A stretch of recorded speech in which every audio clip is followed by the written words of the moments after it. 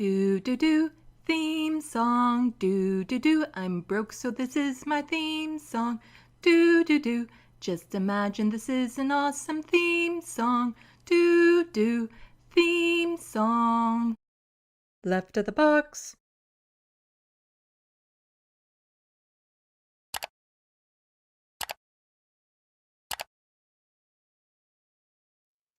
Hello, welcome to Left of the Box. Bonjour, bienvenue. I'm Sandy. Gotta do the little eyebrow thingy so you know it's me. Welcome everyone to this Sunday afternoon. Evening. It's evening now. I think 6 p.m. means that it's evening. Welcome, Soul Life. Yes, you did beat Looney into the sandbox, and I do appreciate it. Since you seem to be the sole person in the sandbox, Soul Life, please give me a thumbs up. Let me know that everything is okay. I just got joined by No Justice and their viewers. Hello. Thank you. I am just starting. You caught me right at the beginning. And I'm still looking for someone to give me a thumbs up that my audio and visual is okay, so I know I'm not talking into a void and saying like incredible content that I will completely forget. You know, once people tell me you were muted the entire time. Vicky Klee got a raid before it even started. And then Davinia Robbins, hi all. Well, hello to you too. So, yes, please, somebody in the sandbox, thumbs up, let me know, audio, visual, everything okay? But thank you so much for the raid, like right off the bat. This is like super helpful to get people into the sandbox. I am audible and visual, says Mighty Pie. That is good. Welcome, yes. So, here in Canada, because that's where I'm located, hence the little Canadian flag and my logo. Today was a festival that I attended in a downtown area. It was a Palestine festival, and it was really nice. And I finally got it. Something I have been keen on getting for a long, long time. Finally got my kafia. Yes. Got it from people that, you know, the money actually goes to artisans and stuff like that. This one was made in Syria. So I'm super happy that I got that. Also got some bracelets and pins and stuff. And it was a really nice festival. Super hot. We're in a heat wave here. It was hot. A little windy, which is annoying if you're a vendor.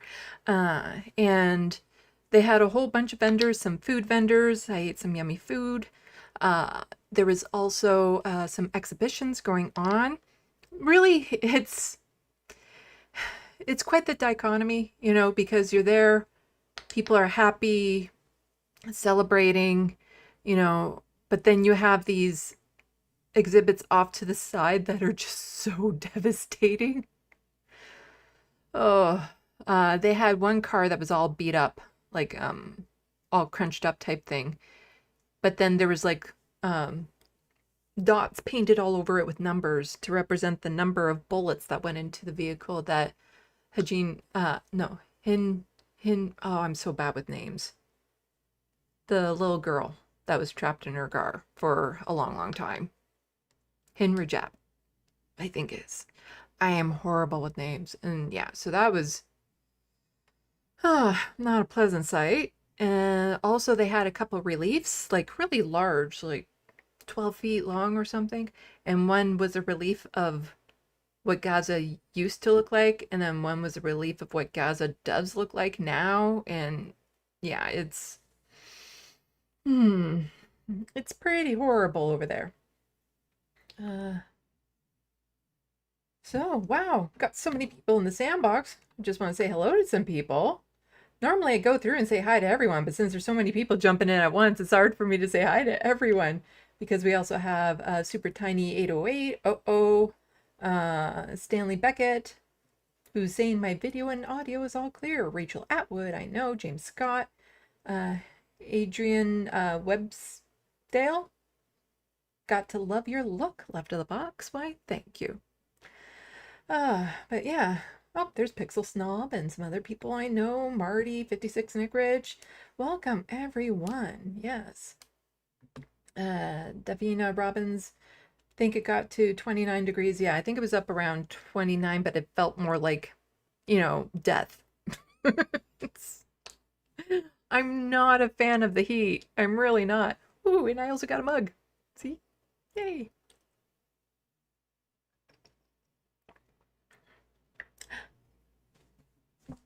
Oh, thank you so much for the super chat. The shift has hit the, then again, I have to, the shift has hit the fan. Where's your Canadian flag pin? It's not on me right now, but I do have some. I have Canadian bling too.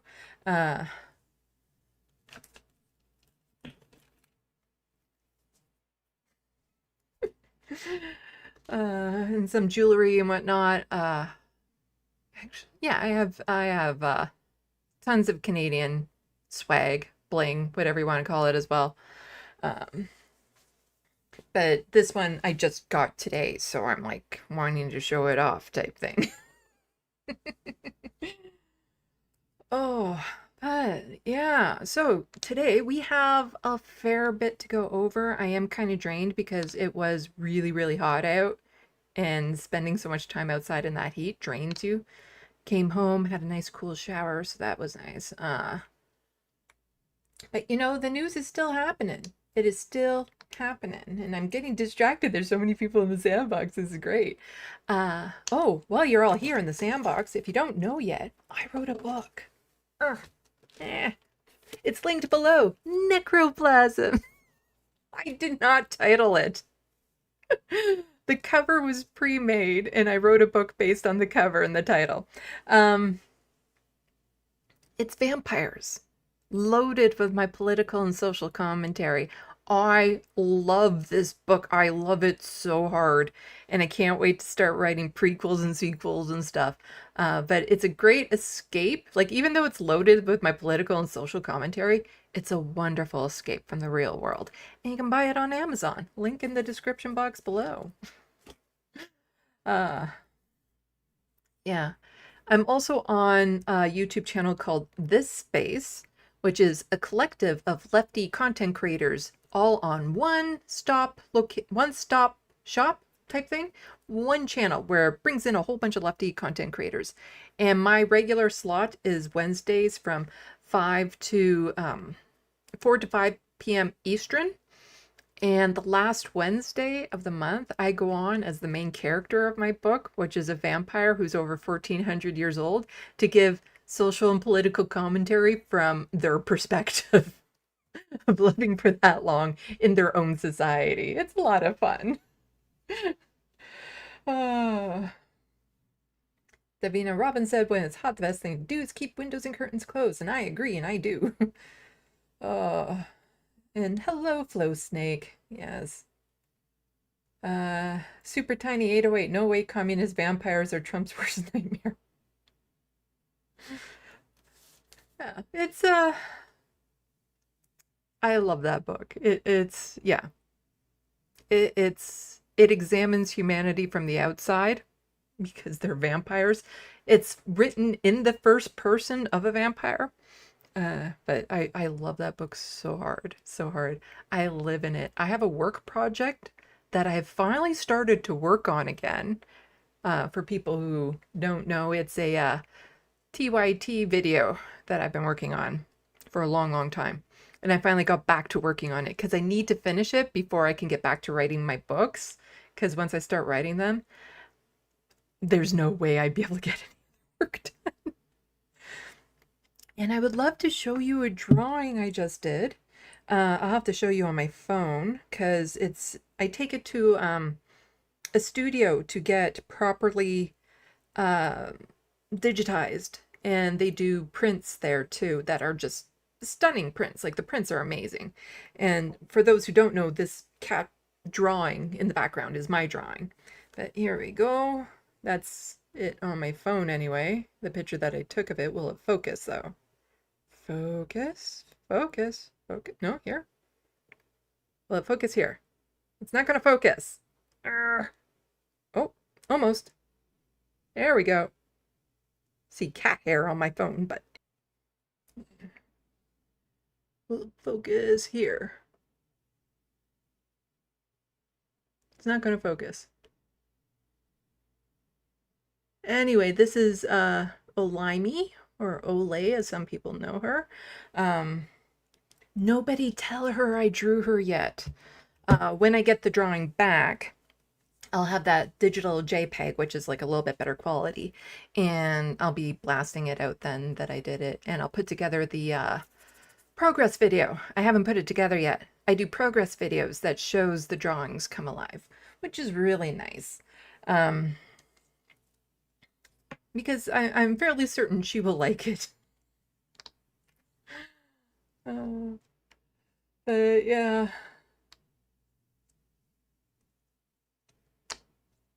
UV, that is an amazing drawing. Is that someone in your life or a character? You can find her online. Her name is Olimey Olurin. She has, oh, I don't know how to say the name of her YouTube channel.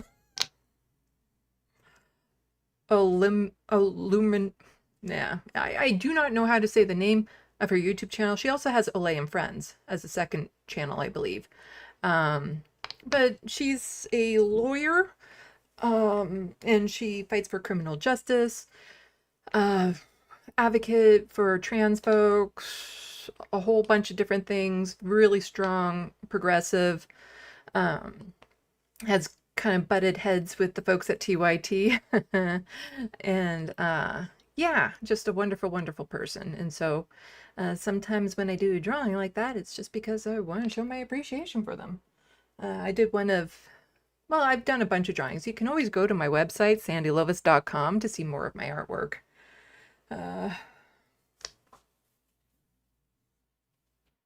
But yeah, so today on my channel, we're going to be covering Canadian news because I'm Canadian and it's important to me to cover some of these stories. And we have some federal, provincial news. Also, yeah, that election that just happened where we were so relieved that we didn't vote in the Conservatives. We voted in Conservatives. It's one of those things like, I'd still much rather have this fight than the fight I would have had under Pierre Poilievre, who would have been worse. That said, Mark Carney is worse than what I thought he would be. And I sent out a tweet a couple days ago asking people, because I want to get outside of my bubble, because occasionally I'll get people in my SandBox who are fans of Mark Carney. And I want to know, what is it that he has done that is good? And I'm not talking about how he acts or, things he says, but what are some policies or actions he has taken that are good for Canadians? I want to know. I want to know if I'm just in a little bubble here and that I should be celebrating Mark Carney for being something that I'm not seeing because, it's just the algorithms are just hammering me away with, Bill C5 and Bill C2 and the fact that he got rid of the carbon tax and the gains tax and the digital service tax, and has capitulated to Donald Trump over and over and over again, and didn't even have a minister for folks with disabilities and all of this other stuff. I want to know, is it just in my head that he's nowhere near as good as I hoped he would be? The fact that he said that, that the only way there can be peace in the Middle East is if the Palestinians just become Zionists. I want to know, what is it he has done that makes him so popular? I don't care about what he says. I don't care about how he acts. I care about what he does. Oh.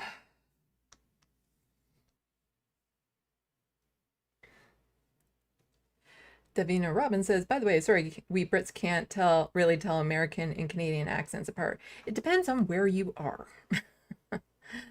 Because if you're in the East Coast, there's a definite accent. If you're in Western Canada and parts of Alberta, there's an accent, just like in parts of the US, there's lots of accents. But when it comes to my part of Ontario that I'm in, it's a very Californian accent, as in it's a very flat accent.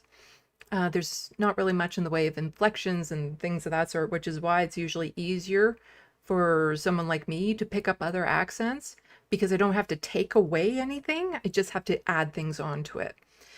Whereas a lot of other people have to remove a lot of the inflections and tones and rolls of the R's that they do and whatnot. So it's harder for a lot of other people to get the accents. It's kind of like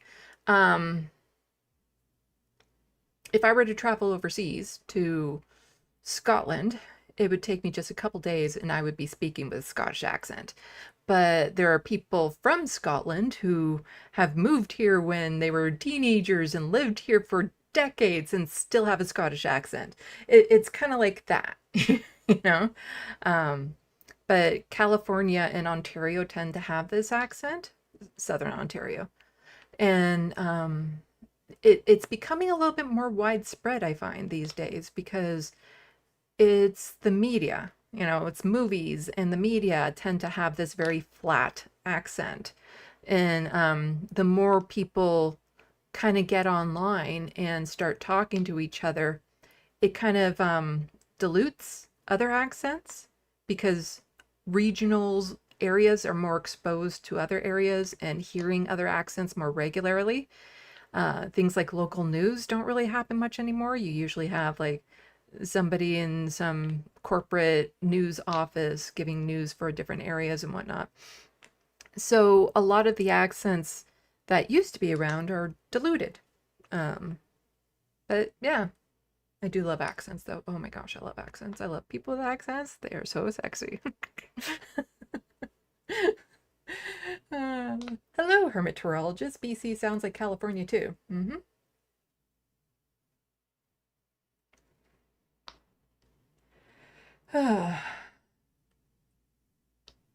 And we don't say a boot. It's cute that some people think we do that, but we don't say boot, eh? Like, I imagine there are some areas where that is a thing, but it's not common across the board. It's more of a stereotype. But if that's the worst stereotype we have, I'll deal with it. Anyway, right. I ramble when I start these things. And I have to remind myself there's actual news to get to. But yeah, it's especially when I have a lot of people in the SandBox, it gets distracting for me because I love interacting with people. And it looks like there is some confusion. I don't know where it's coming from, but I am seeing some comments. I am non-binary. That's what this flag is. That's non-binary flag. That's the pansexual flag right there. So non-binary, pansexual. For pronouns, she, her is fine. I present female. I'm not gonna beat up anyone for them. They, them pronouns are also fine. So it's an either or. She, her, they, them, both good. I get a little bit more finicky when people refer to me as a woman. Again, if it's just somebody out on the street that refers to me as a woman, I'm not, I look like it. You know, I'm not going to get upset at anyone for calling me ma'am or whatnot. But for people who know me, I really prefer not being referred to like girlfriend, woman, wife. Not that I'm in any sort of relationship that would deem those titles. Things like that. So she, her, they, them. I also say like Mr. Sir for like signifiers and whatnot, because there's not too many gender neutral ones or non-binary ones. Like I guess there's mix now. Instead of Mr. or Miss, there's mix. I'll go with that. But for a lot of things, there still aren't non-binary terms. Like things like for uncle and aunt, there isn't really a non-binary term for that yet. Some terms are coming out and they're getting worked on and they're getting like means tested out in the public to see what people think. And some of them are really silly because I will not be called a pipling. That is one of the things for aunt and uncle would be a pibbling, and I'm like, no, that sounds stupid. I will not be called a pibbling. So yeah. Uh,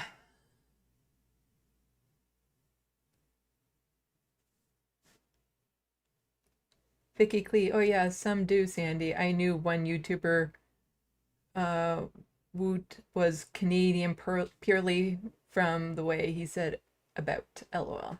Some do, more in the West than here in Ontario. Uh, Vicky Clee says that I could call myself doctor or reverend. Yeah, suppose. I'm as much as one of those as I am a woman, so it works. Oh,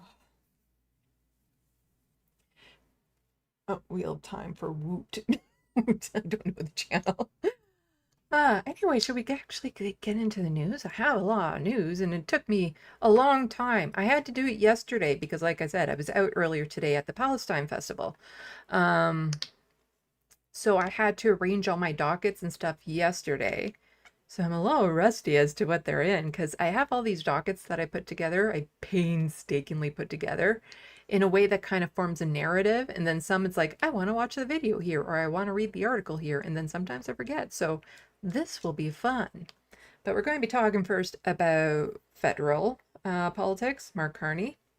Pierre Poilievre is still a thing, I guess. There is the by-election. So for those who don't know, Pierre Poilievre is still the leader of the Conservative Party here in Canada, even though he lost his seat. Yeah, he lost it. It was a lot of fun to watch him lose it. And so now he's being parachuted into Alberta for a riding where the MP just happened to step down because, he's going into a lobbying job, a government lobbying job, right out the bat. And so he'll be running in a riding he probably couldn't find on a map with it circled before this, actual by-election was coming up. And yeah, they picked that riding specifically because they voted for conservatives for 80% by 80%. So it's a very safe riding. He still might only win with like 49%. Again, Canada doesn't have to be over 50%, just needs to be a plurality. And the longest ballot initiative will be there, which is it's an organization that is kind of protesting first past the post. And what they'll do is they'll get like 200 names on the ballot. And it's funny to look at, but it doesn't alter results really. It's just to bring attention to the fact that, first past the post, the way that we vote here, and I imagine it's the same over in the UK. It's not representative. Because you can have people who've lost the popular vote still become in leadership, which is really annoying. We need more proportional representation type thing. And so I have some stories about that, about how Mark Carney is definitely doing the whole trickle-down economics and Doge. Yes, here in Canada, because it's working so well in the United States. It's like, wow, you're looking at the person beside you, their homework, and the teacher has just told you how crappy their homework is and how wrong it is, but you still look over and you're like, I can copy that. It's so bad. So bad. Oh, and if you haven't already, please subscribe to my channel. I had reached 8,000 and then it dipped below 8,000 and then I reached 8,000 and then it dipped below 8,000. So please subscribe to my channel. I'd super appreciate going above 8,000 and staying there. And buy my book. Okay, let's actually get into the news of the day that I'm here to report on. So over in Alberta, in Calgary, there is a stampede, which is, the Calgary Stampede. It's a big draw of people. Lots of people go there. It's lots of fun, I guess. I've never been.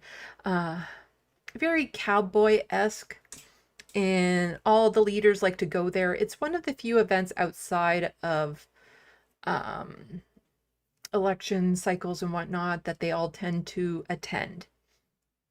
And it's a non-partisan event, you know, it is just a stampede, but it's in a heavily conservative area. And so, of course, Pierre Poilievre and Mark Carney are there, and the other leaders who don't really matter. But we're going to focus on Mark Carney and Pierre Poilievre because they're the leaders of the two largest parties, which makes sense.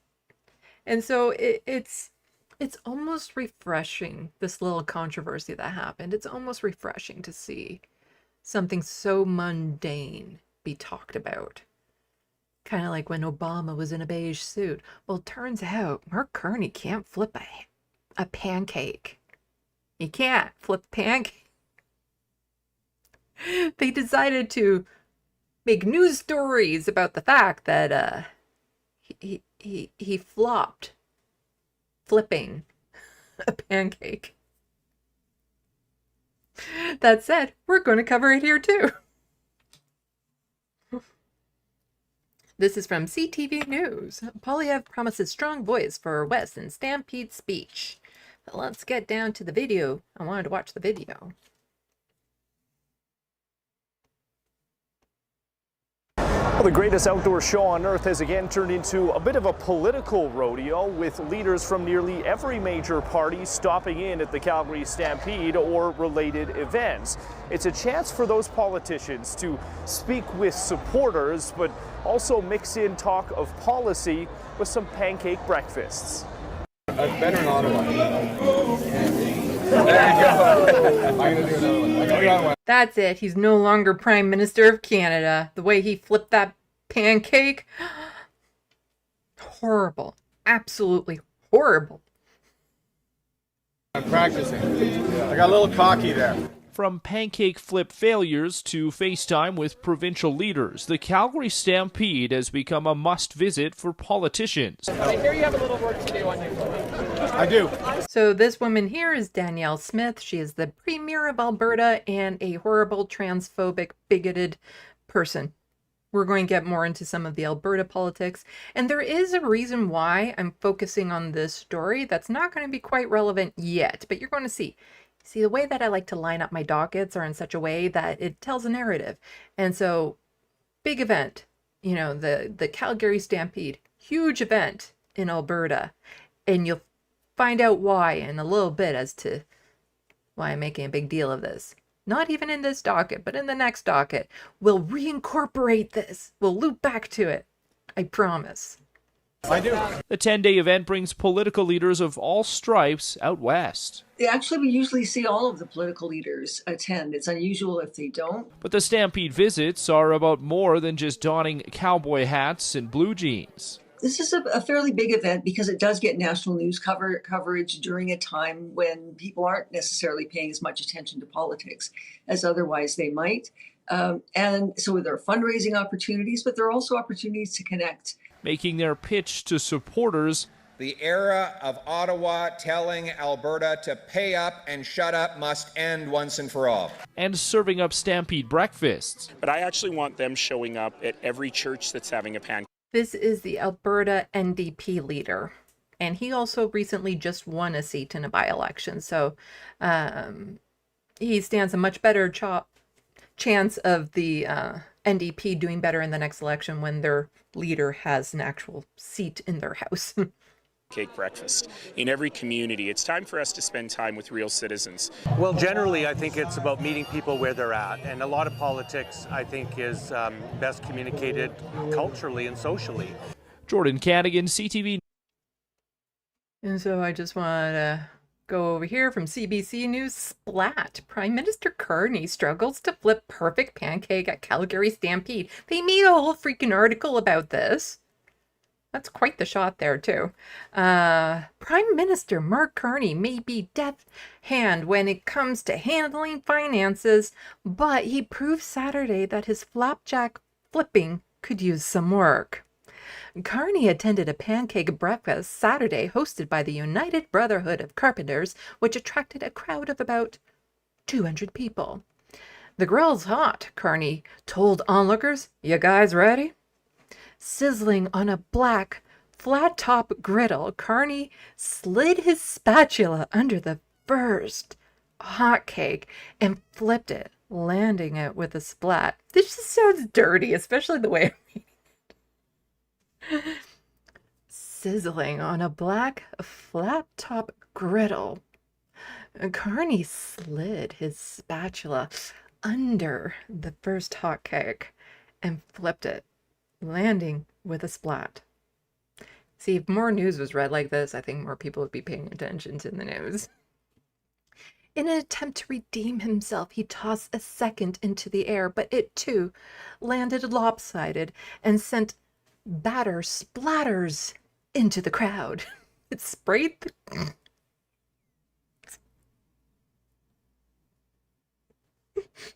sprayed the crowd. That's not a visual I wanted. I was better in Ottawa, Carney joked. I got a little cocky there. I'll take responsibility. Sliding the two pancakes mishaps to the side, Carney said, "These are mine. I'm not making anyone eat these. I'll eat them myself." The Prime Minister asked if anyone had watched the Galloping Gourmet Cooking, blah, blah, blah. He'd be like, no. One onlooker told the Prime Minister, "You're even worse at flipping pancakes than Trudeau." Oh, the burn! The burn! There are certain things at my job I'm better at, Carney quipped. I'm better at eating pancakes. I'm better at Eggo waffles. The Prime Minister shook hands and took photos with many people attending the breakfast. He also ran into Alberta Premier Danielle Smith, who took part in some pancake flipping earlier this week with Calgary Mayor... I do not know how to pronounce this name. The Premier's here. I love your blue hat. It looks like you've got a whole collection, Carney said. I do, and I can't wear the same color all the time, Smith said, but I hear you have a little work to do on your flipping skills. I do, Carney replied. There's video evidence. I'm not going to deny it. This is how you need to be reading every article. Conservative leader Pierre Poilievre was also attending the breakfast, but waited in his car until Carney left. Oh, that's an alpha move right there, huh? Oh no, Mark Carney is there. I don't want to share the stage with him. I'm gonna sit in my car and whine and pout until he leaves. This is like, wow, that is so pathetic that he wouldn't even risk, having to acknowledge Mark Carney at all. He'd rather sit in his car and wait until Mark Carney left. Smith told that, great if we didn't do that. And so, let's see. Fresh off door knocking in rural Alberta, Poilievre hosted his own barbecue at Heritage Park in southeast Calgary Saturday evening and addressed a tent full of several hundred party supporters. The Conservative leader is seeking to regain his spot in the House of Commons after losing his long-held seat in Ottawa in a recent federal election. Poilievre was introduced and blah, blah, blah to Damien. That's the guy who was the MP that stepped aside so that he could do it. And look at his flapjack flipping. Flipjack flapping? Poilievre wearing a cream-colored cowboy hat, blue jeans, and a belt buckle.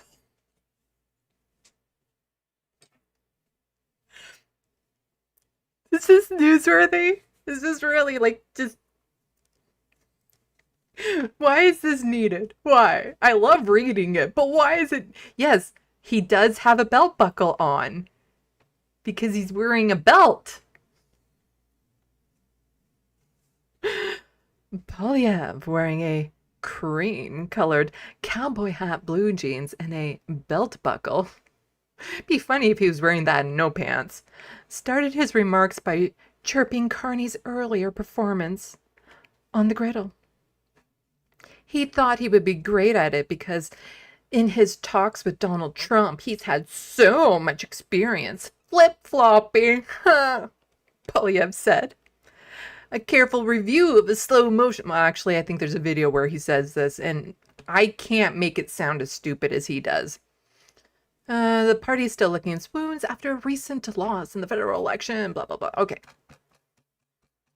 Is this where he actually says it? Yes, this is where he... So Max Fawcett had tweeted this out. He's pretty cocky for a guy who waited in his car, until the Prime Minister left the event. And this is him saying his little thingy here, so. Great to see Premier Danielle Smith, a champion for freedom. They love you, Danielle, and I know that you're a very hospitable person at Stampede time, even for Liberals. We have to be hospitable. And so let me start in a spirit of nonpartisanship as a Calgarian to welcome Prime Minister Mark Carney to his very first Stampede in this role. And yeah, his very first Stampede in his role. And this is your very first time running in a certain riding because you lost your seat. And he had, of course, to do the customary thing and flip some pancakes. Now, he thought he would be great at it because in his trade talks with Trump, he's had so much experience flip-flopping. But that delivery landed about as well as Mark Carney's pancake. Yes, I made a joke. But still, it didn't go as planned. One of the pancakes got broken in half, and the other one splattered everywhere. And he owned up to it, but a careful review of a slow motion replay demonstrated exactly what the problem was. He couldn't figure out whether to put his elbows up or down. We know that there can only be a strong Canada when there is a strong and respected Alberta. And if elected in Battle River Crowfoot, I'll use the platform of Leader of the Opposition to amplify the legitimate demands of Western Canada to end the unfair treatment. The era of Ottawa telling Alberta to pay up and shut up must end once and for all. And that is exactly why whenever you see his campaign videos that went out, there's music behind them because he's so bad at this. And so there'd be like all this dramatic music behind it to make him sound more dynamic than he actually is. Sorry, I'm still can't get over my joke that I made. That was a pretty good joke. That his delivery landed as well as Mark Carney's pancake. I'm so proud of myself sometimes. Sorry, I'm in a weird mood. I was outside all day. It's in the heat.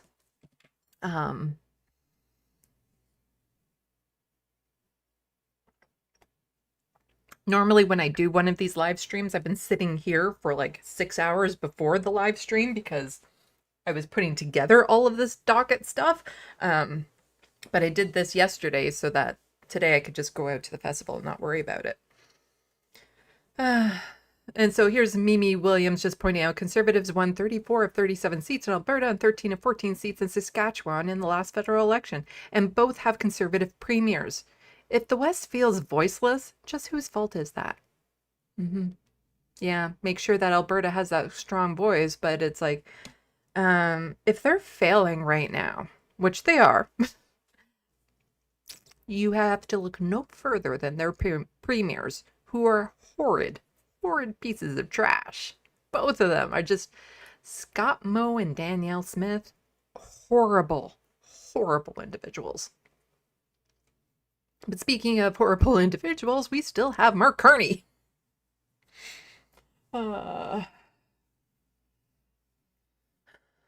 So somebody just tweeting out, add a couple slogans, and this is a Pierre Poilievre tweet. That is what strategic voting gets you.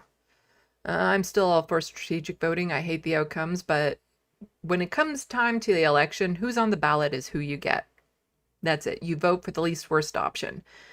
If you don't like who's on the ballot, then you have to work like hell in between election cycles to make sure that when the next election happens, there's somebody on the ballot you want to see there. But yeah, I don't want strategic voting to have to be a thing. But until people get organized and motivated to do something in between election cycles, strategic voting it is. Hello, Abernathy. Are you going to come up? Are you going to come up? Cat, kitty cat. Are you going to come up? There we go.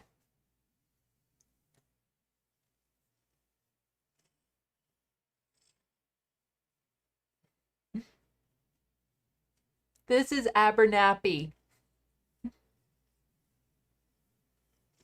Oof. He's a big kitty.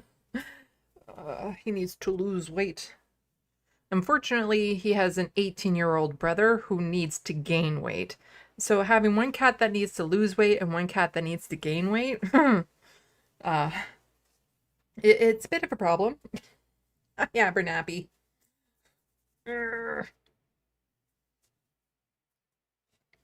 I got him from a cat rescue a couple years ago. He is a Bengal mix. I thought he was just a pretty tabby. If I had known he was a Bengal mix, I probably would not have gotten him. Because they're a bit of a handful. Let's see. Okay, back. Right. Stop moving things around. Just sit. Can you sit? Just sit. Okay, just sit. You're so cute, you're so good. Anyway, let's get back to the news. So here's a tweet from Mark Carney. It's time to spend less so we can invest more. Yeah, that is definitely a conservative slogan. Canada's new government will spend less on government operations? So we can invest more in Canada to create high-paying careers, build up our country, and grow our economy. So by more in Canada, it's talking about the 5% NATO target, 5% of our GDP going towards NATO. Or all the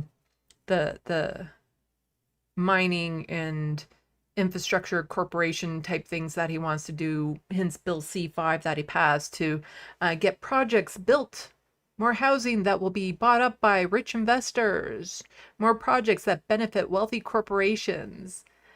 If you want to invest in Canada, you need to invest in Canadians.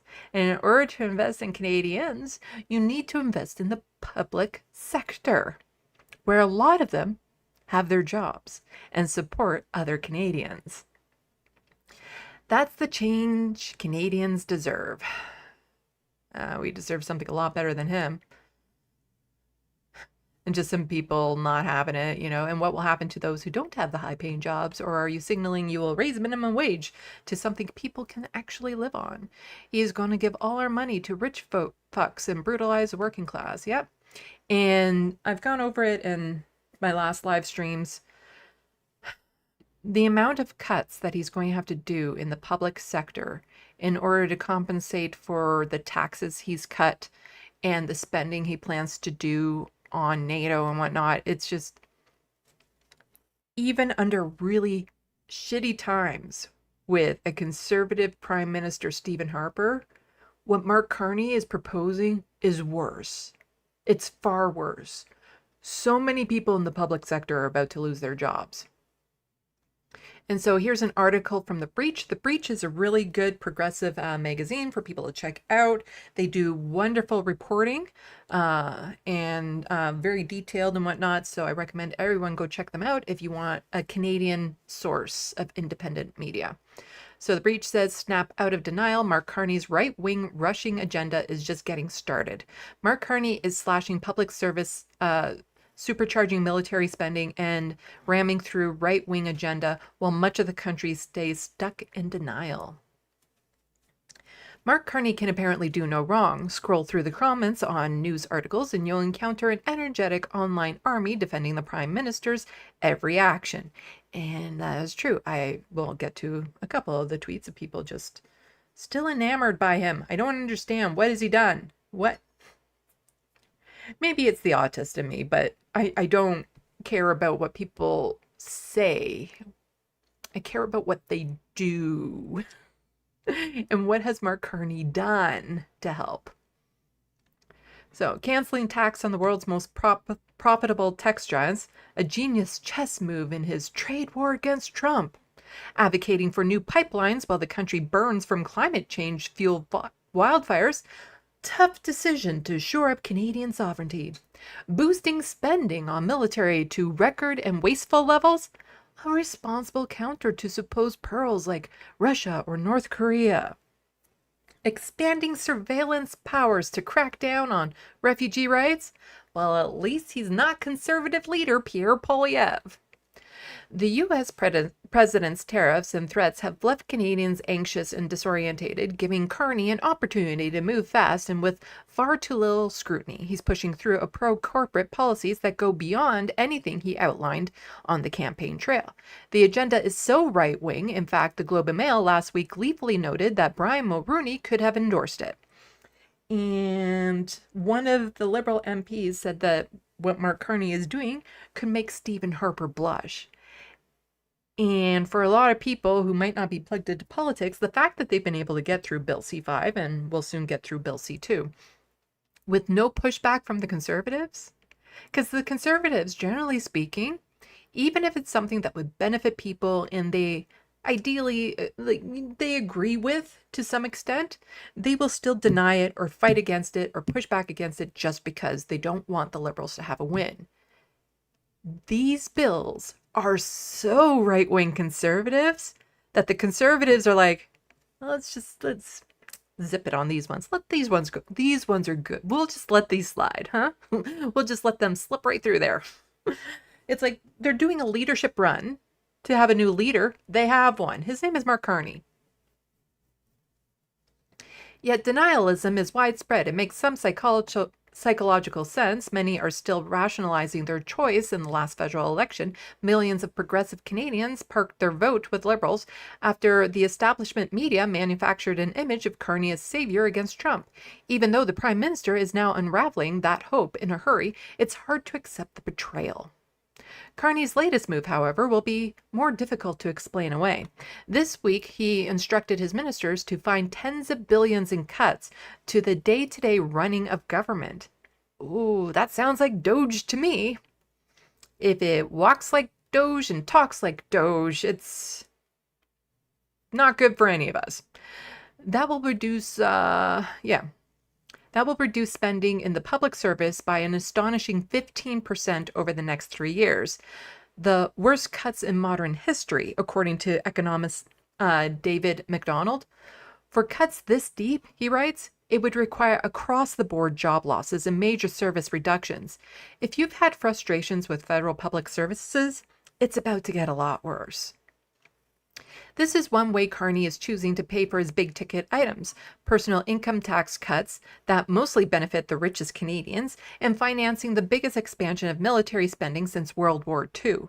His recent promise to meet NATO's ballooning target, intended to placate Donald Trump, means Canada could eventually spend $150 billion a year on the military.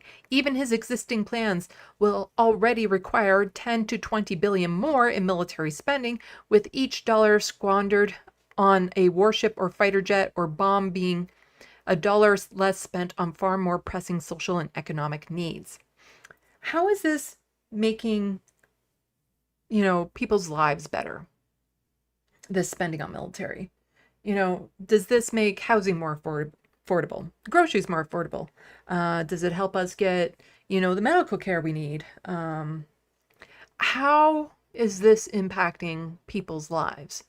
Well, it's going to have a negative impact when those services get cut, but it's like, shouldn't it be Canadians first, the whole elbows up thing? Well, now, a new brand for Mark Carney, Canadian made. knee pads for elbows. Even Carney has convolutely acknowledged this trade-off and ripoff. If we are moving to the higher and higher levels of defense spending because that's necessary, then we will have to make considerations about what less the federal government can do in certain cases and how we're going to pay for it. Yeah, how are we going to pay for the $150 billion a year going into NATO? Oh, by cutting public services. And while Trump appears unappeasable, yet again, threatening elevated tariffs on Canada this week, the weapons and corporate lobbies in the country are cheering. It's scarcely possible to pass this off as a clever Trump whispering. What it more accurately underlines is a long-standing pattern in Canadian politics. Liberals so often advance a right-wing economic agenda of cuts and downsizing of public services beyond the wildest dreams of conservatives. The cuts that Carney is proposing exceed what was done by Conservative Prime Minister Stephen Harper, who downsized the public service by 10%. It harkens back to Jean Chrétien's Liberal government, which cut 18.9% between 1994 and 1998. Though, unlike Carney, both Chrétien and Harper at least cut back military spending. The Liberals were not perceived as black-hearted accountants. The most senior civil servant noted at Chrétien's government at the time, they were perceived to be leaving government. This gave them a unique ability to radically diminish the government's role in regulating big business and improving our lives. Many of the economic and ecological problems we confront today, the obscene scale of inequality and deteriorating of healthcare, a dire lack of non-market housing, and the planet-wrecking boom in the Alberta tar sands, and a welfare state that is now among the stingiest in the industrialized world, can be directly traced back to the Liberal cuts, downsizing, and privatization in that era. How much more into this do we gotta go? Yeah, so it's austerity that the Liberals do. Let's see. Oh, the article's almost done, so I'll finish reading it. The austerity being tabled now is likely only a taste of what's to come. For all of Carney's insistence that the government will not touch transfers to provinces, which fund healthcare, education, social assistance, and much else, the scale of new military spending will require even deeper cuts to make up the difference. Carney's admission that he will merely maintain these transfers may offer a clue. Refusing to increase them in line with inflation and population growth will simply be a cut by other means. It's no wonder that Carney is trying to push through his agenda as fast as possible while Canadians remain disorientated. The Prime Minister's newly appointed top senior civil servant, Michael Sabia, is clear about this Canadian-style shock doctrine. Windows of opportunity open and close, he wrote in a letter to civil servants on Monday. Sabia would be one to know. Once upon a time, he helped none other than Brian Mulroney privatize a rash of crown corporations. Carney has even openly signaled he's preparing to purge any civil servants who don't get in line, with high-level talk of recruiting other business achievers to replace them. We need to drop the Carney denialism in a hurry and get angry instead. The Prime Minister comes in. I know this word.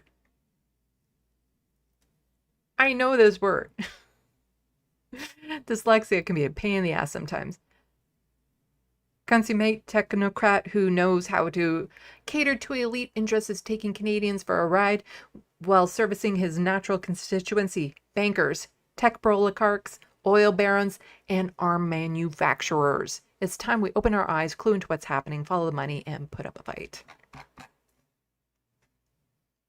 And Christo Avalos was just pointing this out. So Bruce Fanjoy is the Liberal MP who won the riding that Pierre Poilievre had been holding on for like 20 years. So he's now an MP. And it's funny what he was saying during the election campaign, because as Christo pointed out, Bruce Fanjoy ran his entire campaign on stopping Poilievre from doing the cuts that Carney is now doing. Bruce should step down from the Liberal Party and sit as an independent MP. Let's just see what Bruce Fanjoy was saying about, Pierre Poilievre.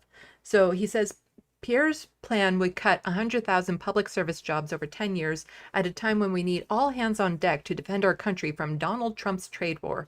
Carlton, you deserve better. Monday is election day, blah, blah, blah. We need all hands on deck to defend our country.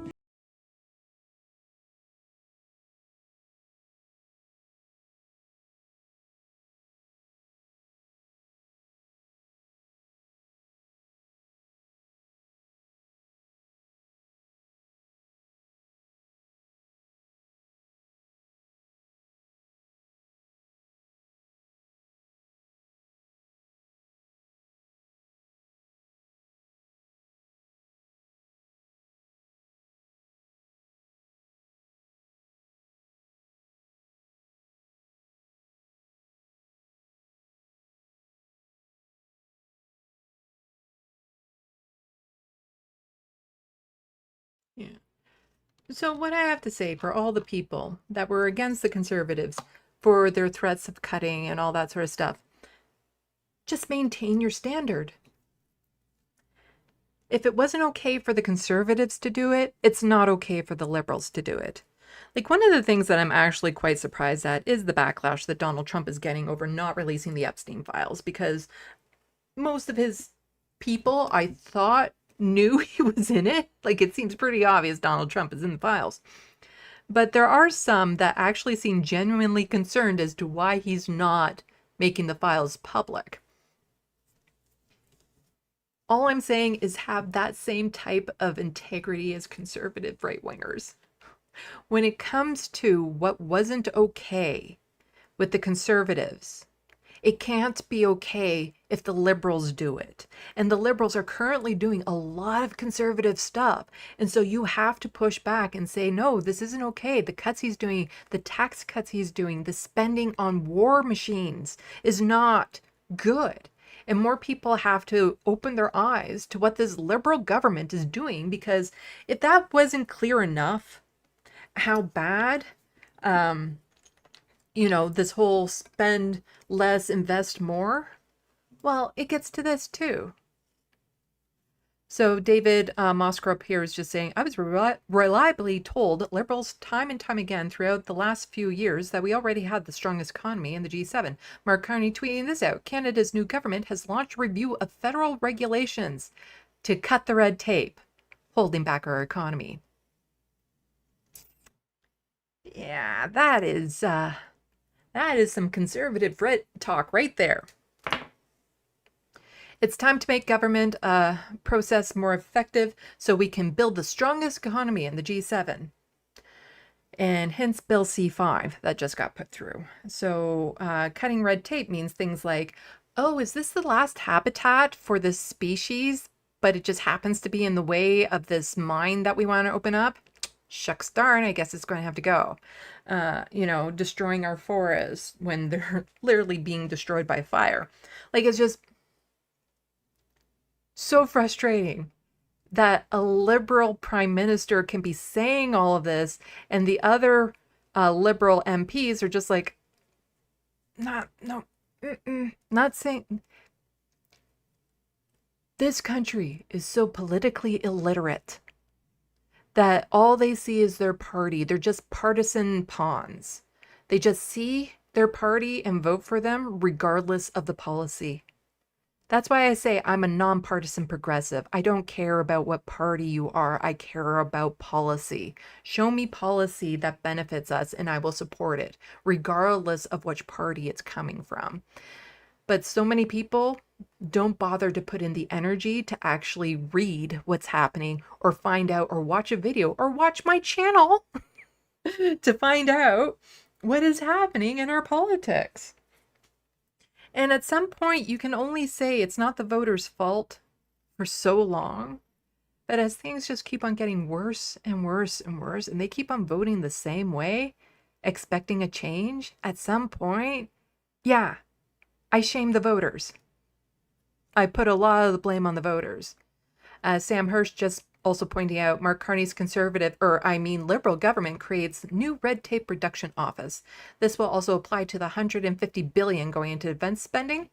So red tape reduction. Yep, it's now an official government webpage right there. And again, David pointing out the public service is an investment. So Mark Carney saying it's time to spend less so we can invest more in your future. He loves saying that. So much as like Justin Trudeau would say things like, we will leave no one behind, even though that was all bullshit coming out of his mouth. But that would be like in so many of his tweets. But now Mark Carney is just saying, time to spend less so we can invest more in your future. You invest in Canadians by investing in the public services. Sorry, kitty, you have to get off my lap. You're super heavy. Come on. Come on. Oh. My leg is asleep. Ugh. You know, you invest in the jobs that average Canadians can get, not jobs, or you don't invest in corporations that really only benefit the top of the corporation, the CEOs, who are already wealthy and rich, who don't need anything more. They're fine. They're absolutely fine. They're not going to suffer. You can tax them even more, and they're not going to suffer. Like, that's what I'm thinking about billionaires, you know, like, I'm fine just taking away 90% of their wealth. Like, not taxing it, just taking it away. Because you could take away 90% of a billionaire's wealth, and do you know what happens to their quality of life? Nothing. Nothing changes. It is the exact same as it was before. Whereas if you give, I don't know, somebody like me who's living in poverty, if you give me $50,000, that is life-changing. That is life-changing in a very positive way. Like, it's just the idea that you could lose hundreds of millions of dollars and still have zero impact on how you live your life. That is obscene. You are not coming back on my lap. Not right now, anyway. I haven't actually listened to this video, so let's see what Mark Carney says. And if he puts music behind it, it might be problematic. All these politicians love using music that, you know, will say, oh, and now your video is demonetized. I have a simple rule. Spend less, invest more. Let's say you buy a home. The down payment and the mortgage cost a lot up front, but your home bill... What about renters? Yeah. What about lowering rents so people can actually rent?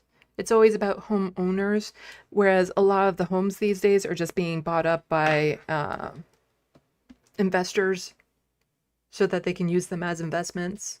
You know, other companies that are just buying them up to make them into rental properties. How many of the average Canadians out there right now can afford to buy a home in Canada? Not many. The cost of housing has just gotten so obscene that so much more has to happen than just, oh, we'll help out with your first-time mortgage. Value over time. That's an investment. Now, you still have other bills like heat and electricity. You need them, but they don't make you better off in the long run. Those are operational. Sorry, what was that? An investment. Now, you still have other bills like heat and electricity. You need them, but they don't make you better off in the long run. Heat and electricity don't make you better off in the long run? They keep you alive. So, no, it's not going to make you wealthier. It will make you aliver.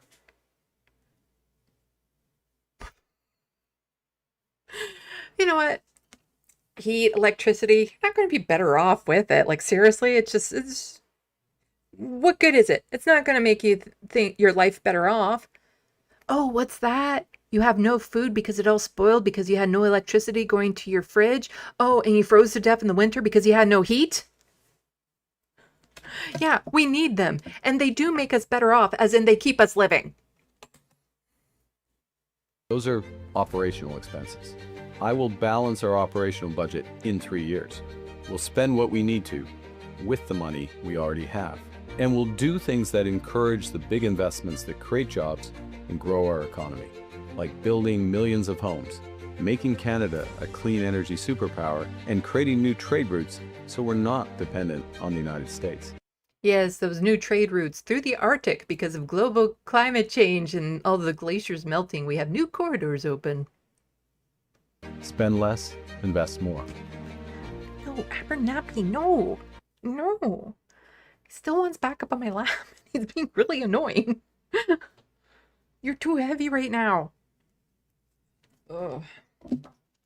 But how are some other people? So I was looking for, like, I want different perspectives on how Mark Carney.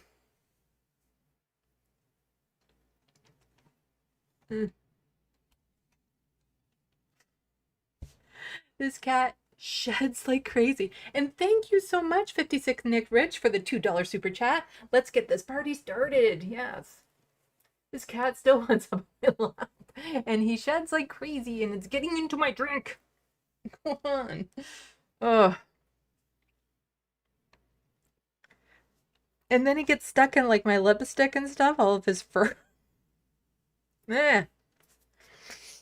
Oh. No. Stay down here. Stay down there. Don't make me kick you out. I need the door open so the fan can come in with the cooler air because this room isn't air conditioned. Main room is. This one isn't. So I have to have like a fan that goes...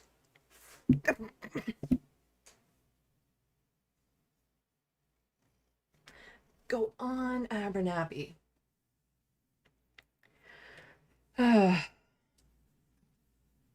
There, he's jumped up in the other chair. So yes. Oh, and I totally have a cat hair in my drink.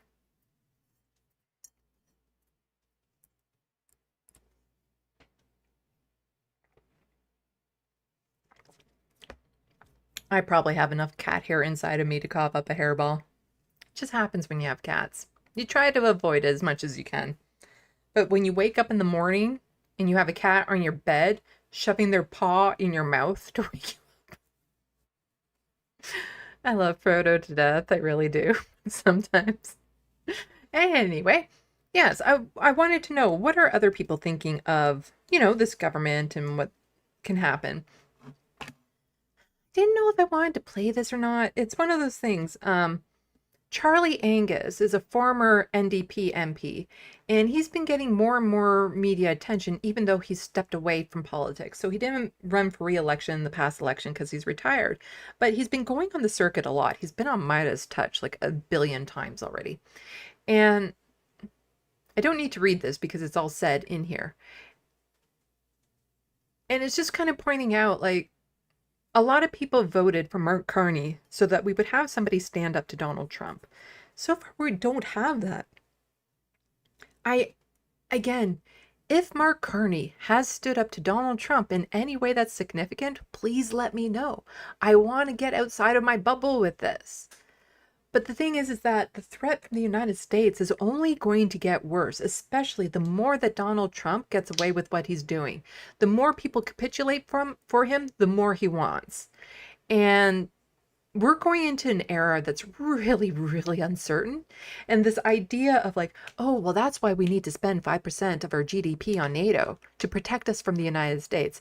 I'm sorry, I really am, but it's kind of like, if I were to lose 2 pounds, I'm still overweight.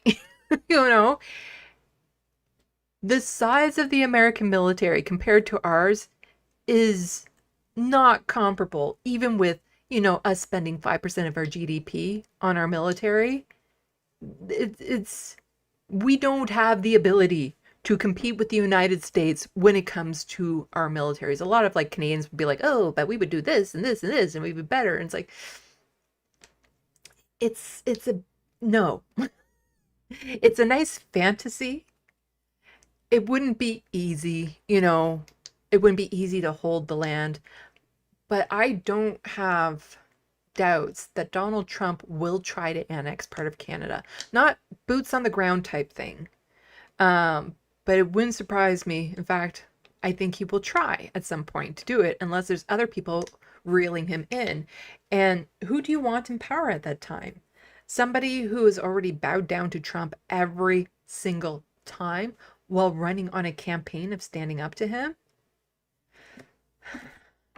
Let's hear what Charlie Angus has to say about this. People, but this is a very, very sick and dark exhibition. So when we look at this as the people that we're negotiating with, Canadians need to be really ready. We are upping our investment in military spending significantly.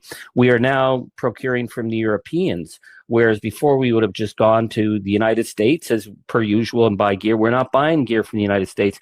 I don't know what the prime minister's thinking, but if I was him, I'd be inviting over Ukrainians to start setting up factories so that we can set up those $100 drones, because it's our border, it's our waterways, our lakes, and our harbors that are now seriously under threat because we don't know where Trump is going to go.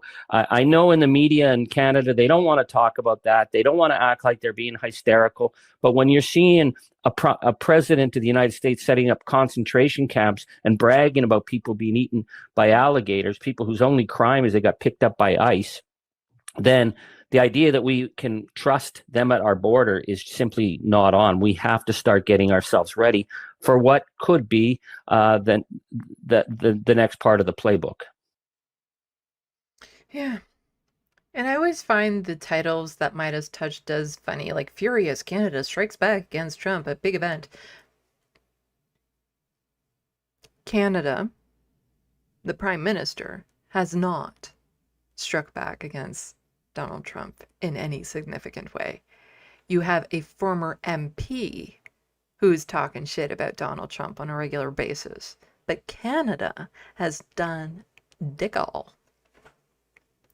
Don Davis is the current interim leader for the NDP because the former leader of the NDP, Jagmeet Singh, stepped down after losing his seat, unlike Pierre Poilievre. He should have stepped down a long time before that because we all knew where this was going, and the NDP lost party status. So we'll get a little bit into their leadership run is about to start up. So we'll get into that in just a moment. But here we have from Don Davis, campaign Carney will cap public sector. PM Carney will slash public sector. Result, fewer good unionized jobs, more expensive consultants, reduced services for Canadians, classic Liberal government. Signal left, turn right. And that is very true. Every election cycle, like this is why I've always said we only have two parties in Canada, because during an election cycle, the Liberals will move left and the NDP will move right so that they basically become the same party. But then whenever it's not an election cycle, the Liberals will move right and the Conservatives will just stay where they are and they become one party. So we really only have two parties here. And the Toronto Star was just saying, brace for layoffs. Budget watchdog says Carney's government aims to slash spending by $25 billion. I cannot read the article because there's a fucking paywall. Toronto Star. I get why they have paywalls, but there should be a pass for, political commentators that live with poverty and can't afford subscriptions to every newspaper out there just so that I can gain access to articles that should be in the public domain anyway, because this is important information to know. But here is somebody who I have featured on my channel a lot. He's a strong advocate for addiction recovery, poverty, unhoused folks and whatnot. And we generally agree on a lot of stuff, but I don't get it. And so Guy Felicia tweets out, has anyone seen him rattled? I haven't. Always calm, cool, approachable. By the way, I don't think he cares what people say about his pancake flipping skills either. Just seems really enamored by him. I can't play this video because it has like a actual song in the background that would definitely be like getting my channel nuked. But just so many people in love with him because he's so personable and relatable and he does all these things. But what has he done that will make our lives better? And so Polling Canada had tweeted this out. What do you think of Mark Carney's performance so far? Now, I had tweeted out, please let me know what Mark Carney has done that is good. I've gotten no replies to it. Part of it is I get no engagement on Twitter or on Blue Sky. I got one comment on Blue Sky with somebody who kind of agrees with me and didn't actually, wasn't giving me something that Mark Carney has done that is good. But this was interesting, just reading through some of the comments. There's the Surfs, which a lot of you know, just says, feels like Stephen Harper. Somebody saying 10 out of 10. I want to know why. Why do you think that? Great, he is a star. Why do you think that? What has he done to make our lives better? What a performance. He's aligning Canada with European Union, enough said. 12 days until July 21st, which we're supposed to get the biggest trade deal in Canadian history. Mark Carney on vacation. Hopefully the deal is already secured. So we have like the people who are still in love with Mark Carney and conservatives. Somebody just saying, nice to have a responsible adult in power for a change. And yes, Mark Carney does come across as being very competent and very professional. I don't care. I don't care. I only care about what he has done that will make our lives better. And so far, he's only been doing things that will make our lives worse. No Drones in Canada says gets a couple points for deflecting, but not diminishing the U.S. menace. Is sending down Canada down a path that will impoverish most Canadians, destroy community, institution, increase wealth disparity, and do severe damage to the environment. Yeah, the progressive accounts that I know, like this one and Right on Yukon, they're feeling the same way I am. Somebody wondering why so many conservatives and the far right are in their comments and whatnot. But yeah, it's just, here's somebody saying lots of talk and no result, yet money is being spent left and right with no budget. Scary.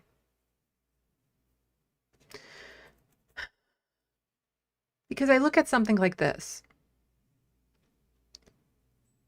They don't make it easy, and this is from CTV News. They don't make it easy. Canada Disability Benefit poses many barriers. And I've talked about this plenty of times. So it took about 5 years, maybe more, for the CDB, that's the Canada Disability Benefit, to actually get passed through. When it did, it was so disappointing that Mike Morris, the Green MP at the time, who helped put forth that bill, said that it felt like a slap in the face. I have it on video because he was on my channel talking about it. This disability benefit, when I first heard it was for $2,400, I was like, wow, $2,400 a month is really good. That will really help out people with disabilities.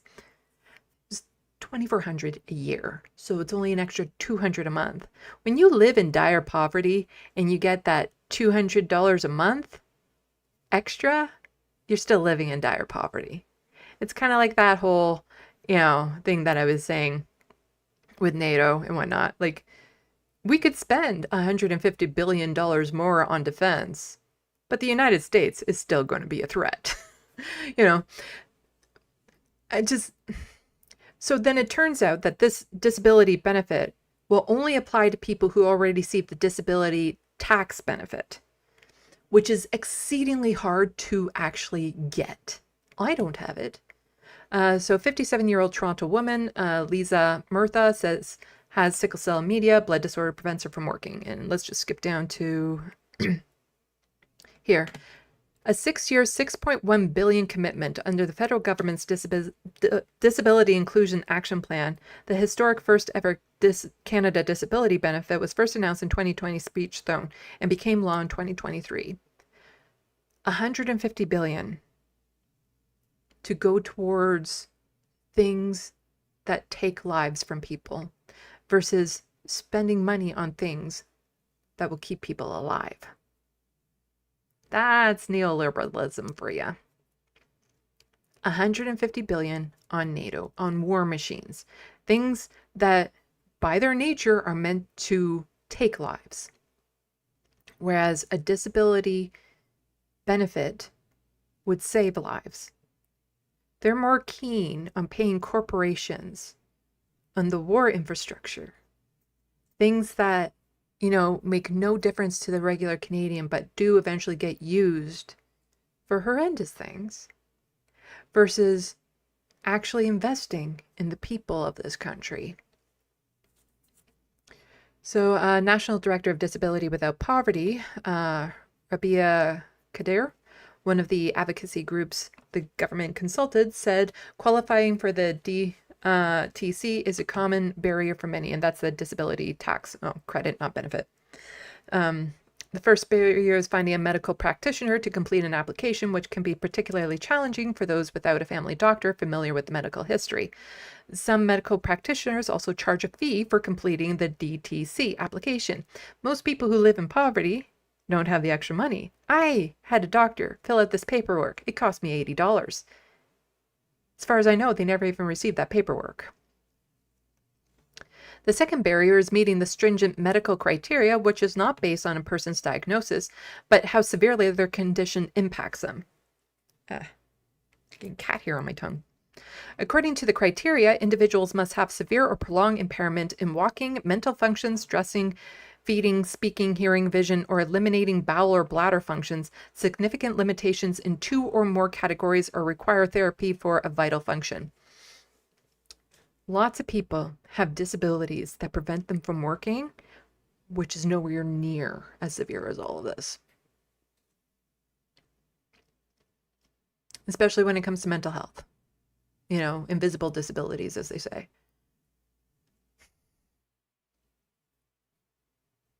Like, I cannot hold down a normal job.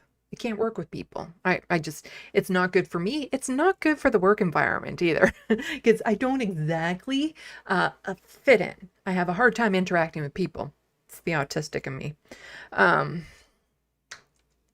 I struggle, I stress, I have mental health issues that can be crippling on certain days.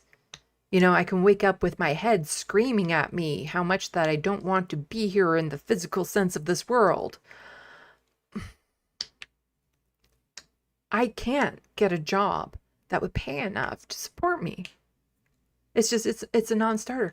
Not only that, no one will hire me. It's not a matter of, I can look at a job and think to myself, okay, I can do this, this, and this, and this, and this company. I would just be needed to accommodate in this and this way. But then I'd be able to do that job. And there are some instances I've seen jobs where it's like, oh no, I would absolutely be able to do that. The government isn't then going to go in and force that company to hire me. But I can guarantee you that company will not hire me. I don't have a college diploma. So how is it that I'm supposed to get a job when no one will hire me? So I know people who are cancer survivors, for example, and may have an ostomy bag and have had a stroke, so they have some limited mobility. Now they cannot work the way they used to work prior to that, but they're not deemed eligible for the disability tax credit, she told CTV News. Kadir and other advocates propose streamlining provincial and federal disability support program instead of qualifying for the DTC as required to qualify for the new federal benefit. So this benefit that was supposed to raise hundreds of thousands, 1 million Canadians out of poverty, a fraction of that will actually be helped by this. And I wouldn't even say lifted out of poverty, because again, when in Ontario, disability is around $1,400 a month. The average rent for a 1-bedroom is $1,500 a month. My math is not the greatest, but something here isn't adding up. $200 on top of that still means that you would have $100 left over for the rest of the month to spend.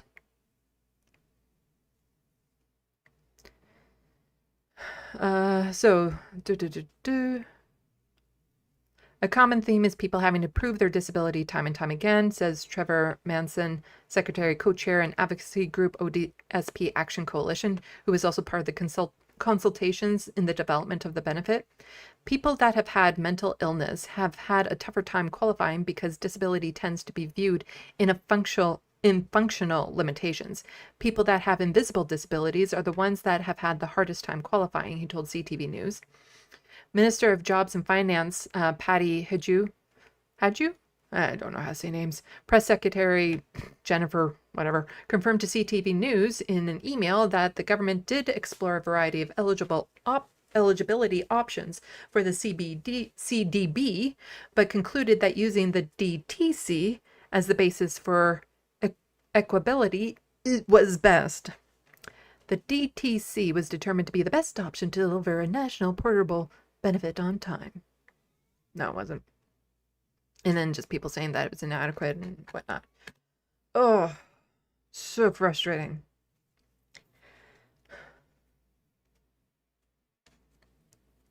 I'm going to check the SandBox, see what people are saying, and then we'll move on. Don't worry, I will still be looping around to what I was talking about, the Calgary Stampede. It's still coming up, not in the next docket, but the docket afterwards. So let's check what people have been saying in the SandBox.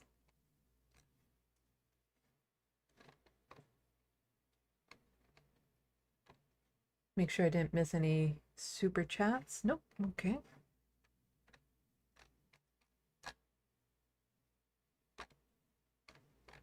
Got lots of people who have jumped in. Welcome, everyone.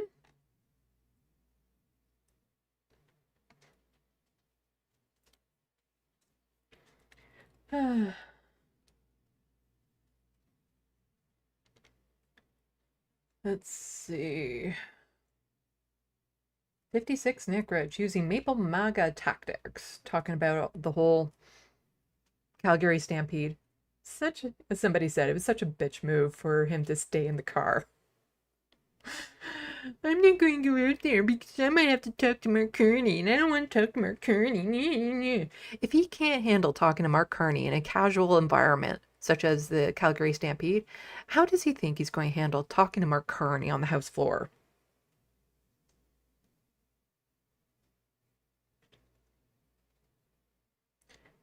Adriana Websdale says, was it Doug Ford's bro who was a crackhead who didn't need escorts because he got enough pussy at home? I don't know about the last part of it, but yes, Rob Ford was the crack smoking mayor of Toronto and was Doug Ford's brother. He passed away. Oh, Grand Theft Ottawa, welcome. He almost described it like he was there, which he wasn't.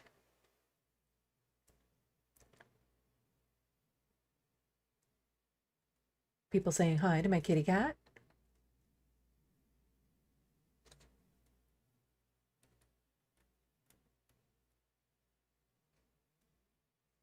Let's see.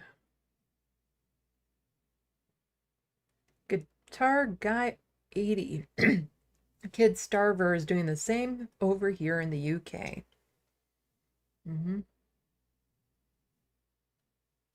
Hello, Looney Tunes 9000 and BCat.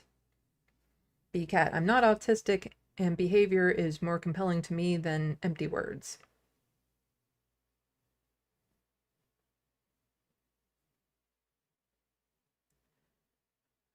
Let's see. Just trying to scan through these. I'm always trying to find comments where I know the context of and is not part of conversations, which isn't really gripping information for you, but sometimes I've gone off on quite the interesting tangents about some people's comments, and I love engaging with the audience. Vicky Klee, Spain seems to be the only Western leader who won running on a lefty platform and didn't turn right-wing after winning at the moment. I don't know much about the Spanish leader.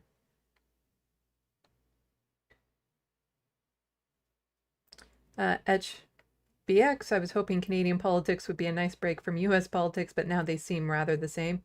Very similar, unfortunately. That's why I say we need more cross-border solidarity, because we're dealing with the same issues on both sides of the border. And the right wing works so well across the border. It's about time that the left also works really well across the border.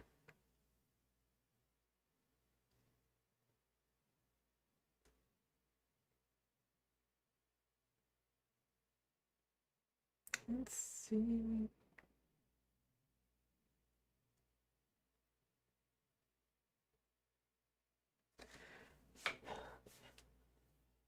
Don't know what these comments are in reference to.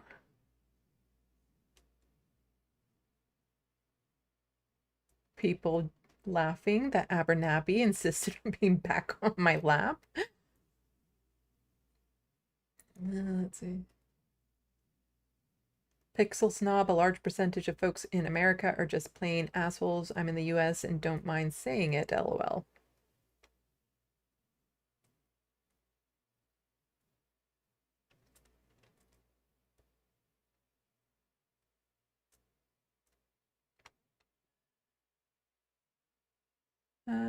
Let's see.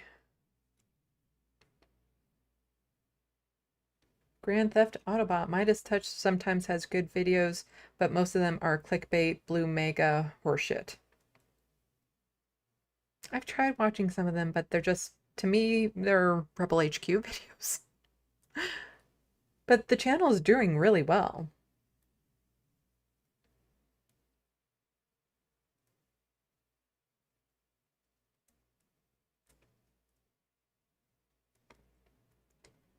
Let's see.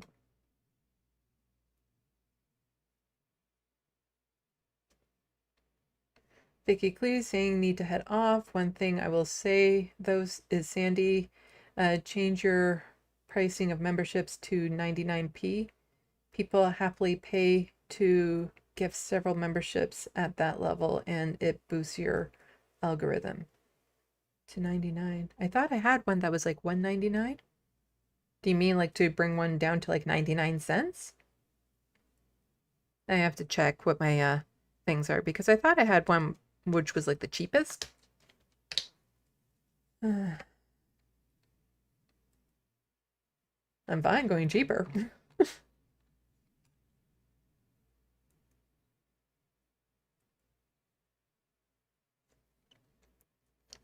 But have a good night. Let's see.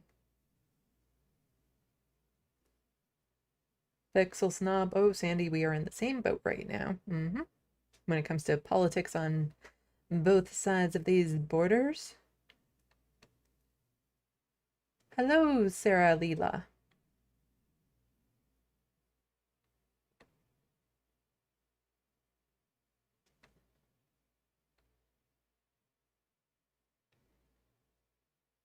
Yeah. Keeps on jumping. Let's see. Looney Tunes 9000 says, nah, it's all blue MAGA at Midas Touch. So Life, I saw a Give Midas video yesterday, and I was totally clickbaited by the title. It was informative and had nothing to do with the title or thumbnail. Maybe that's what I need to be doing, just making thumbnails and titles that have absolutely nothing to do with what I'm talking about.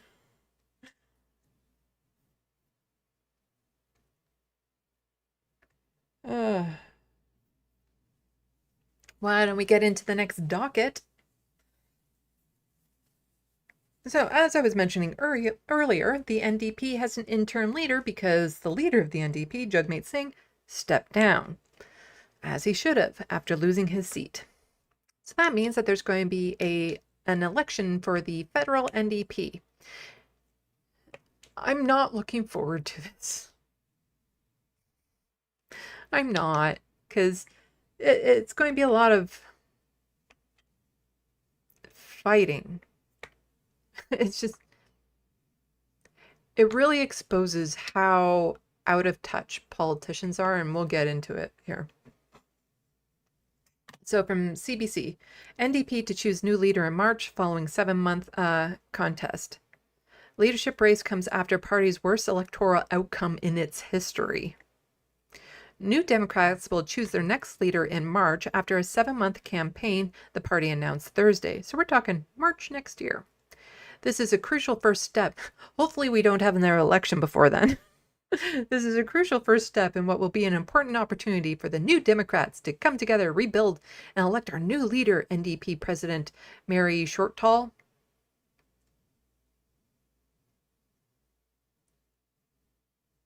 Okay, said in a news release.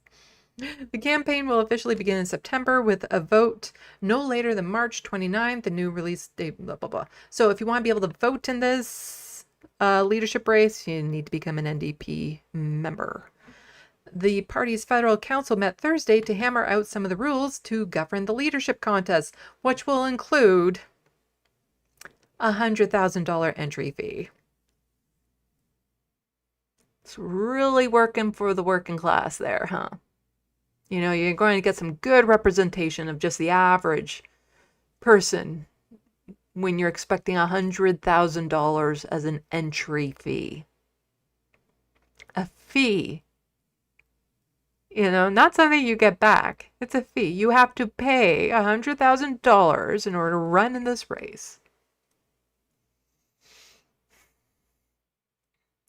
It's really about the working Canadians, isn't it, NDP? Like, this is why people with poverty have no representation in government. The government is all full of the 1%. The most underrepresented group in government are people with poverty. Nobody up in government went into their seat living with poverty. It's just, this excludes so many people. And this is why at the NDP convention that happened last time, where I was like hoping that they would call for a leadership review and have a new leadership race, they didn't, because it was all the establishment. Because only the people who are members who could afford to go to the convention, you know, fly out to Hamilton, get the hotel room, take those days off work, whatever was needed.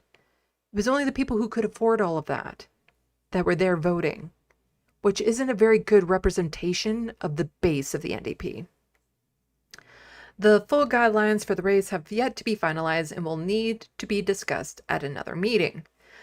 Former BC NDP MP and House Leader Libby Davies is pleased that the party is not rushing to elect a new leader. In an op-ed in the Toronto Star, Davies noted that a lengthy race levels the playing field, allowing grassroots candidates to rise to the forefront along more well-established names, but Davies has issues with the entrance fee. Allowing grassroots candidates? Not so much. I'll explain in a little bit. So that's a steep crawl. It will definitely limit the field, Davies says, but it will obviously have to have the ability to raise that kind of money in a very short period of time. The last time the New Democrats held a leadership race, the entrance fee was $30,000, and the race lasted for more than a year. Davies hopes to see a fee of around $50,000 to $75,000. Yeah, just lower it by $25,000, so many more people will be able to run. The new leader will face a tough task of rebuilding the party in wake of its worst electoral showing. The NDP went into April's election with 24 MPs, but limped away with only 7. I don't think I need to say any more of this. Oh, here. Party facing internal spats. The NDP has also been faced with internal challenges since the election. Veteran MP Don Davies was selected as the party's federal council in May to serve as interim leader, but a trio of MPs wrote a letter to the council blasting the selection process, saying it failed to uphold democratic and transparent principles. Then last week, a group of NDP organizers and former MPs, branding themselves as Reclaim Canada's NDP, called on supporters to redirect donations from central party to local riding associations. I endorse this. Reclaim Canada's NDP. I don't think we need to start a new party. I think we just need to get the NDP back to what they used to be, back on what the party was founded on its socialist values. And we can do that by reclaiming the party. And yeah, don't give the central party your money. Give it to the local riding association if you want to support them. That way you're supporting the candidate. You're not supporting the establishment. This election, Canadians showed that NDP feels out of reach as a viable political option, the group says in a press release. The group said that by directly funding riding associations, progressive community organizers can access the resources required to meaningfully and equitably rebuild the NDP without being bureaucratically tangled with the party's management. The party could face financial difficulty following the spring campaign. Hundreds of NDP candidates failed to reach the 10% vote threshold that would have qualified them for campaign expense rebates. The party announced earlier this week that it would be launching a renewal process led by lawyer and former candidate Emil Taman. The party says the renewed review will include consultations with party members, staff, including blah, blah, blah, blah, blah. I just need to get a drink of something. That does.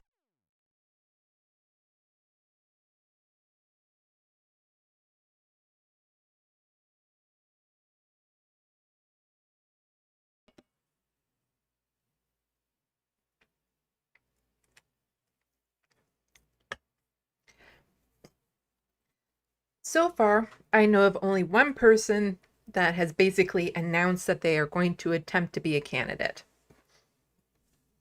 So Yves Angler, I have featured him on my channel before. He was arrested for a couple days for being a journalist that talked about Palestinians. I don't know him personally. I do know other people who know him. He's an activist. He can be a bit abrasive from what I hear.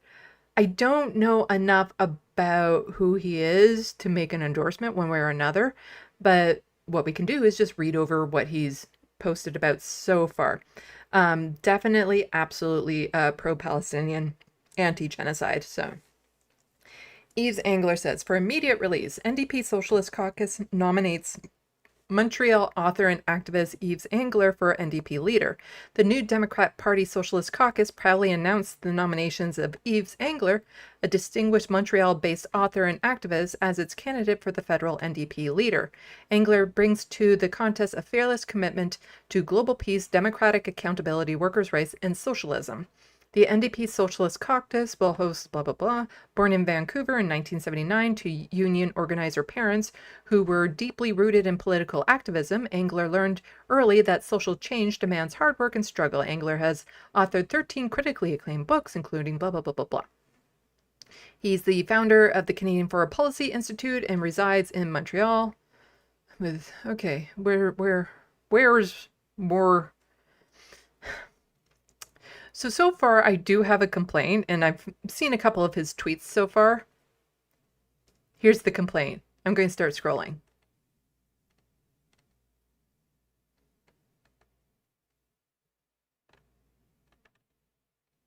That's a long-ass tweet. Ain't no one reading all of that. 40 years of neoliberal capitalist policies has led to radically increased inequality and homelessness, as well as weakening working class and social welfare systems, says Angler. It's time for the NDP to take on unmitigated corporate power and fight for a democratic economy that puts workers first. We stand for the billions, not the billionaires.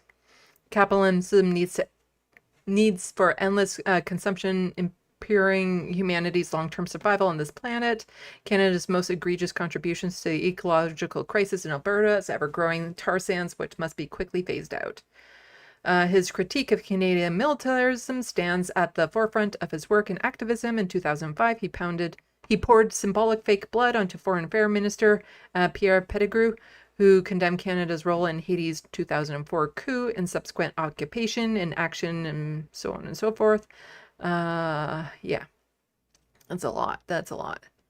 The Socialist Caucus invites all New Democrats, especially those who feel their values are no longer reflected in the party, to unite behind Yves Angler's leadership bid. It is time to build the NDP that challenges capitalism and imperialism while promoting decolonization and economic democracy. Contact information is there. And here's another tweet that he sent out like the next day. I'm going to start scrolling.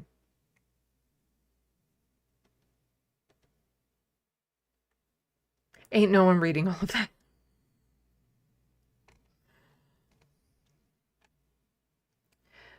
Just the first couple paragraphs. I'm running to lead the New Democratic Party. Canada needs mainstream voice willing to challenge capitalism and imperialism while promoting decolonization, degrowth, and economic democracy. Initially, my reaction to the NDP Socialist Caucus request was to run was to reject it, but there are two crucial issues before us that I'm particularly well placed to challenge: Canadian complicity in Israel's Holocaust in Gaza and the unprecedented growth in military spending. Hundreds of thousands of Canadians are revolted by this country's enabling Israel's mass slaughter in Gaza.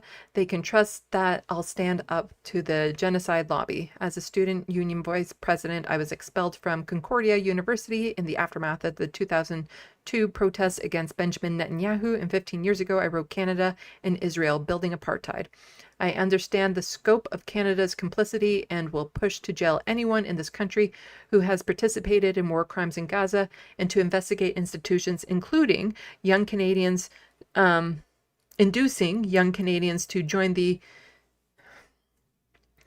So investigate institutions that induce young Canadians to join the Israel military, which is a thing.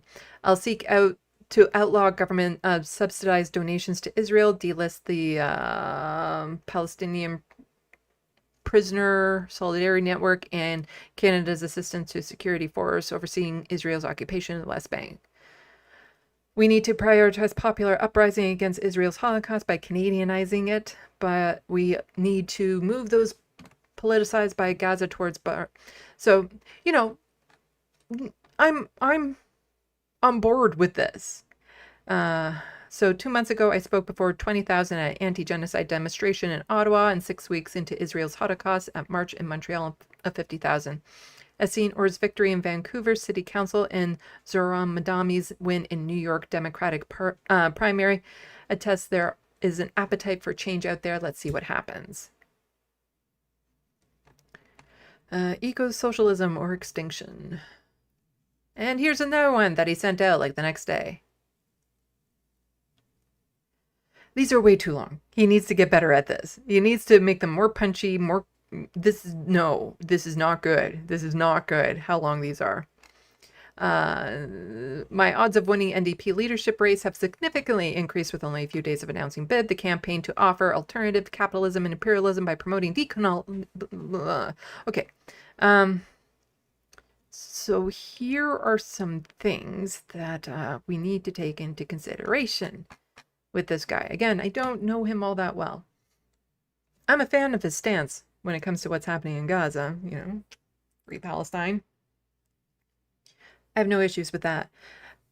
If he makes the election about that, he will lose. Like Zohran Madami, he won on kitchen table issues. The media made it a lot about what Gaza and Israel and whatnot, and the fact that Zohran's Muslim. The media made a big deal of that. But when he was campaigning on kitchen table issues. And if Yves Engler makes his campaign about Gaza, that's not going to appeal to a wide swath of Canadians, unfortunately. Now, it is a little bit more relevant for the federal leader to be more invested in what's happening over there because the federal government deals with foreign policy. So it does make sense to have some focus on it. But the biggest focus needs to be those kitchen table items, you know? It needs to be the cost of living here, how to change the material reality of Canadians here if he hopes to win. That's what needs to happen. Have all of this. I would love to see people actually put on trial for war crimes. I want that so much. I want what's happening over there to end right now. No doubt about it. But when it comes to a Canadian election, you might be able to rile up some of your base with this, but it's not going to appeal to Canadians across the board because Canadians across the board are worried about housing prices, the cost of energy, groceries, getting a family doctor, keeping a family doctor, having access to all the medical items that they need. You know, our material realities here is what needs to be the focus if he hopes to win. The other big issue here is they've just been nominated. So he's been nominated to run as a candidate. He has not been vetted and approved to run as a candidate. See, this is where the NDP establishment becomes a big wall to progressives. They will not pass him.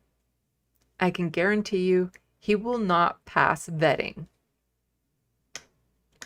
They're going to find some reason or another to say, well, he doesn't qualify to be a candidate. So unlike in the United States, where you can just run to be a Democratic, as a Democrat or a Republican, here you have to be vetted and approved in order to run for a party.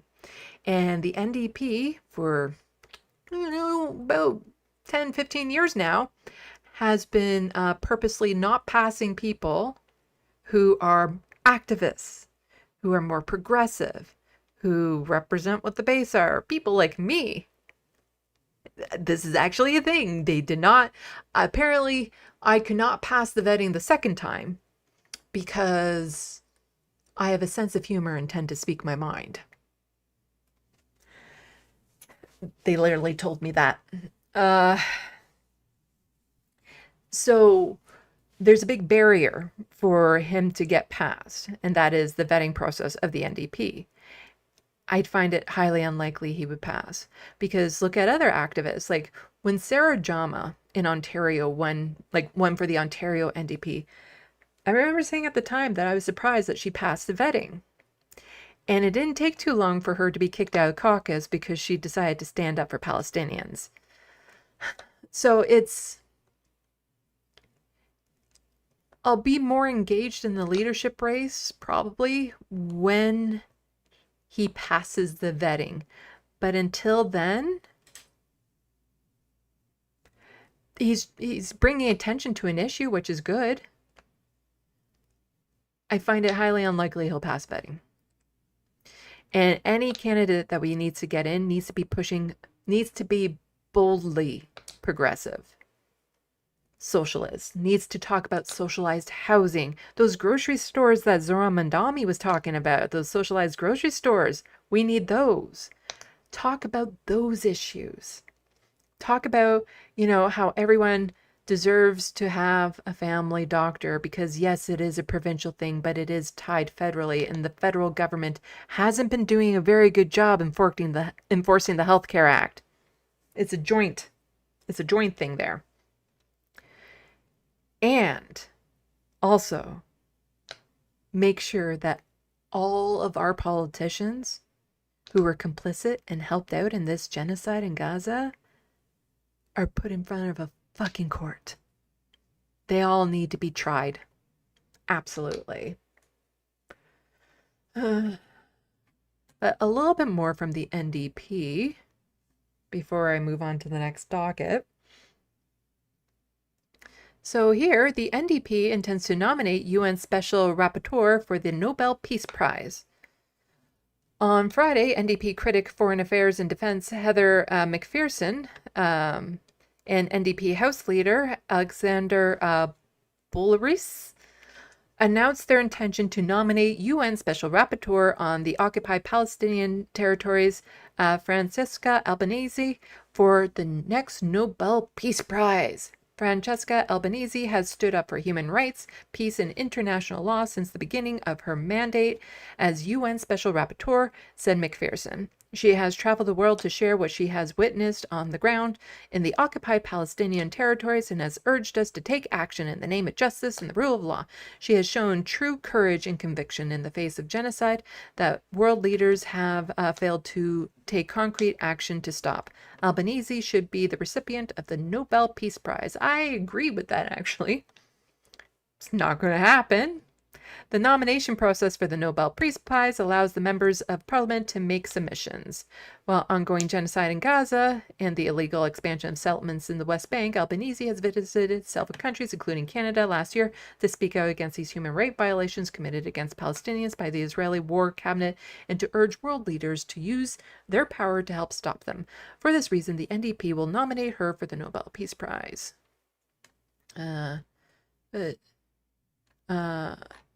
This is their way of pushing back against this. So U.S. sanctions UN expert Francesca Albanese over Israel criticisms. And this is from Al Jazeera. So the administration of the United States President Donald Trump has imposed sanctions on United Nations expert Francesca Albanese over her documentation of Israel's abuses against Palestinians during its war on Gaza. U.S. Secretary of State Marco Rubio announced the penalties on Wednesday, accusing Albanese of waging a campaign of political and economic warfare against the United States and Israel. Calling them out on the genocide they're committing is not a campaign of political and economic warfare against the United States and Israel. Albanese, who serves as UN Special Rapporteur on the occupied Palestinian territory, has been leading global voice in calling for the action to end Israel's human rights violations. And I've featured her on my channel before. Incredible speaker. And but here, a little bit more from the CBC, what to know about Francesca Albanese, the UN investigator sanctioned by the US. Just wanted to scooch down to... Where is it? How did Canada respond? Canadian Foreign Affairs Minister Anita Anand responded to the news of the sanctions on Thursday with a broad expression of support for the UN and its personnel, though she did not name Albanese directly. So chicken shit.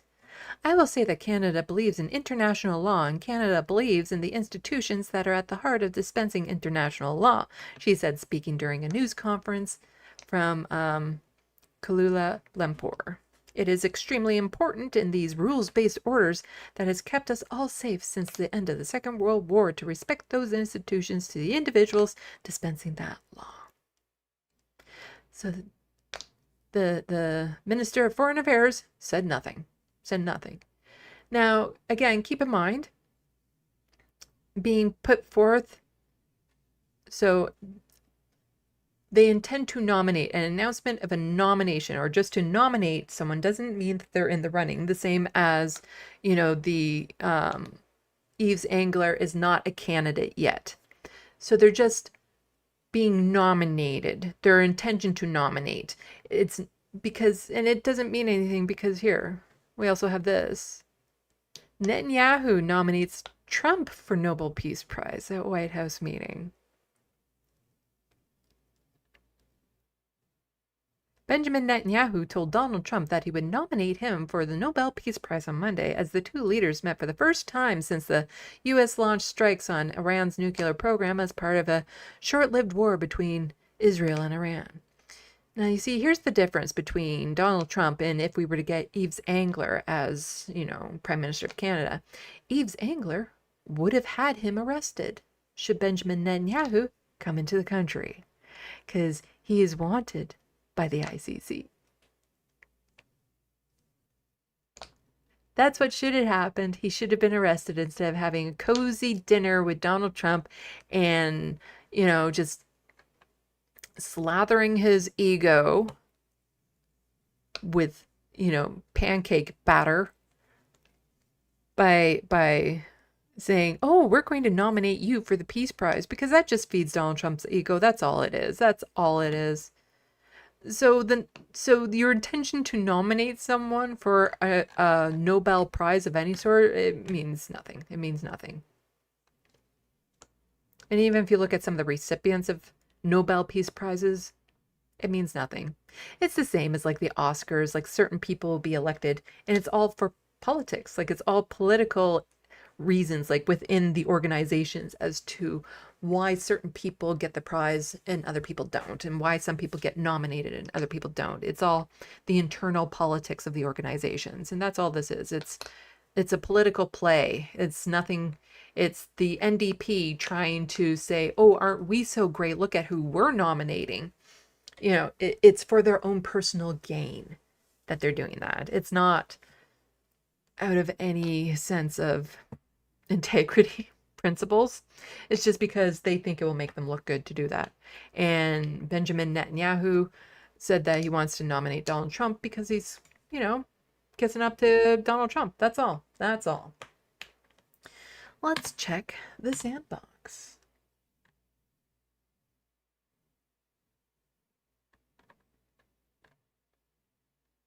I was at a Palestine festival earlier today, and I finally got it. I finally got it. I've been wanting one, but it's not like I was going to buy one off of Amazon. I wanted to buy one that actually went to, you know, causes and whatnot, but I have it.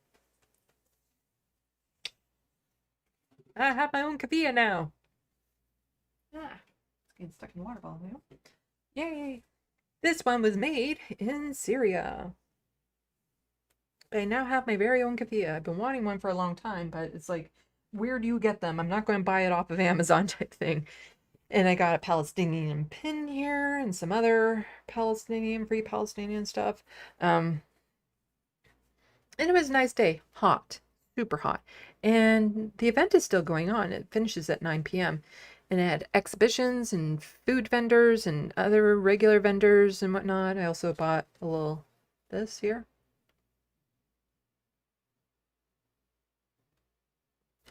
And some other stuff.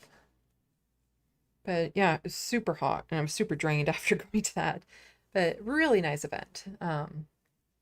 It's just the juxtaposition between the vendors and food and music and then exhibitions of what's happening in Gaza.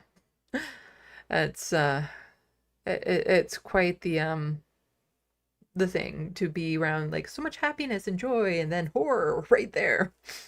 Yeah. Let's check the SandBox. I'm super happy to finally have a kefir. And I also got a mug. I drink a lot of coffee, so this will be well used.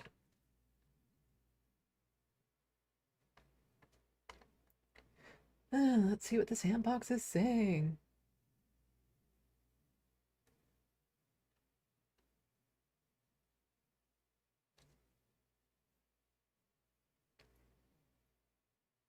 Orb rumor, bend and stretch, reach for the sky, Mars and Jupiter poke your eye. My good doobies from Romper Room? I have no idea what that is about.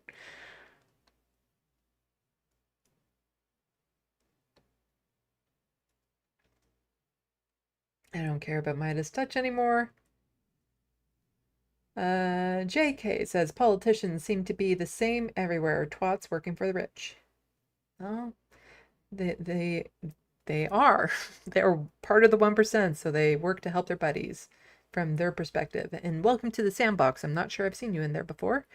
Rich P1K, and hello to everyone else in the chat, and Sandy. Hello to you too. If you haven't already, please subscribe to my channel. I had 8,000 subscribers, and then I didn't, and then I did, and then I didn't. And so I'd like to get back up there and stay back up there. Let's reach that 8K again. I can't wait until the day that my channel is big enough where I'm not going to notice if like 2 people leave. It'll get there. I just need to add a digit.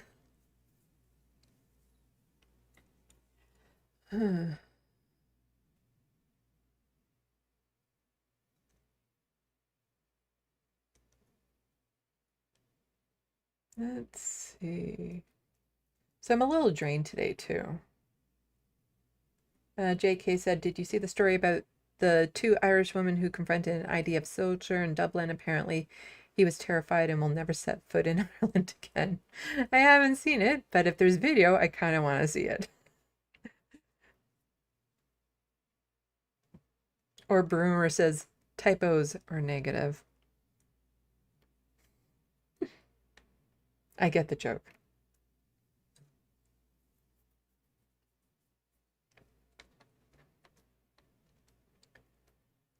Oh, let's see.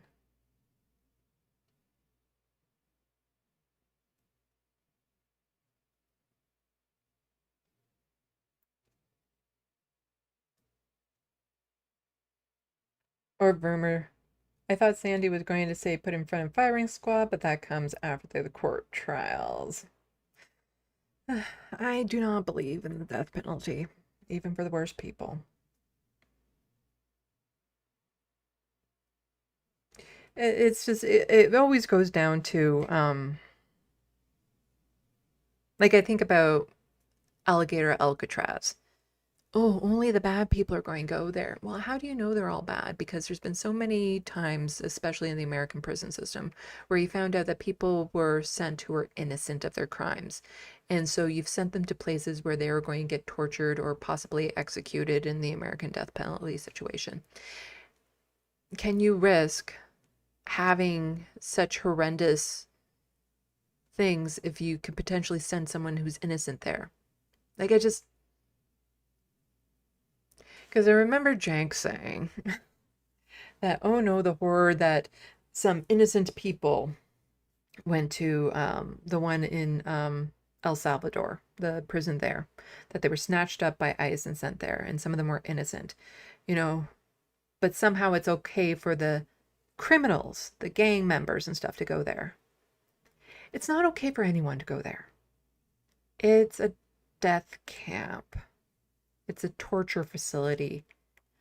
I don't care if you're a bad person, you don't go there. That's what kind of person do you want to see come out of it? You don't want people to be more broken coming out of prison when they went in. It should be rehabilitative. To go there to just torture them. For what? It's just so punitive. Nothing good comes from it. The people aren't going to be better off if they get out, or once they finally get out of the American system. Are they going to be better members of society after that? And if it's not, like, that's the thing. You have to design prisons in a way to keep in mind that some people there might be innocent, that justice wasn't necessarily done. And, I'm not okay with torturing people until the end of their lives. Even horrible people. But they need to be held accountable. But I'm not for the death penalty. I would love to see a lot of those people go to trial, though, and be locked away for the rest of their lives. And be drained of all of their money and all that sort of stuff.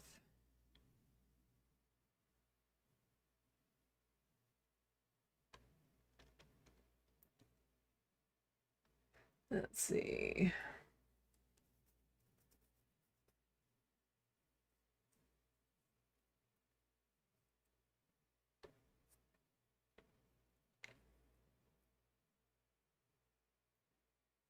Oh, somebody wondering what my gender is? They can ask, I don't care.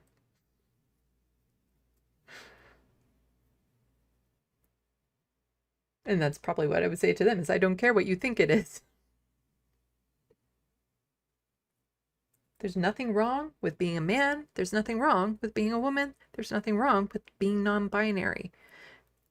Assuming I'm one or the other makes no difference to me.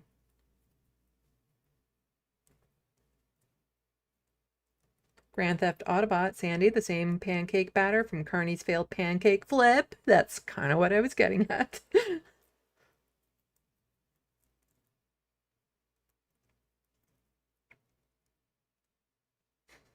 Etchbox or BX. Show so far. Great shows. Thank you. Albert C., I feel like I heard the Peace Prize is given by a whole separate organization than the other Nobel things. I think the Peace Prize, it's so, what's the word? Oh, there's a word. Where it's going to bug me what this word is, where it's nothing concrete, it's just perceived. That's not the words I'm looking for. There's a word in my head for this, where it is something like perception. It has something to do with perception. Because with a lot of the other Nobel Prizes, you need something. You need, like, here's the cure for cancer, or here's the mathematical equation of how the Oort cloud is orbiting our sun. Like you have to have something concrete, whereas the Peace Prize is a little bit more ethereal. I don't know what the word is. There's a word. It's gonna bug me. It's going to bug me. Where it's something that just can't be. Like, it's not tangible. It's just something that's there. Because didn't Obama win it for doing nothing?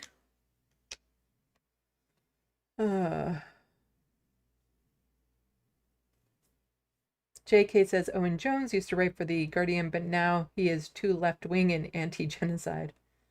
I'm watching a lot of his stuff recently. Kind of blew my mind. He's 40.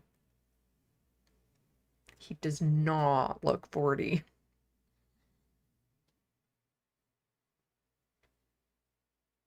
People liking my kafia.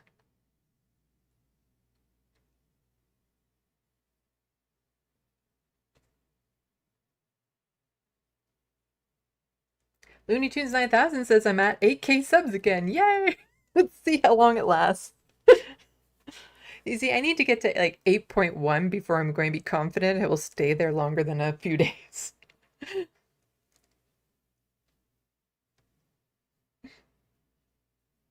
So let's do the little here. Yay, we're back at 8K. Can I turn this the way that I want? No, not that way. No, that's not. I was running into this problem last time. You can turn them. Like, where it's no. I'm moving things that I don't know I'm moving. Let's try this one. This. No. Ah, it's so frustrating. It's this thing here that I want to move.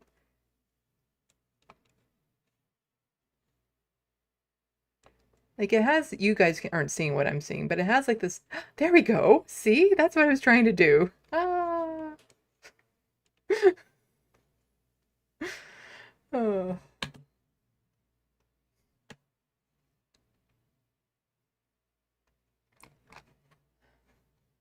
Let's see how long it lasts. Oh. Subjective. Yes, that's the word I was looking for, Rich P1K. It's very subjective for the Peace Prize as to who wins it. Or rumor, same here, no death penalty. HBX or lost to a hurricane, yes. Everything about alligator Alcatraz is just, it's horrifying beyond belief.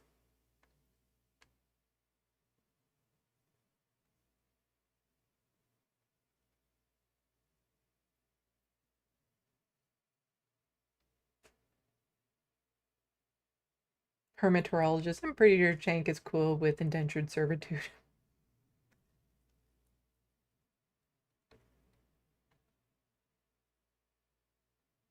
Yeah, some people, James Scott also got it, subjective. Yep, that's the word that I was looking for specifically, was subjective. Do you guys like playing? It's not a game, but it's almost a game trying to guess the word I'm thinking of. You see, when I'm writing, I have a website open called Word Hippo, and it's a wonderful tool, like a dictionary thesaurus, all this sort of stuff. And I will search and search and search because it's like there's a word in my head, and so I'll start typing in like all these other things like conceptual and ephemeral and all this sort of stuff until I can finally find the word I was looking for. Because sometimes it sucks having like a really big vocabulary but not really good recall memory. And so it's like, I know that there is a word that means exactly what I want it to mean, but I can't think of it right now, but I know this word exists. Oh.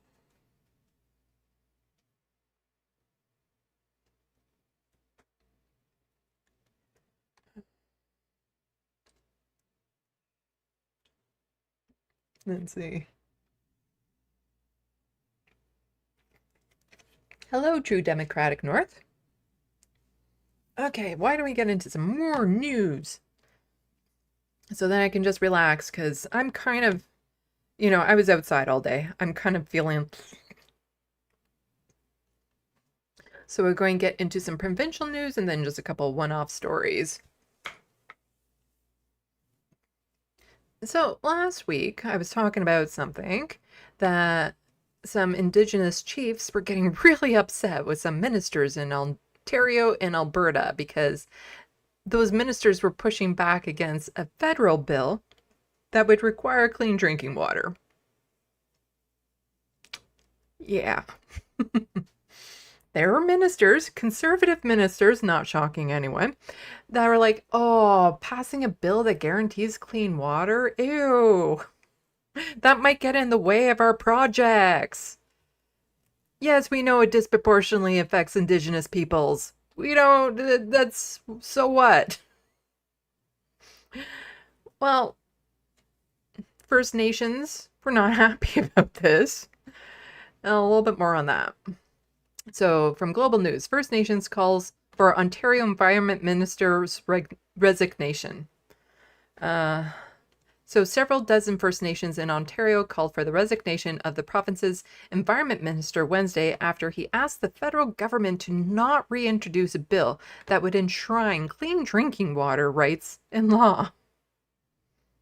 Last month, Todd McCarthy and Alberta Environment Minister Rebecca Schultz wrote to Federal Environment Minister Julie Dabsrin, asking her to move away from the legislation they say would delay project development and undermine competitiveness. Yes, clean drinking water can sometimes get in the way of our developments that we want to do. And it means that we can't compete with other soulless monsters that have to, care about drinking water. They singled out Bill C-61 legislation introduced in the last parliament that sought to ensure First Nations have access to clean drinking water and can protect fresh water sources on their territories. The bill faced a lengthy committee process but was not passed into law before Parliament was prorogued earlier this year, so on and so far. Let's see. There are 37 First Nations across the country that have long-term boil water advisories, and 26 of them are in Ontario. So some of the issues around this is who's going to pay for it? So we have the Grassy Narrows, which has been contaminated with, I believe it's copper, for like 30 years. And the federal government and the provincial government and the corporation have been bitching at each other over who's going to pay for the cleanup of this industrial waste. Meanwhile, the people there are suffering, or it could be mercury poisoning. They're suffering with their water sources being contaminated. It's showing in their health, their food supply, everything. But, those three corporations, the federal government, provincial government, and the corporation, keep on trying to pass the buck as to who's going to pay for the cleanup. Because Indigenous reservations are federally run. They're federally maintained. So the province isn't necessarily responsible for the clean drinking water on reservations. So McCarthy's office said the intention of the letter was to make clear that Ottawa needs to ensure a regulatory environment that supports economic growth. Yes, we need to stop caring about the environment because we need economic growth. Ontario has always supported the right to clean drinking water in all First Nations communities, McCarthy's spokesperson said. Let's see. There's something else I wanted to get to in one of these articles. But I went over a lot of this last time. Oh.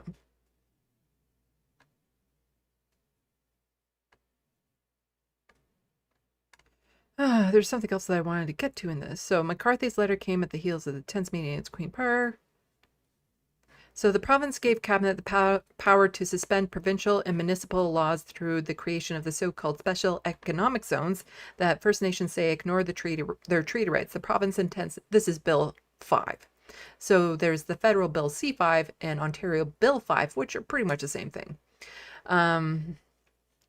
So-called special economic zones that First Nations say ignore their treaty rights. The province intends to name the mineral-rich Ring of Fire in the Northern Ontario as the first such zone.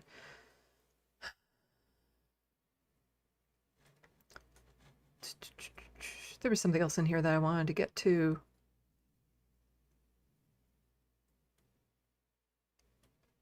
So, everyone deserves fresh drinking water, Ford said of First Nations on News Talk 1010. Oh, Debaski, so I believe she's a chief. She just thinks that somebody went rogue. Oh, it's not Doug Ford who's doing this. It's just somebody, one of his ministers went rogue, and is he firing that minister? No. It's kind of like the Epstein files with Donald Trump. It's like, it's not Donald Trump. It's these other people who have gone rogue under him. Donald Trump has nothing to do with it. It's these other people. So here it's like, oh, no. Doug Ford wants us to have clean drinking water. It was just the ministers under him that went rogue and said that they're going to fight against this bill. It's not Doug Ford. No, it's not like he has any control over what his ministers do.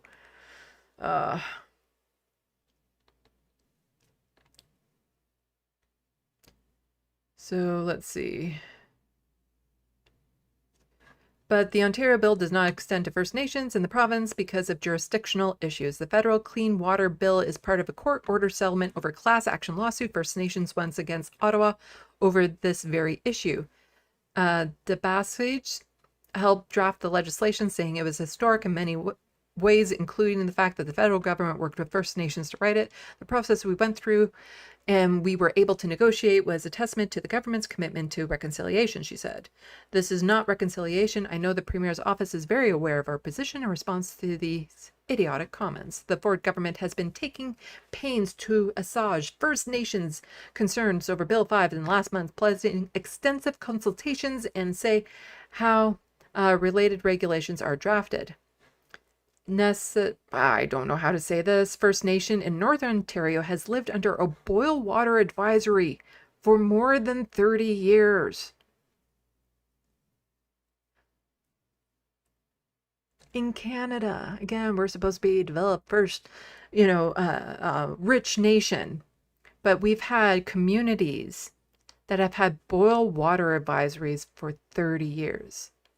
The government can push through a pipeline to send oil through lands, but to make pipelines that send clean drinking water to communities, well, where's the profit in that? It's like whole Mark Carney's thing, like, heating and electricity is needed, but it's not going to benefit you. Yes, clean drinking water is needed, but it's not going to benefit the capitalists if you get it. What will benefit the capitalists is if we exploit the land and make it even more toxic for you to live on. The community says the water gives them lesions, eczema, and a host of other skin issues if they shower or bathe in it. So the water isn't even clean enough for them to bathe in. It leads to gastrointestinal issues if they drink from taps, and about half of the community has never lived at a time when water was safe to drink. The federal government flies in plane loads of bottled water to remote First Nations several times every week. It'd be cheaper to just clean up their water source than to keep on doing this. I'm just saying. McCarthy's letter was the lightest slap in the face, and McCarthy was the Ontario minister to send a letter saying, do we really need this Bill 61? It doesn't feel right to the poor people in their community, he said. It's very disturbing. The community has been traumatized over decades of unsafe drinking water, he said. We have a mental health crisis and trauma that is very much related to the boil water advisory, including suicides. He says, life is very tough and there's no end in sight to the trauma here. The chiefs in Ontario, which represent all 133 First Nations of the province, called the letter a direct attack to the rights and the health and safety of First Nations. So on here, the including suicides. If you take Indigenous communities, Northern Indigenous communities, and isolate them as a population, they have the highest suicide rate in the world because conditions are so deprived in their communities. That's the federal government's fault. Their infrastructure is failing. There's no hope of a better life, There's no growth in the community when it comes to jobs or new buildings.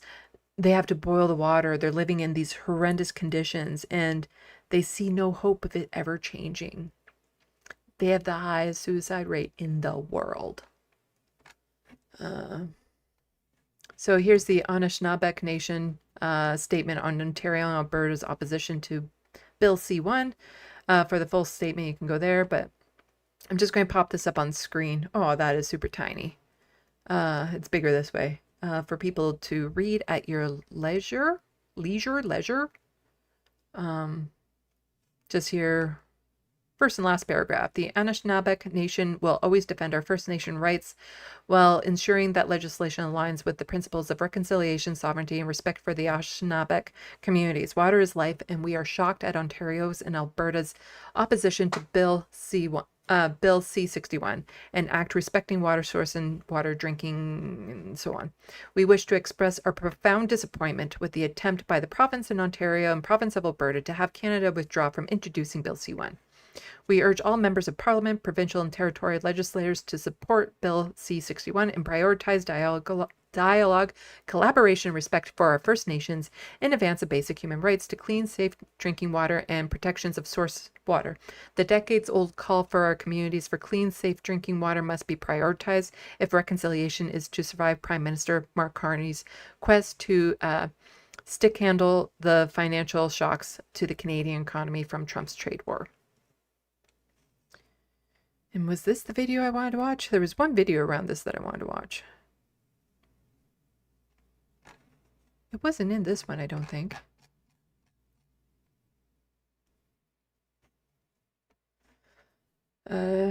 So instead of a resignation, you get an apology. Ontario's Environment Minister has apologized to First Nation chiefs for any confusion his letter caused when he asked the federal government not to reintroduce a bill that would enshrine clean drinking water rights in law. Where's the confusion? I don't think it's necessary to enshrine people of clean drinking water. What do you mean they're mad at me? Fuck it. I guess I have to say sorry. Sorry if you mistook you not wanting clean drinking water as a bad act. But many First Nations are not accepting what they call a meaningless apology and want Todd McCarthy fired. And so this video here is the Doug Ford apologizes to First Nation leaders for hat-in-hand comments. And I showed this video before where one of the chiefs is like, oh, I totally believe I think his apology is sincere. And you're just like, it ain't sincere. Doug Ford said that, it's time First Nations start doing things for themselves instead of always coming to the government with their hat in hand. And he apologized, and one of the chiefs is like, I totally think he's sincere. I believe it. Let's see. Anishinaabe National Grand Council Chief Linda DeBassi was fuming on Friday. She called McCarthy absolutely incompetent and said his latest letter was insulting. The biggest issue, she said, was that he did not withdraw his request to the federal government. I apologize, but I'm still going forward with my request. It's all smoke and mirrors because he got caught and now he's trying to cover his tracks, says DeBassi, whose organization represents 39 First Nations in Northern and Southern Ontario. It is not meaningful apology, and he's assuming that our leadership is not intelligent in this letter. He needs to lose his job. The province has said McCarthy will remain in his post. Of course he will. Of course. And I think that's what I want to get to. Yeah. It's a rogue minister that said this, but the province isn't firing him.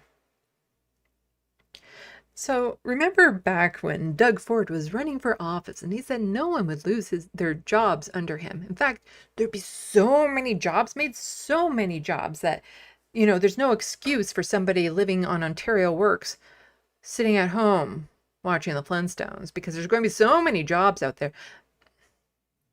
We're going to be losing a lot of jobs because of him. So Ontario colleges face massive layoffs after alarming enrollment decline. A major union is again sounding the alarm for Ontario's public colleges as international student enrollment drops to a trickle, programs are cut, and major layoffs take place. On Wednesday, the Ontario Public Service Employees Union released information that suggested the sector faces close to 10,000 job losses and the cancellation and suspension of some 600 programs. 10,000 job losses in Ontario in the college sector. A recent arbitration decision on an issue between the union and College Employer Council shed some light on the extent of the difficulty the sector was going through after an early 2024 federal cap on international students. The arbitrator wrote in his decision that 23 of Ontario's 24 public sector colleges reported a 48% decline in enrollment of international students between September 2023 and the following year. Let's see. The arbitrator called the situation alarming, pointing to layoffs numbering more than 8,000 people across 19 of Ontario's 24 colleges. OPSEU calculates that number is almost 10,000 if you include layoffs at the colleges that have not yet submitted their information. We're seeing one of the largest mass layoffs in Ontario's history, OPSEU President J.P. Hornick said Wednesday. This is bigger than the Hudson Bay liquidation, which laid off 8,000 employees across Canada. The current pain in Ontario's colleges can be traced back to the introduction of the federal cap on international students. But it was also lack of funding from the provincial government that then made the colleges want to bring in more foreign students in order to cover their losses. Yeah, so critics of the Ford government have argued it must offer better funding to public colleges to avoid further cuts, which could destroy jobs in some smaller communities.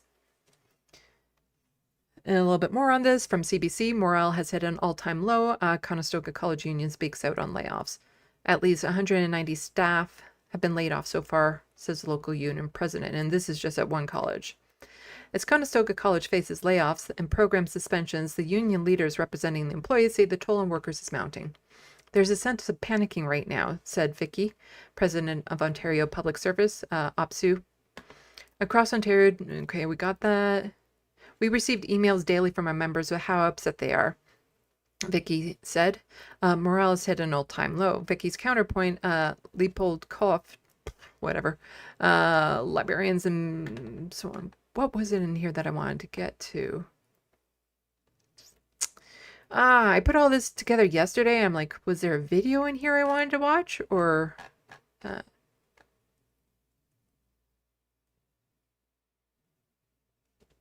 Well, this video is under 2 minutes long, so let's watch the video and see if that's what I meant to do with this.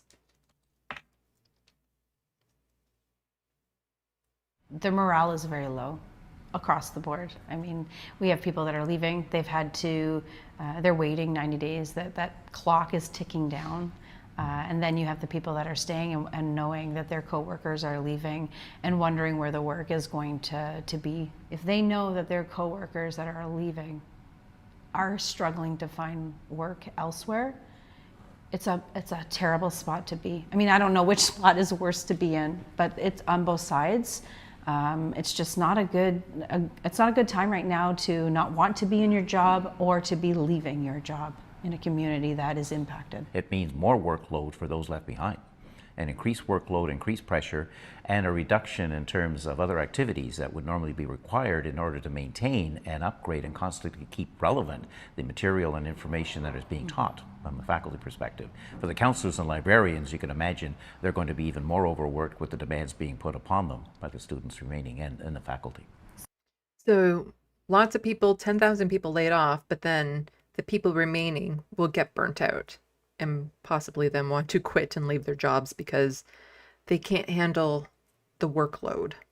So for Conestoga College support staff, approximately 180 to 190 notices have been sent out between in May and June. For full-time faculty, there still hasn't been official layoff notices yet, but in the last year to now, we have seen a drop in partial load, part-time and sessional by anywhere from 30. Okay.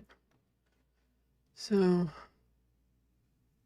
here we have OPSU. John Tibbetts, president of Conestoga College, took home over $600,000 last year. Now the college is rationing air conditioning to cost save in the midst of a heat wave, with staff raising alarm about growing temperatures inside. It's dystopian. Yes, the president of Conestoga College took home over $600,000. But air conditioning, do we really need it, even though it's like crippling hot outside a lot right now? So temperatures, and this is from City News. Conestoga College unions clash over insufficient AC on campus. So not only are you going to be overworked, you're going to be overheated. Temperatures have soared amidst heat waves in Waterloo region, and staff at a pair of Conestoga College campuses are alleging that the air conditioning in their building has been turned down.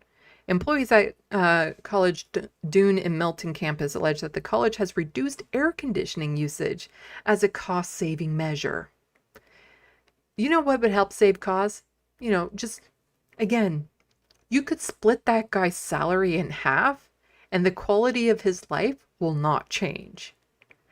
But it would mean that students and staff could stay conscious in class and be able to actually pay attention because they're not overheating. It was 31 degrees Celsius yesterday morning, said Vicky, president of the OPSU, representing so on. None of the windows are open. There's probably about 20 fans up here, and the fans are blowing directly on people. Vicky was at the Dune campus on Tuesday and noted that simply standing inside the building was causing her to sweat. She was on the campus after multiple complaints from members who work on the premise, including one who has had an incident because of the heat. A memo was reportedly sent out to Staff College to make them aware of some of the changes coming to their air conditioning system and how it's operated, but Vicky is yet to receive response from the college on what staff can be expected. It's just, yeah. I think it said something about, yeah. Anyway, let's move on.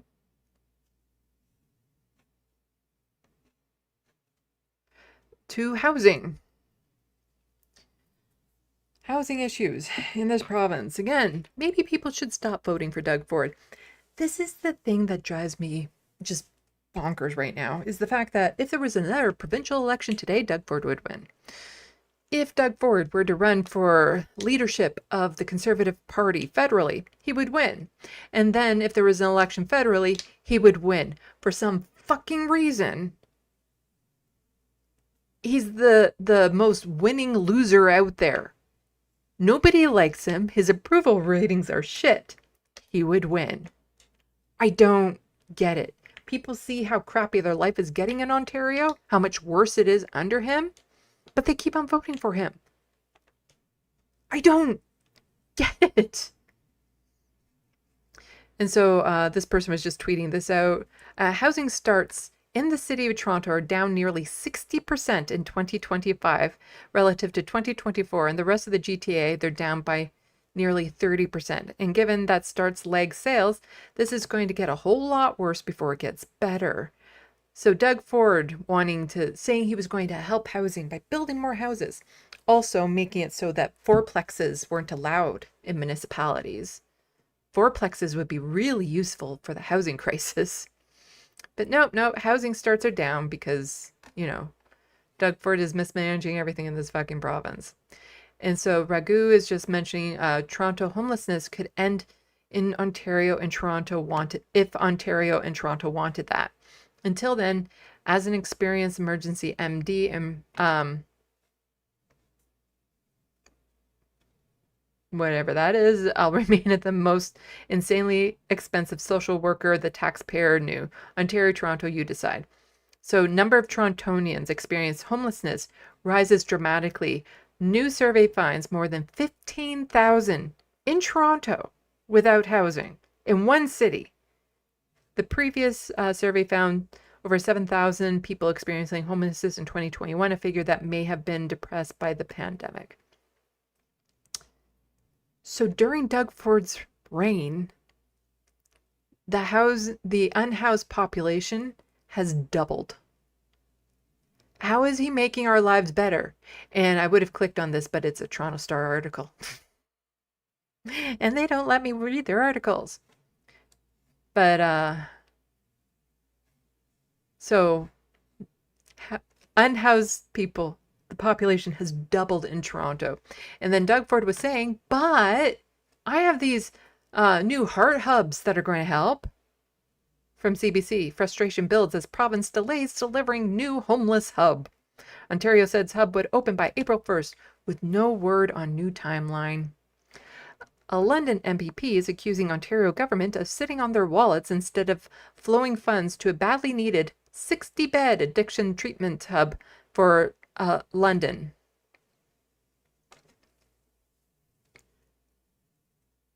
$60 beds isn't going to help. It will help those people. It's not going to help the overall problem. We're getting back into that numbers thing again. It's not even a drop in the bucket. Like if we were to open this up in Toronto where there's 15,000 people in need of a place to stay. Oh, but they can't be in park encampments because it just makes parks unusable. Where the fuck are they supposed to go? You see, I'm so social commie. I'm like, you know, all those empty homes that investors are just sitting on to make money, but they're just sitting there empty, or Airbnbs. Yeah, we should just take them. The government should just take them. Eminent domain them. Just take them and make them into socialized housing. I'm all for that.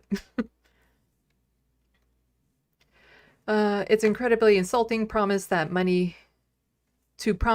money and say it was going to flow on April 1st and then wait 3 months. So at a news conference, they said they would open April 1st. They haven't opened. People are waiting in limbo. What do you do when you've been hired to a position? You have to sit and wait and the province won't get off its wallet.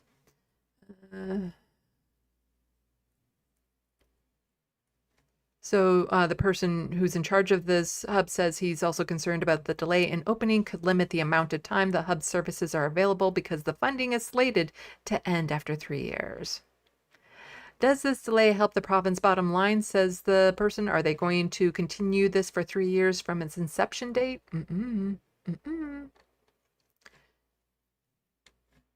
Dr. Jill Andrew, she's a former NDP MPP. She did not win her seat last time. Unfortunately, she was a wonderful MPP. I'm glad to see that she's still out there advocating for unhoused folks. And so she says, supportive housing saves lives and money. We told this to Ford at Queen's Park, but he refused to get it. Instead, his government was too busy defunding social services and criminalizing folks experiencing homelessness, mental health, and addiction. And she's quote tweeting Andrew here, who says, a reminder that a month in the hospital is $30,000. A month in prison is $12,000. A month in a shelter is $6,000. Month in supportive housing, $4,000. We have an effective solution to housing. I haven't watched this video. Let's see what it says. $500 so I think at the individual level, it's really about human dignity, that people get housing. At the system level, as you mentioned, one of the things that we have to be clear about when we're talking about how sustainable this is or why it helps is that if someone is at a month at the hospital that I work at, it costs $30,000 or more. It costs about $10,000 if they're in the prison system, $6,000 a month in the shelter, and about $3,500 to $4,000 for supportive housing. So we can't afford the status quo. So I think at the individual level. Yeah. Housing first saves money. It saves the municipality, the province, the federal government money, because not only is it cheaper, it's cheaper in the sense of your healthcare needs go down.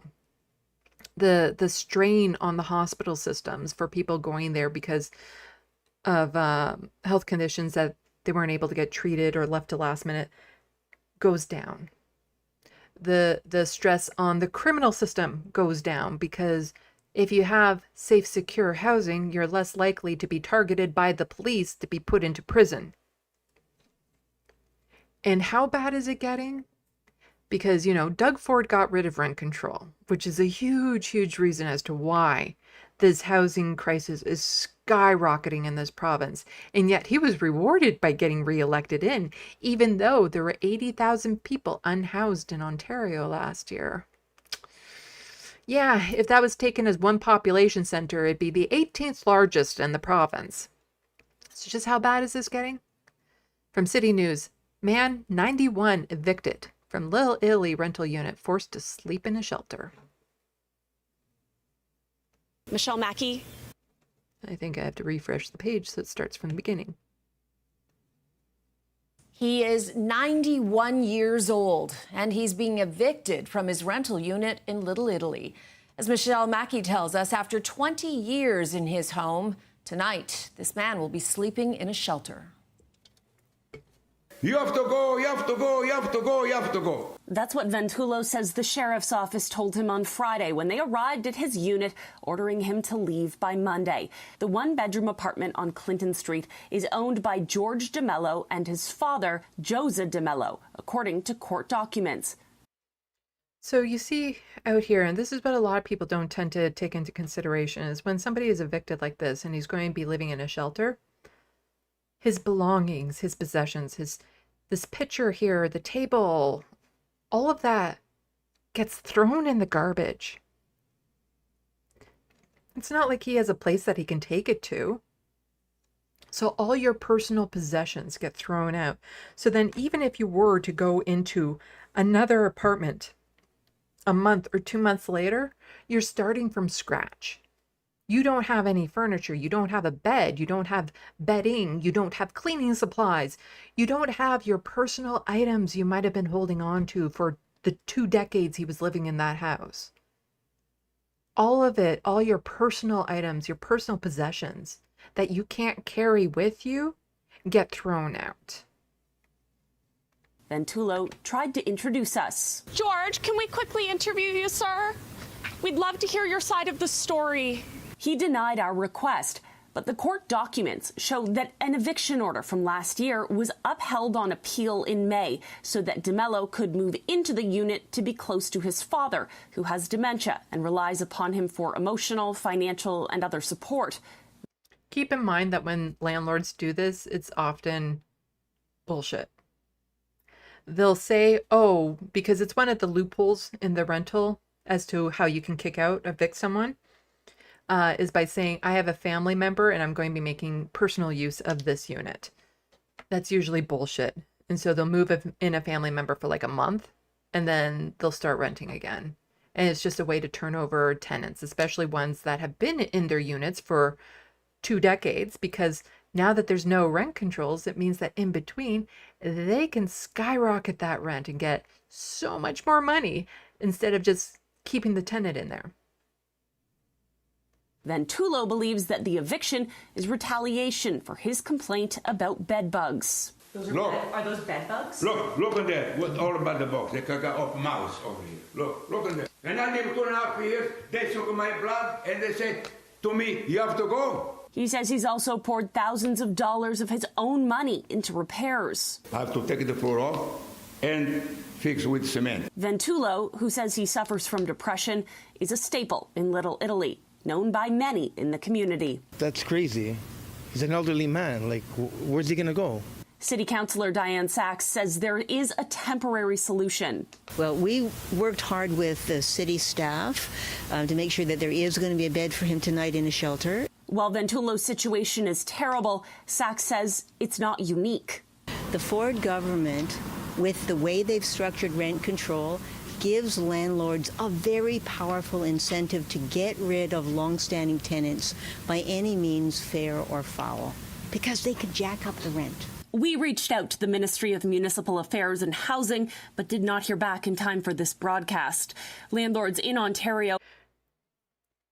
Like, let's say this was legitimate, that they had a family member that they wanted to move in so that they could be close to them, to help monitor them and all that sort of stuff.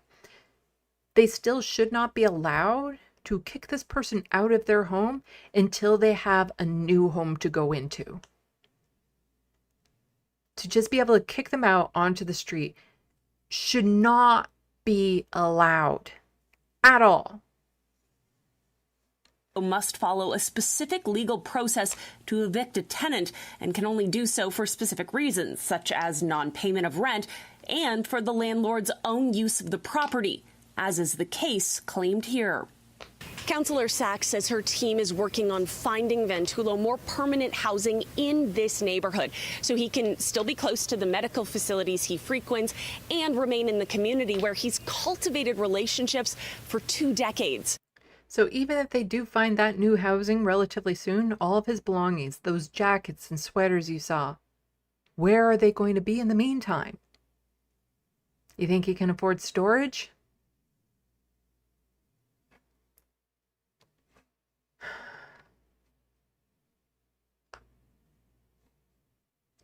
It's just, it's disgusting, the housing situation here. And then there's all, again, from Mark Carney, from Doug Ford, all you hear about is like, oh, we're going to make homes more affordable for people to buy.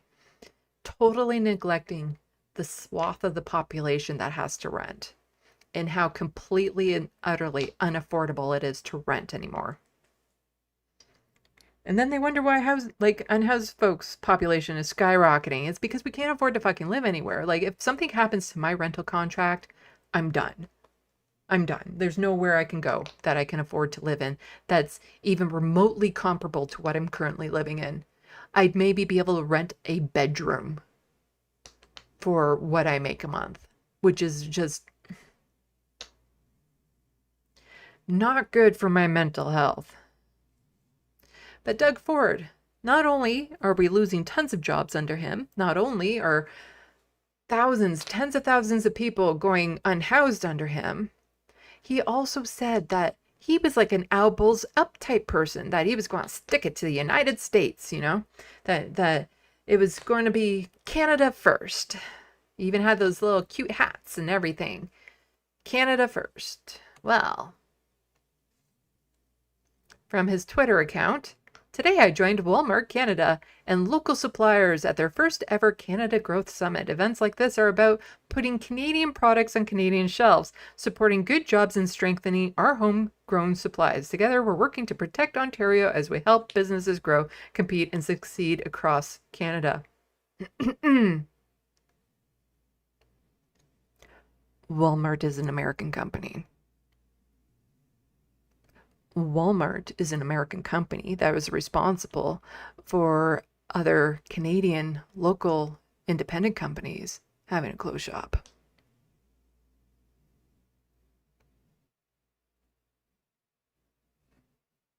You know, somebody saying that, you know, Walmart is a U.S. company, right? Walmart killed a lot of small, medium businesses in this province.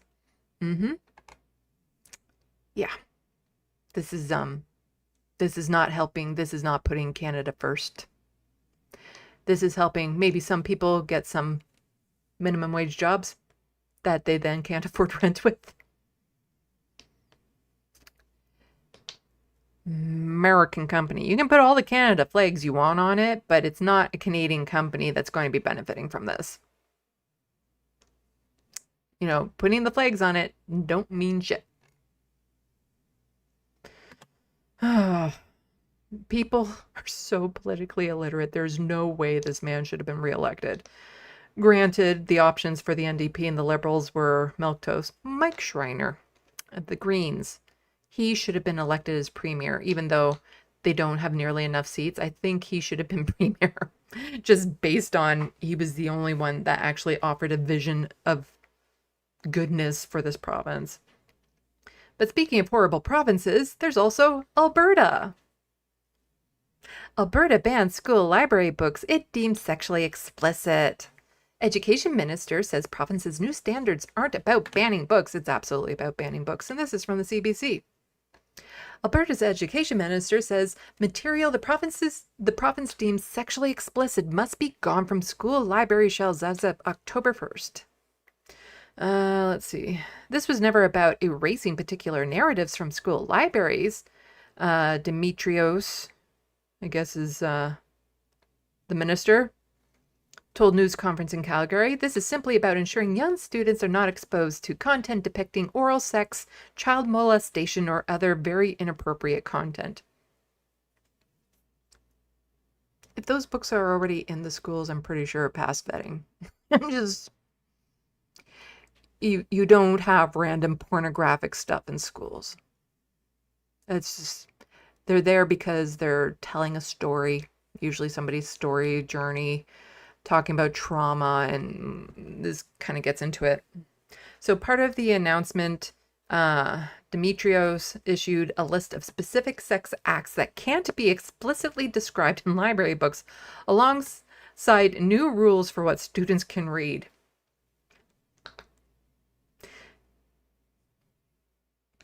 I am kind of concerned about the adults sitting there thinking about what kids should be seeing when it comes to sex acts. I just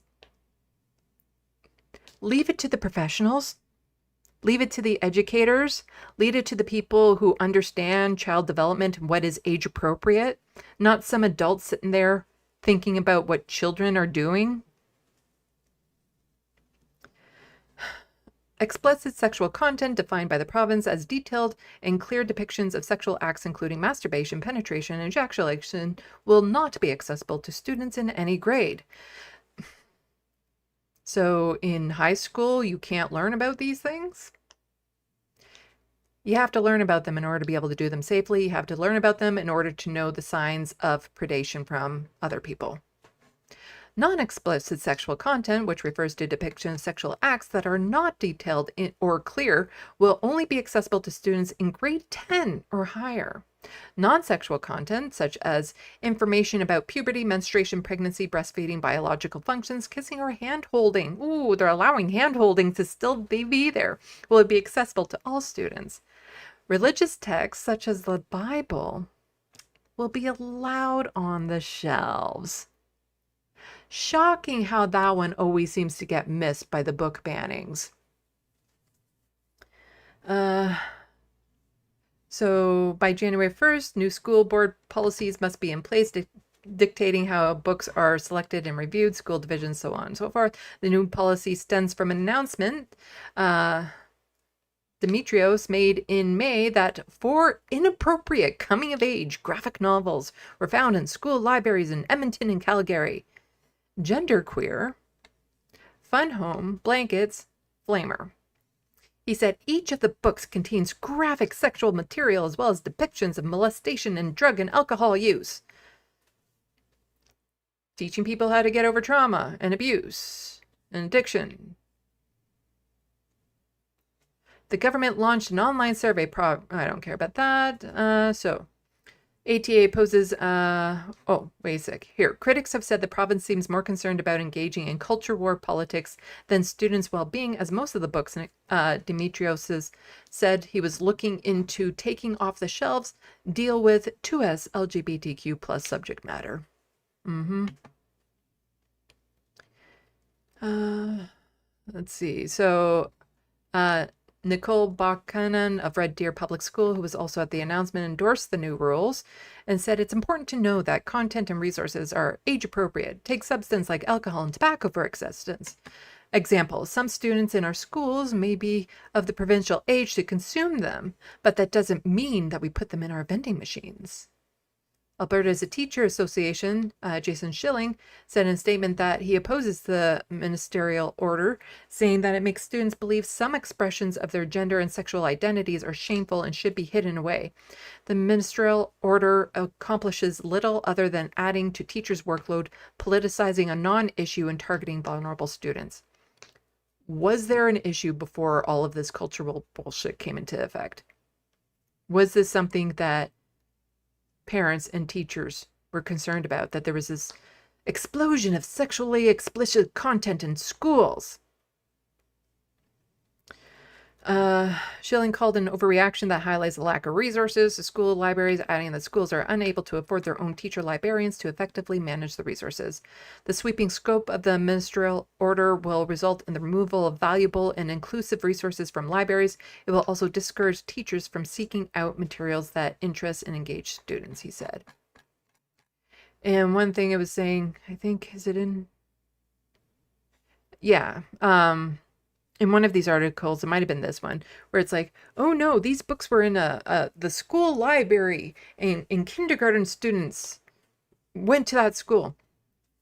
How many kindergarten students are just free to go through the library, pick up whatever book they want, take it to the desk, and sign it out? Just because it's there, it doesn't mean they have access to it. Not to mention, they wouldn't be able to comprehend what was in it. There are still adults there making sure that, kindergartners are not opening up genderqueer, that they're not seeing the graphic novels. There are different sections in libraries that are for age-appropriate categories. It's like, just because you go into a grocery store, a 5-year-old can go into a grocery store, even though that grocery store sells alcohol. Because they're still adults making sure that they aren't gaining access to things that aren't appropriate for their age. And here's Frank Dominic. He does some videos I'm not necessarily in line with, other videos that I feel are decent. This one is a decent one. That's why I'm showing it. Alberta is banning a bunch of books in schools by Shakespeare. And he also did a video recently about questioning Mark Carney, which I thought was good because I was worried he's too much of a sock dem, like liberal type. But he was impressing that if you don't agree with the Conservatives making all these cuts, you shouldn't be agreeing with Mark Carney doing it. So, credit due. But let's watch this video. The Conservatives in Alberta are banning books in schools because that's exactly what a freedom-loving government does, with them deciding to ban all books that are deemed sexually explicit, except, of course, the Bible. And as somebody who grew up in a Catholic school, I can guarantee you that the most violent and sexually explicit book in our school at any time was the Bible. But all books with explicit content will be removed, and libraries will also no longer be permitted to provide students in grade 9 or below material that contains non-explicit material. One of the core tenets in grade 9 English classes across the country is Shakespeare, like Romeo and Juliet. Those would no longer be allowed in schools. Although I wonder what kind of exceptions they're going to make for stuff that they deem to be important for the culture. The white Anglo-Saxon culture. You might have seen that they're also going to ban books that involve hand-holding, but that seems to be a mistake, as non-sexual content, including menstruation, puberty, romantic relationships, including hand-holding and kissing, will still be allowed. And when it comes to romantic relationships, I'm pretty sure they're going to restrict what kind of romantic relationships are allowed to be depicted. Once again, though, only for students grades 10 to 12. Oh, and the government's going to deem whether or not a book is developmentally appropriate for students. The Ministry of Education then... The government shouldn't be doing that. The professionals, the educators, the people who understand what is age appropriate should be the ones doing it, not the government. It shouldn't be a partisan issue.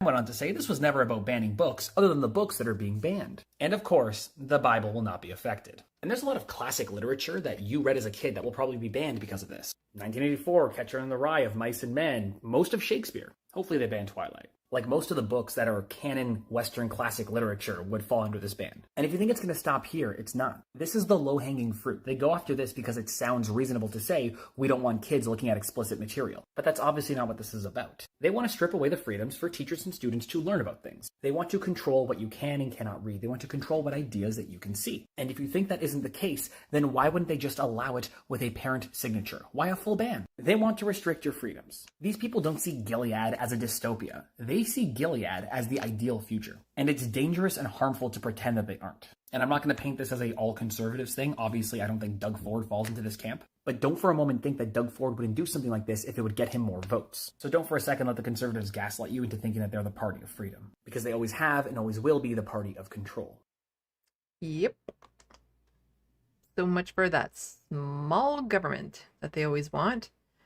But here we have more on Alberta's book ban. Government staff used an index of America's most banned books and controversial American website to create lists of specific books deemed inappropriate for school libraries.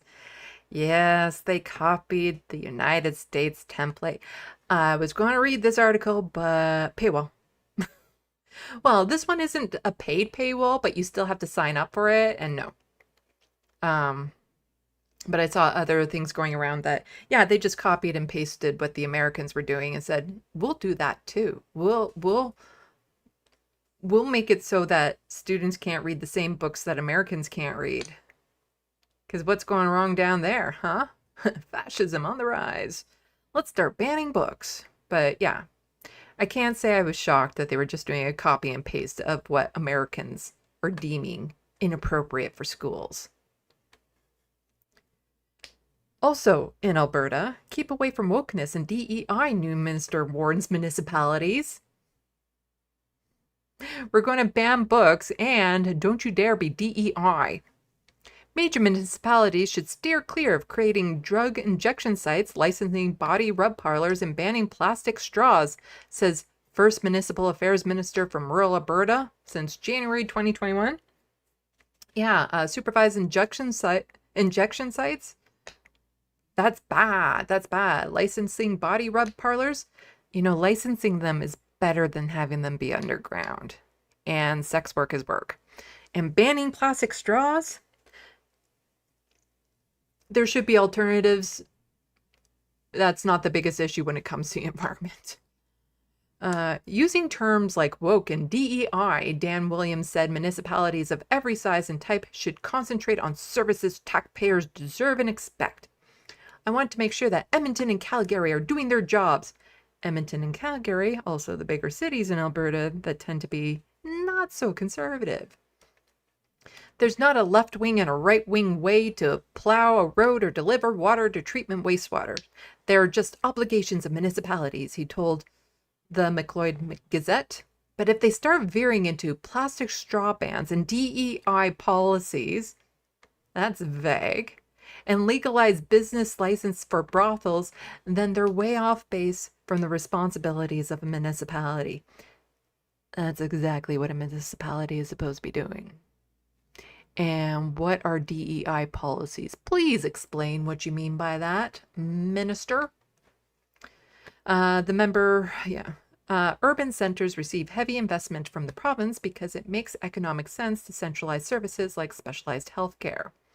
We know we can't have tertiary care and all sorts of high-level care in every rural town, but we need to make sure that these big city centers are working for rural residents as well as urban residents.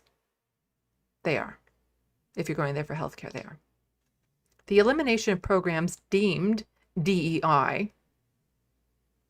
So just the programs they deem to be DEI, which stands for Diversity, Equity, and Inclusion, has become a major policy thrust under Trump presidency. Those against DEI say it discriminates against people whose identities don't fall into certain categories, resulting in underqualified members of minorities getting seats in universities or employment positions. But those in favor of DEI says it helps calibrate institutions to communicate to community demographics, empower underrepresented voices and perspectives, and correct an opportunity imbalance. Edmonton and Calgary both license body rub parlors and practitioners, escorts, and exotic dancers. That's good. You should, because then it's regulated and they're better protected. Plastic straw bans or restrictions, meanwhile, are in place in at least 8 Alberta municipalities. Who cares? You're the provincial government. You have bigger problems like your health care. We'll get to that in just a moment. If big municipalities stay in their lanes and do their jobs and do them well, I have no interest in getting involved, said Williams, who was first elected. Who cares? But if they were way off in left field, making all sorts of problems that don't exist instead of paying attention to the urgent needs of their residents, like healthcare, and all of Alberta's hubs, community centers, and commercial centers, the entire province, then the province is going to step in. How about take care of your healthcare in Alberta? It's crumbling, even worse than in Ontario. Do that first. Fund your schools. How about that? Work on the forest fires. Fund that better. Why the fuck do you care if a municipality decides to ban straws? Because if a municipality decides to ban straws, the municipality voted on that. And that was the agreement of the community to do that. You know, small government is what you wanted, right? Right? Conservatives? Small government? Calling himself the first truly rural MLA in the CP's young history to lead municipal affairs, Williams hails from a tiny hamlet, and who cares? We need to make sure our rural communities continue to compete with big centers for direct investments so they can continue to be wonderful places to raise a family, to grow a business, and play and to enjoy. Rural communities drive much of the economy, from resource development to agri-food and to farming and forestry, blah, blah, blah, blah, blah. We don't need to go through the rest of this. But you know what I was saying about healthcare? And this is where, I know you've been waiting for it, I'm going to tie it back into the Calgary Stampede. So Alberta is in a crippling situation in healthcare. They just had an event where people from across the country attended, a big crowded event. People across the country went to. Alberta has highest measles cases per capita in North America as summer travels gets underway.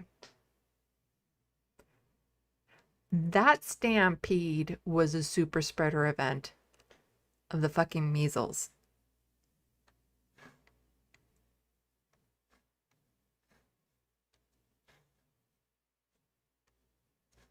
In Alberta is now the worst in North America on a per capita basis.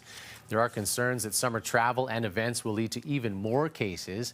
Nicole Lampa is tracking this situation for us this morning. So, Nicole, what are infectious disease experts recommending for people worried about the measles and potentially the spread over the summer? Well, Kent, on top of getting vaccinated, the infectious disease expert that we spoke to suggests. And it's just so frustrating that this is becoming an issue, because this is preventable through vaccinations. And it's one of those things where, you know, if somebody who voted for Trump over and over again because they don't like the others and they're okay with the suffering and stuff like that, they got washed away in one of those floods caused by conservative underfunding and whatnot, you can kind of be like, oh, they brought it onto themselves, you know. But with things like the measles, it's rarely ever the adults who suffer. It's the children who don't have a choice. It's the children whose parents didn't bother to get vaccinated. It's the people who were immunocompromised, who weren't able to receive the vaccine, that are affected by this. Rarely ever is it the people who went all anti-vax, unless it's one of their children. But then, again, it's the child that's getting affected by it. There's already been deaths in this country from the measles because people decided to go unvaccinated. This doesn't have to be an issue. Those people didn't have to die. It's a very simple and safe vaccine. It's about thinking twice when it comes to attending the Stampede, K-Days, or any other summer event if you are experiencing any type of flu-like or measles symptoms. If you're not feeling well, don't go. And that's the important part. Whether you're working or whether you're just planning on attending these events, wearing just a simple mask isn't going to cut it for measles. It's more contagious than that. New numbers show there are now 1,246 cases in this province. Ontario has 3 times more people and has reported more than 1,900 measles cases since October. The U.S. has just under 1,300 confirmed cases. That is wild. Because there's all that talk in the United States about the measles outbreak there, but Alberta has that beat. And there's 300 million people in the United States. And there's not even 5 million people. Oh, 340 million in the United States. Not even 5 million people in Alberta. And there's just, 40 odd or 38 odd different. Ontario is worse, but Ontario has over 16 million. Per capita, that is ridiculous. Has just under 1,300 confirmed cases. Former Alberta Chief Medical Officer of Health, Dr. James Talbot, says Alberta has even outpaced India on a per capita basis. Infectious disease experts are now worried about summer travel in Alberta, particularly for those who go to both the Calgary Stampede and K-Days, saying measles cases can take up to 21 days. super spreader event that just happened in Calgary. See, I told you I'd be reincorporating, going back to the Calgary Stampede that I was focusing on a reason. Because, again, people from all across the country went there. You saw the politicians and stuff. It's a big event. And then it can take 21 days to show symptoms. So there's quite possibly a lot of people who were at that event that were at least carrying the measles. It just this culture, this Western culture, is going medieval. Like it is backtracking so fast. Like all these wonderful advances in medicine and technology we had are quickly going back to the medieval ages, where soon it'll be witchcraft is responsible for these measles outbreaks. It's not the fact that people aren't getting vaccinated, it's witchcraft that's causing it. To show symptoms. We would expect to see cases rising over the course of the coming 3 weeks as a direct result of infections that were that people contracted during the stampede. That said, the kind of cascade of that will, of course, ripple out over the course of the coming weeks after that in the coming months. Now, the infectious disease expert we just heard from says measles is by far the most contagious virus that we know of, saying it's the yardstick by which we measure all other viruses, and he's urging... Let's just hope that measles virus and the COVID virus don't get into the same person at the same time, and those viruses get a little frisky with each other. I don't know how it works. Hopefully not like that, because if it does, and we get COVID that's as contagious as the measles, fuck. People to get both doses of the measles vaccine. Yeah. Just these conservative governments, I tell ya. Okay.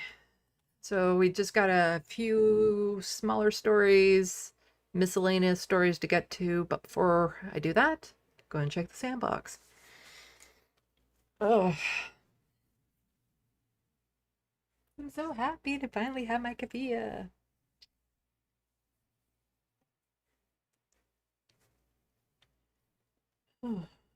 I was looking for a Palestinian flag like this, and they didn't have any.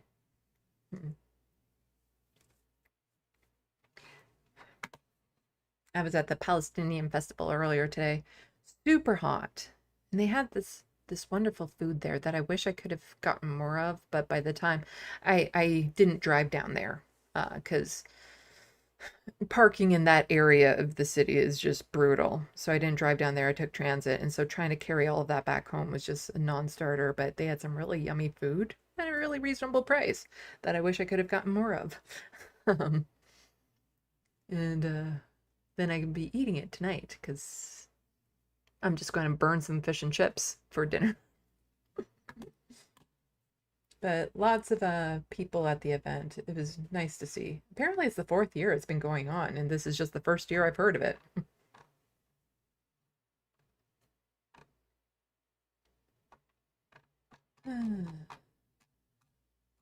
I'm up as high as it will go. Oh, or firmer. I'm so sorry to hear about your friend.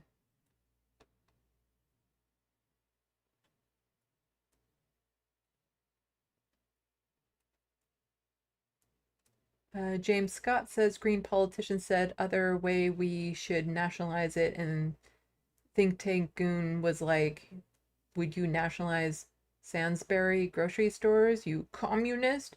So we have that meme.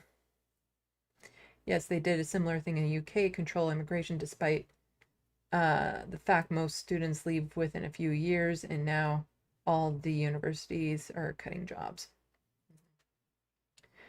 I'd say nationalize it. I just find it funny that they're calling, like Trump is calling Mandami a communist, and it's like, considering that we're facing fascism, is it really such a bad thing? Like, has communism played out poorly in the past? Yes. But there's a lot of good points in it. And I can't say the same about fascism, you know? Like, there's some very valid things in communism that could actually improve qualities of life. It's just, if you have dictators take it over, then that's going to be a problem regardless of whatever kind of political institution you go by. But there are still things within communism that are beneficial. Can you say the same about fascism? Is there anything in fascism that's beneficial to the people overall? It's gotten to the point where being called a communist isn't exactly the insult that they think it is anymore.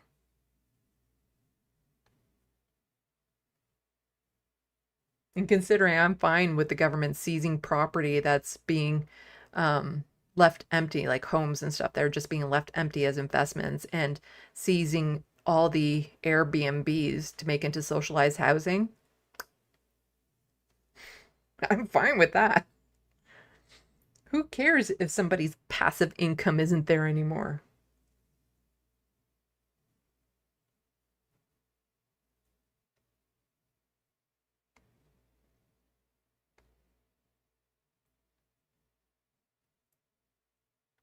Let's see.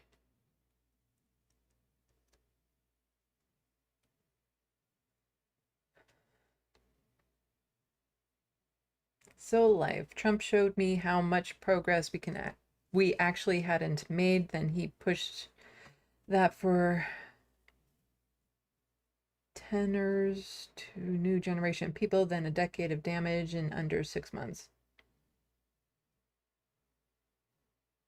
Yeah.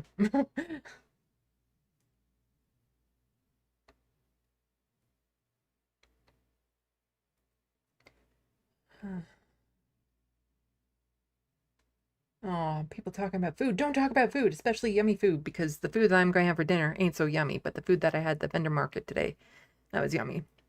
I could go for more of what I had at the vendor market. These little Syrian, like meat and cheese pies and stuff. So yummy. So yummy. But to get a whole box of them to carry home just wasn't happening. I was very tempted. Or Firmer, they do the same thing when they clear homeless camps, destroy all their possessions. Yeah. And I've talked about this before because I have experienced being unhoused. And all the possessions that they have are things that they need for their immediate survival, or things that have such a strong sentimental value that they can't separate from it. That's it. That's it. That's all. Because when you have to ration what you carry like that, those are the two things you have. Things you need for immediate survival, or you can't part with it for, you know, whatever reason. And to see those possessions being thrown away in the garbage is heartbreaking. And that's also something like why you see a lot of people who live in those situations with tattoos. For instance, like if they get a little extra money, they'll get a tattoo, because sometimes those tattoos are like memorials to people and whatnot. And it's a form of art that can't get thrown out. It's something that they can always carry with them. It's not something that they have to worry about being in their tent and their tent being destroyed. And so having body art is a way of self-expression, a way of carrying that thing with you all the time without worry of somebody coming around and stealing it.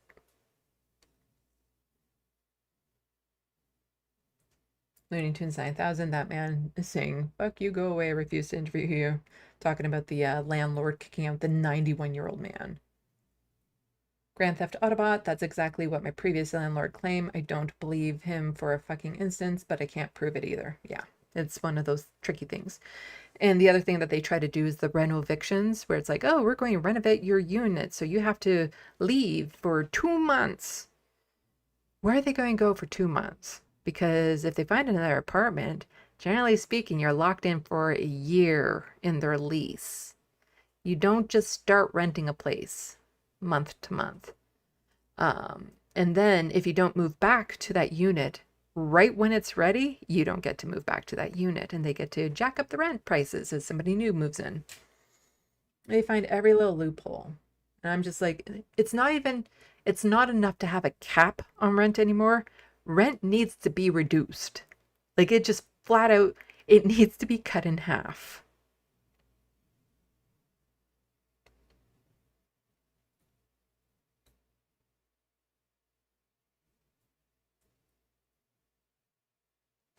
Grand Theft Autobot, I almost couldn't find an apartment, and I paying about double what I paid before on ODSP. And your correction to your typo is a typo.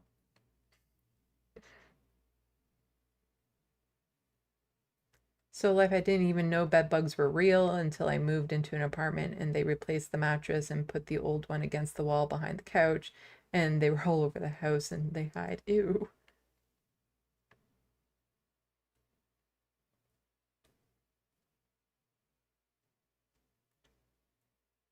Grand Theft Autobot, my spouse and I don't have a car, and I'll be damned if we live on the street because with my disability, that's a death sentence. Yeah. I don't think I could get out of it again. Like if I were to go unhoused now, like I did when I was in my early 20s. Because in my early 20s, there were still supports in place to some extent. I was able to get onto disability back then. And that was enough to actually cover rent in places. But if I had to do it again now, I don't think I'd be able to break out of that system.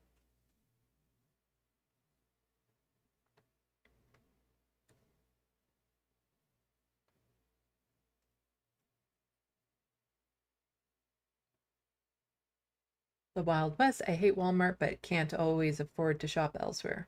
Yeah, I don't like Amazon, but I do have an Amazon wish list linked in the description box below. I don't like these big mega corporations. I'd much rather go to locally owned shops, but when you live with poverty, you're forced to participate in the system that's keeping you down because you don't have a choice. You can't afford it. Because like at the vendor market for the Palestinian festival, there were so many more things I wish I could have bought, like hand-stitched shirts and great stuff, but it's so much out of your price range. But then you can go to Walmart and get what you need for cheap. It's cheap quality, but you just can't afford good quality stuff sometimes. I shop at Walmart. I wish I didn't have to, but I do have to.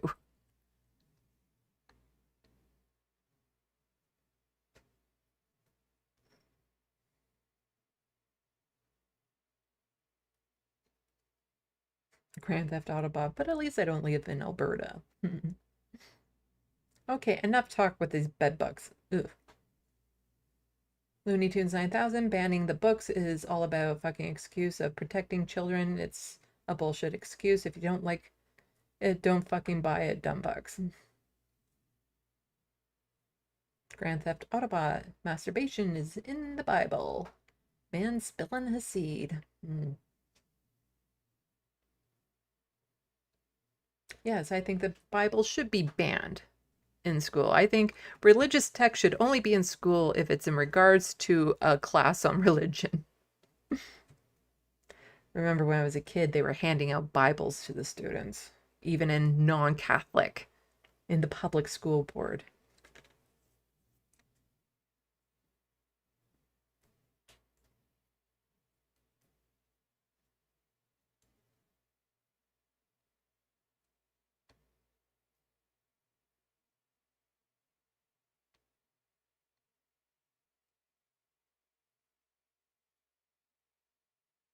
The Wild West, I love Shakespeare.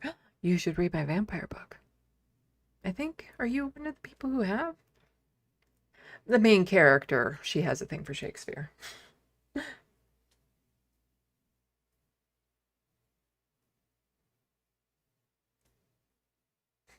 The Wild West, there's a story in the Bible where this guy chops up a prostitute's body and sends the body parts to the tribes of Israel.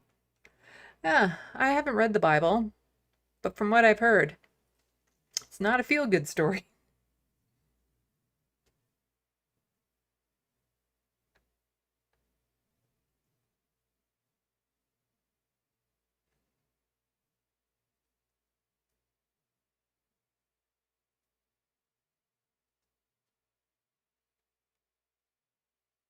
Yeah, I'm okay with them not having like 50 Shades of Grey in the school. And Twilight was just bad literature.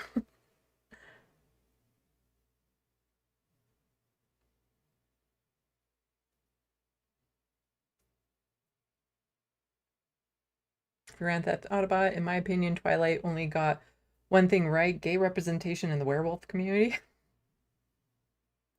I've watched the first one, and I did that with a group of improvisers because we kept on getting offers about Twilight, and we figured we need to sit down to watch it to get the context. But none of us wanted to do it by ourselves, so we did it all as a group and just Mystery 3000 the shit out of it. It was so much fun. That's pretty much the only way you can watch it.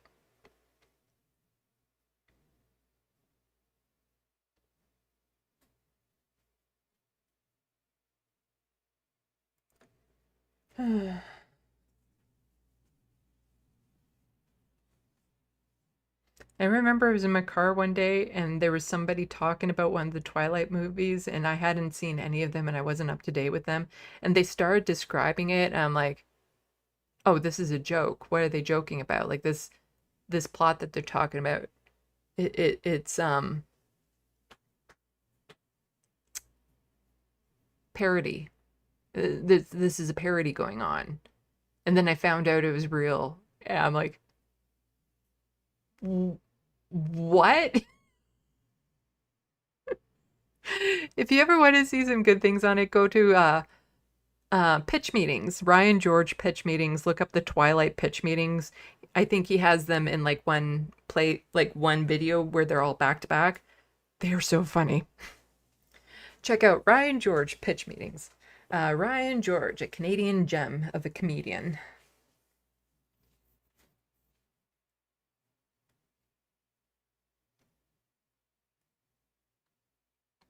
I think if people want to see good vampires, though, you read my book. You gotta read Necroplasm. The vampires in here are unique to this book. You're not going to find vampires like them anywhere else.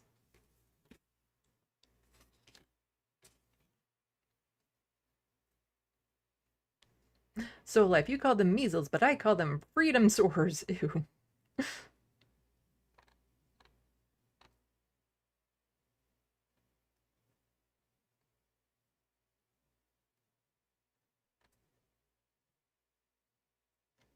Flow Snake gotta go. Late here in UK. Night all. Take care. Stay strong. Well, have a good night, Flow Snake.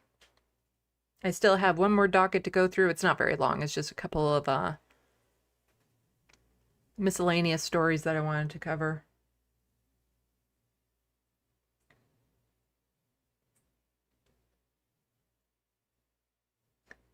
Grand Theft Autobot. Yes, Sandy, my typo was a typo, but I let it go. My keyboard hates me.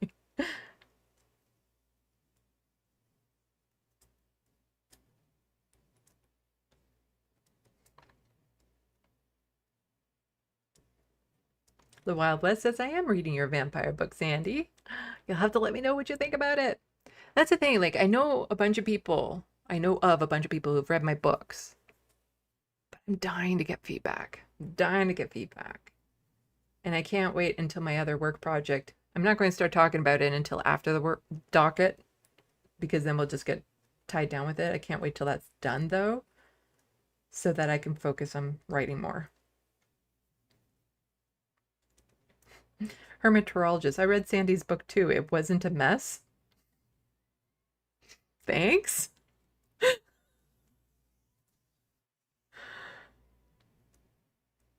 Looney Tunes 9000. Yes, the Bible is an evil fairy tale book full of sexual acts, cursing, slavery, violence, and rape. Rich P1K. I have to wait to buy the book still. Well, look forward to some feedback. Hopefully you don't think it's a mess.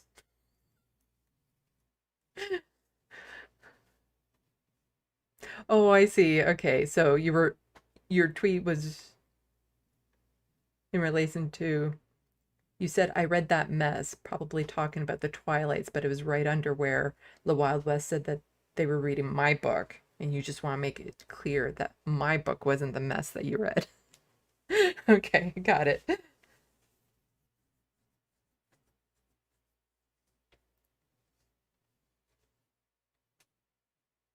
I know before in the past you said that you liked it. So. Anyway, let's get to Grand Theft Autobot. You are having a day with your typos. Anyway, let's get to the last docket. Like I said, there's just a few stories that I want to get to. Ugh.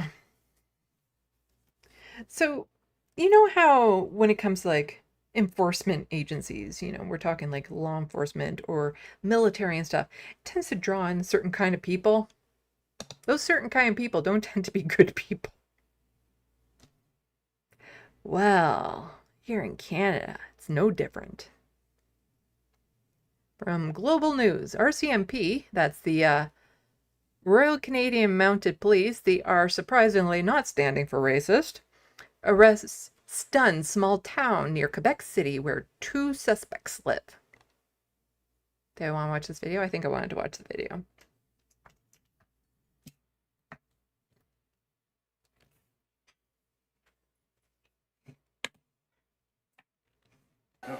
Philippe Audet was home when RCMP officers burst through the door to arrest his son. The first stun grenade came through here, he says. Police raided his rural property west of Quebec City and took 24-year-old Simon Auger Audet into custody. It's hard, he says. I can't accept this.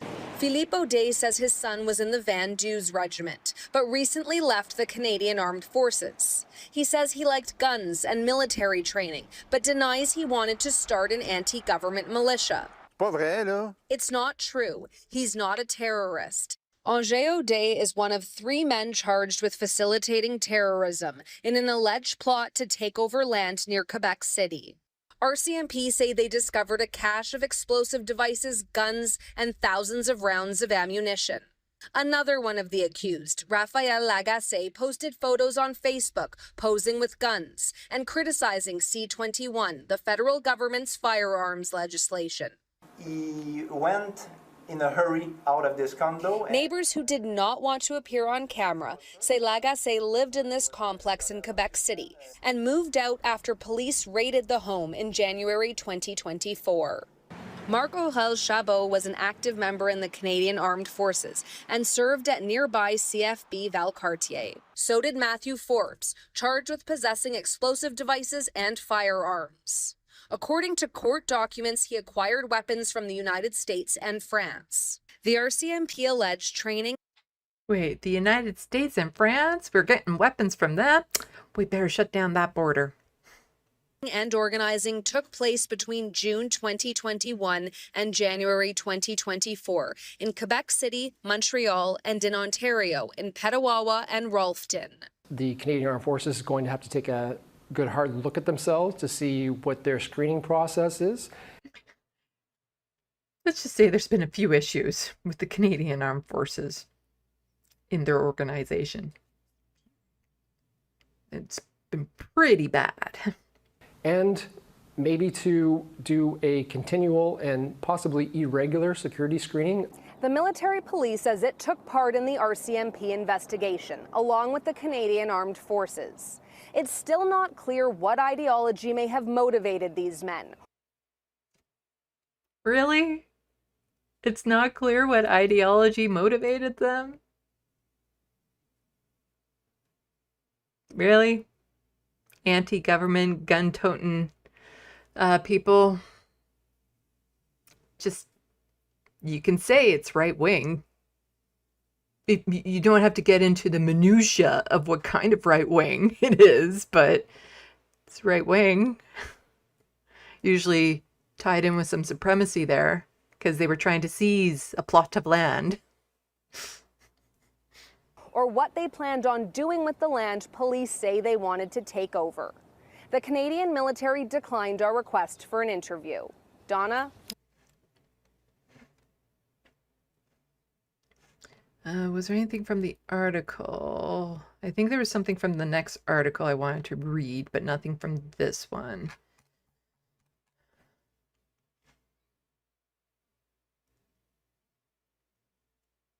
Or maybe I wanted to watch the video here.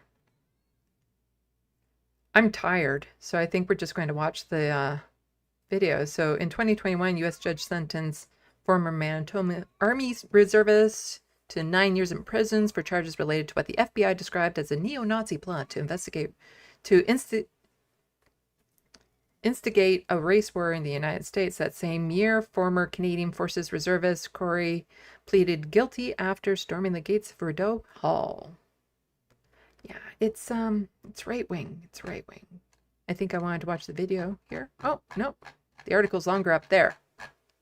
RCMP charged military members alleged plotting to form militia and seize land.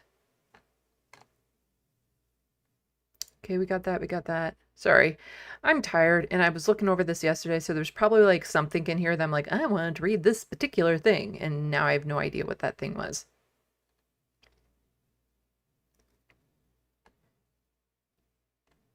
Guns and explosives seized.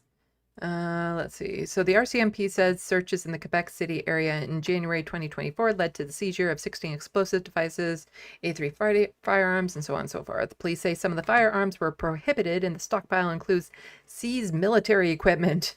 They're going pretty hardcore. Like, really, the only time I've seen police crack down so hard on people like this is, you know, they were at a Palestinian protest. So you know it has to be serious if the RCMP are like, oh, I think we actually need to raid these people. Why? Do they have a kavia at home? No, I think they want to destroy the government as we know it, and we have proof. Otherwise, they wouldn't be going in. Because for something, when it comes to right wing, it takes a lot for the RCMP to actually do their jobs. Kind of like at the Coots border situation in Alberta, where there was a plot from some Freedom Convoy people to actually assassinate some RCMP officers. That's when they took it seriously. But until then, not a big deal. But there were some people who put paint on an Indigo store, and they got raided and arrested. Let's see.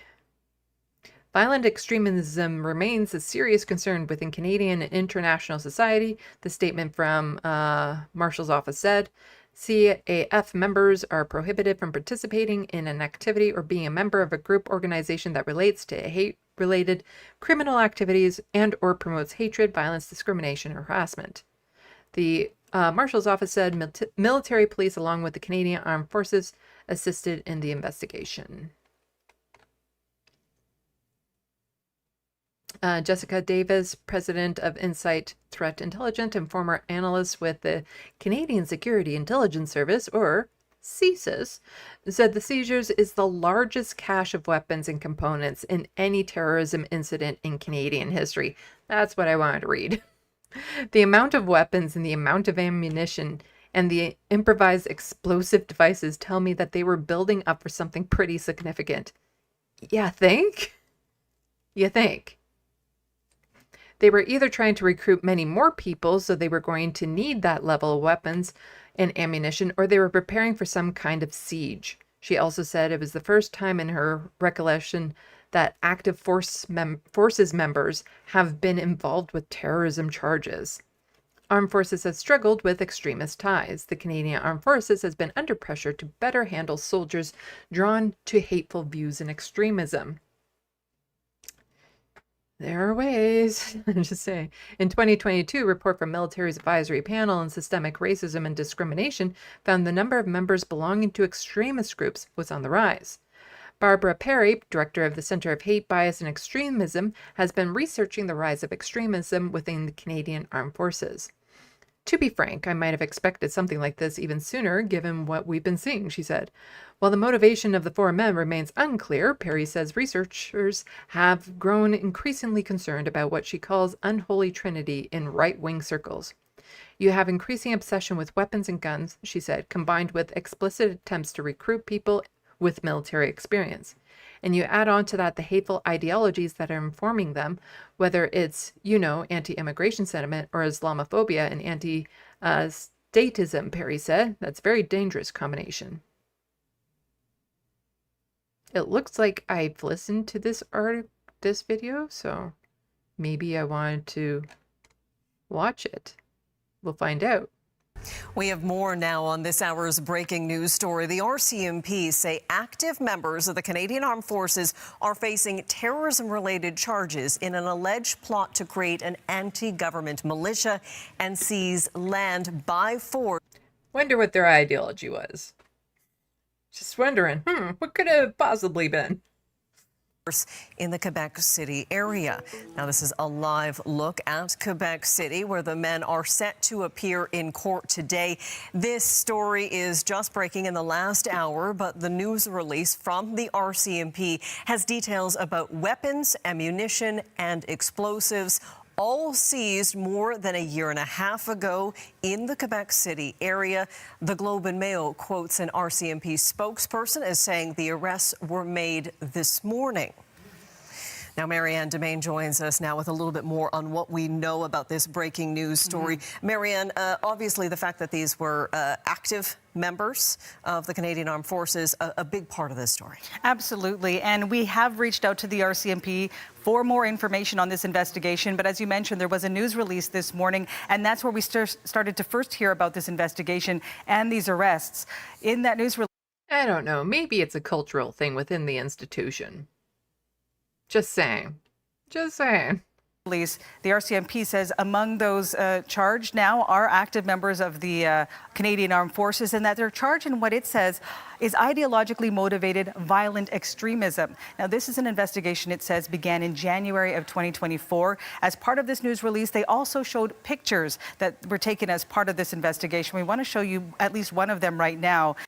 You know, how it's interesting how it never seems to be people on the far left doing these sorts of things. For some reason, it's always these right-wingers that have these extreme views that feel like they need to force them onto other people quite violently. And if you don't agree with them, then you deserve to be shot. And then on the left, the outcry is, we want people to love themselves for who they are and feel free to express themselves. One side is worth working with, the other side not so much. That's a subtweet. Because among the allegations is that the accused were involved in activities to, quote, forcibly take land in the area of Quebec City.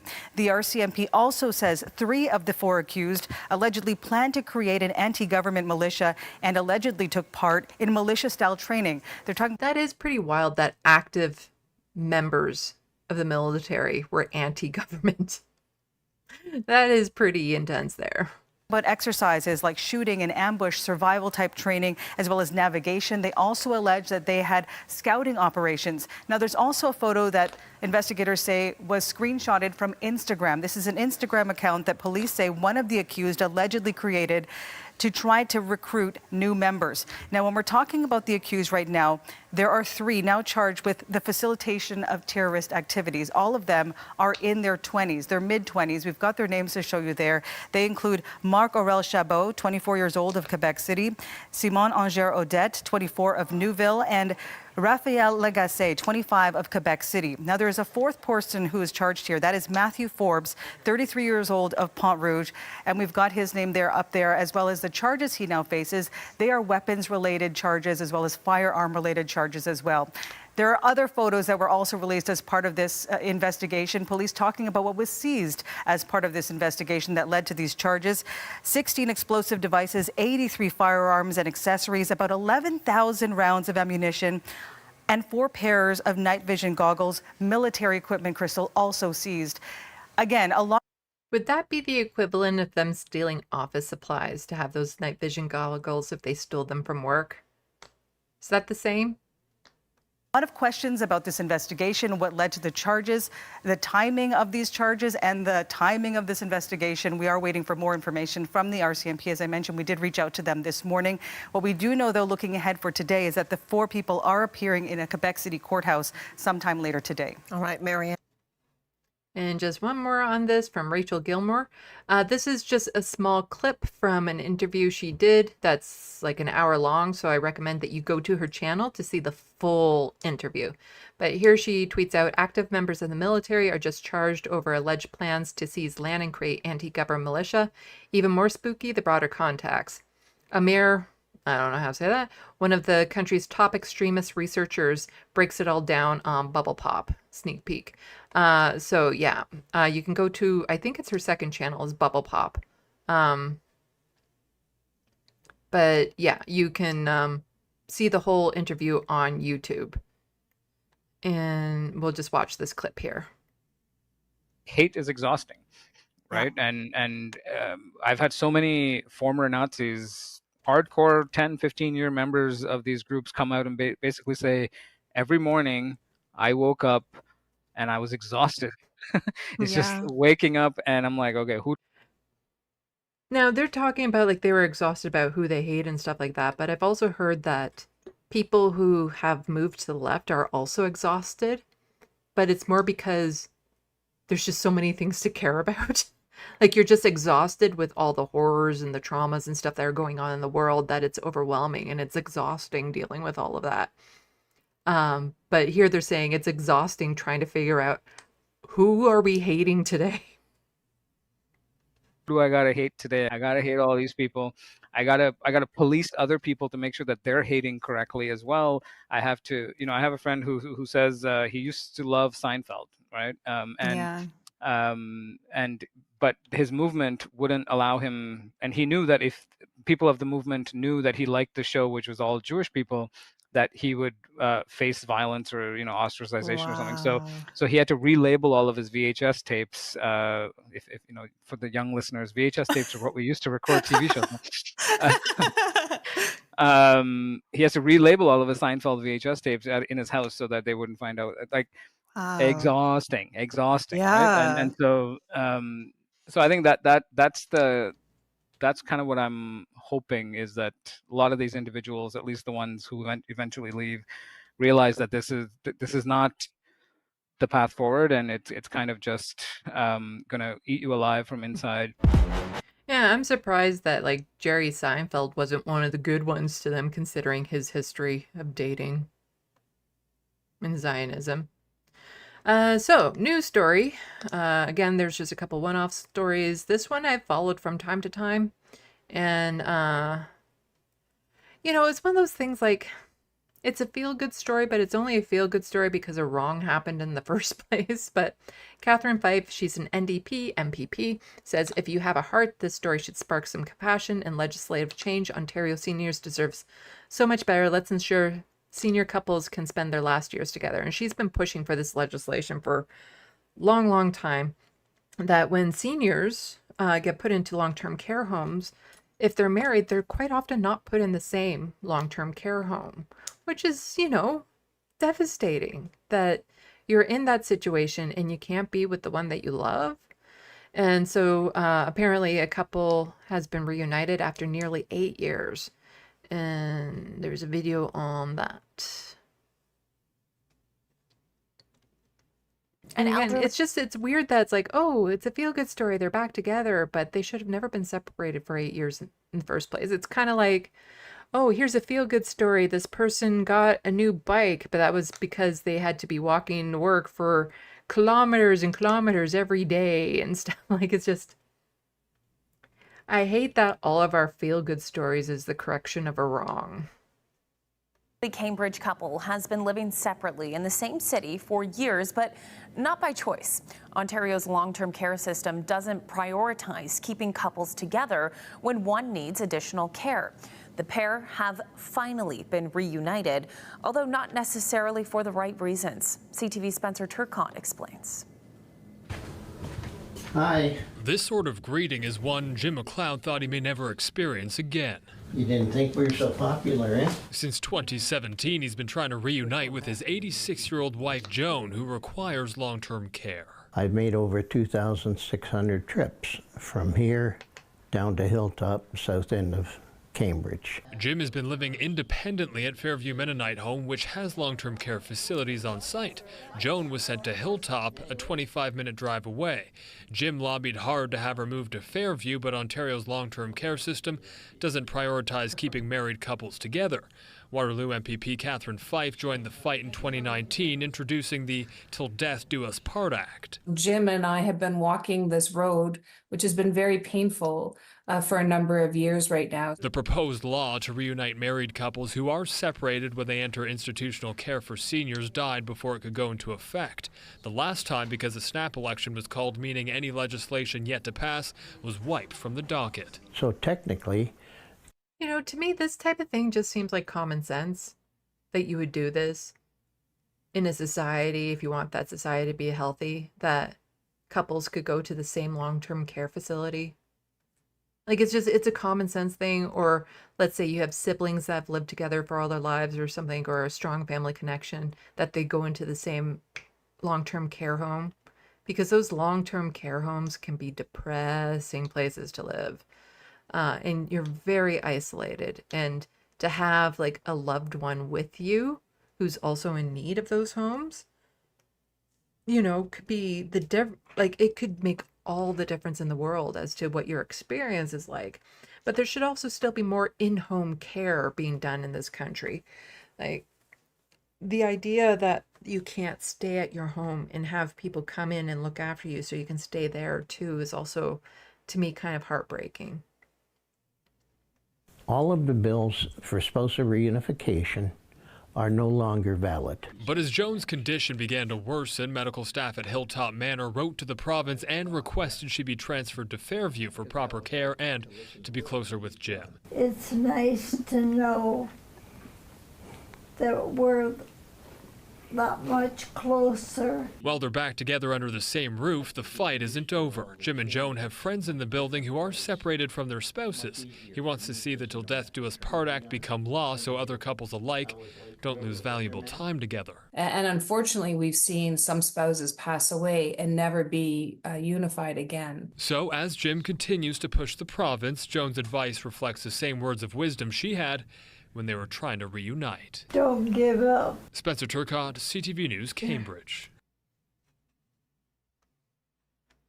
And a couple of gooder news stories. That's gooder news. So court dismisses Ontario bid to appeal bike lane injunction. Yay! So bike lanes in Toronto. So Doug Ford wanted bike lanes to be removed. He was overstepping municipalities and what municipalities wanted, saying, oh, it's harming traffic having these bike lanes in. And then a judge said, you can't dictate that. And Doug Ford's mad. So Ontario court has dismissed the province's attempt to appeal a court order that temporarily stopped it from ripping up 3 major Toronto bike lanes. Cycling advocates say the court's decision is a victory and means Ontario can't remove the bike lanes until a judge has the chance to rule on the charter challenge. A spokesperson for Transportation Minister suggested that some work, however, will go on. We continue to design the work necessary to begin removal of the bike lanes. They're so eager to do this horrible thing.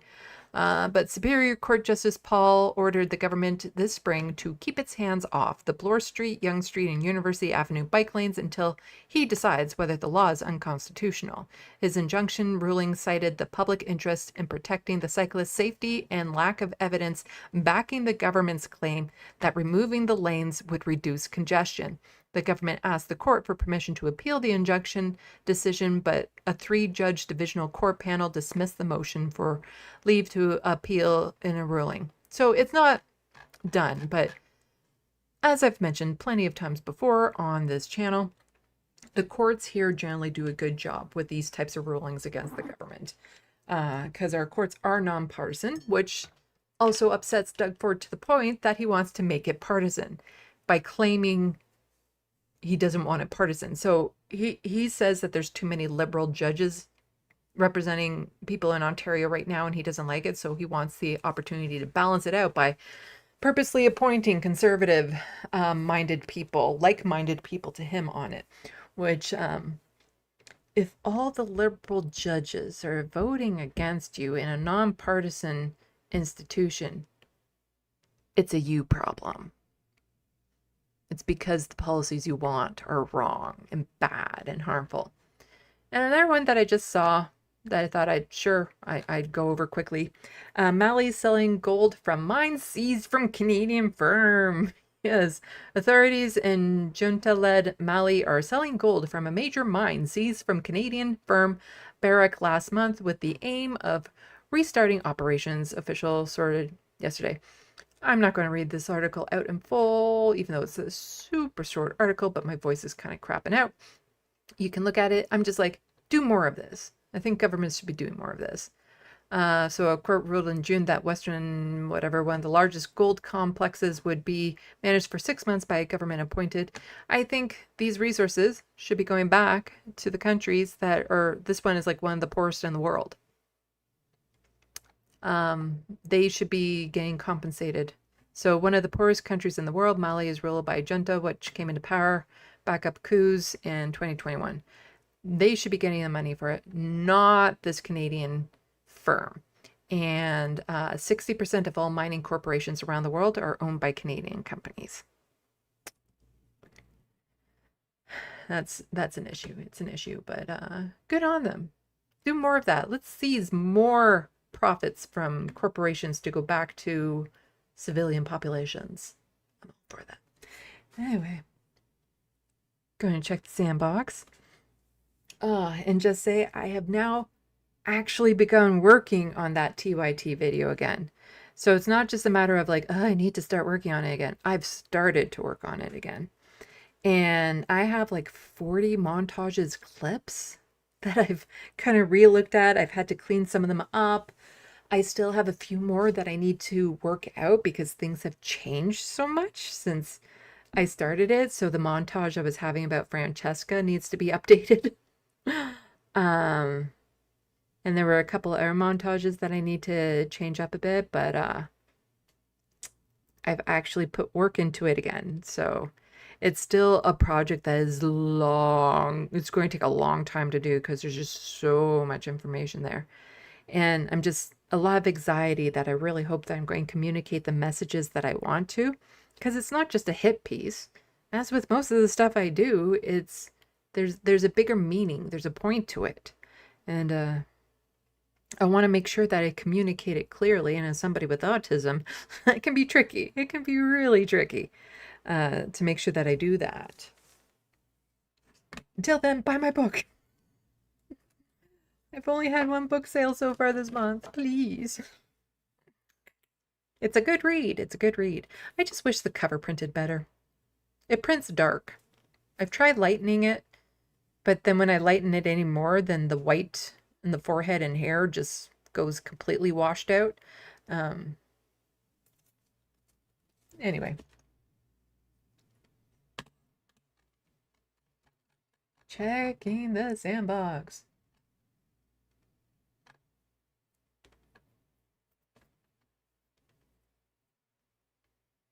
Yes, Rich P1K, I also got this pin when I was at the Palestinian festival today, as well as these bracelets.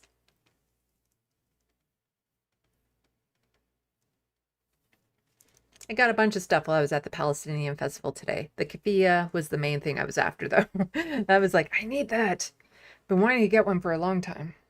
But it's not like I wanted to buy one off of Amazon.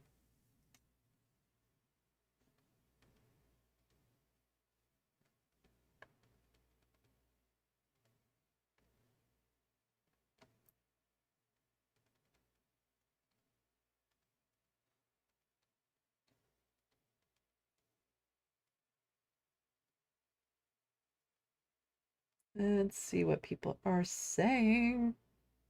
Rich P1K, JFC, this race war nonsense echoes of Charles Manson.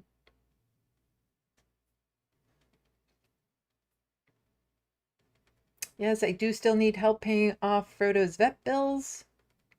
There's a PayPal link in the description box below or an e-transfer to SandeeLovas@gmail.com.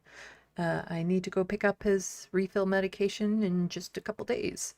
But he's doing well. He's doing really well. He's been eating a lot, which is knock on anything resembling wood. And he's been the way, because he sleeps in the bedroom with me overnight so that he has time to eat all of his food and he's separated from the other two.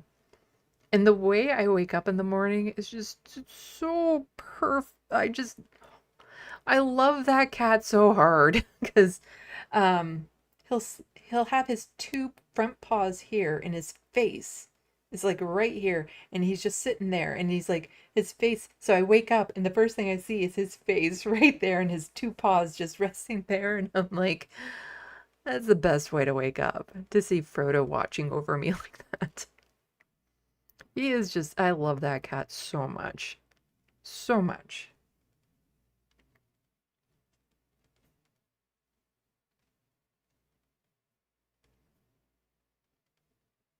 Let's see.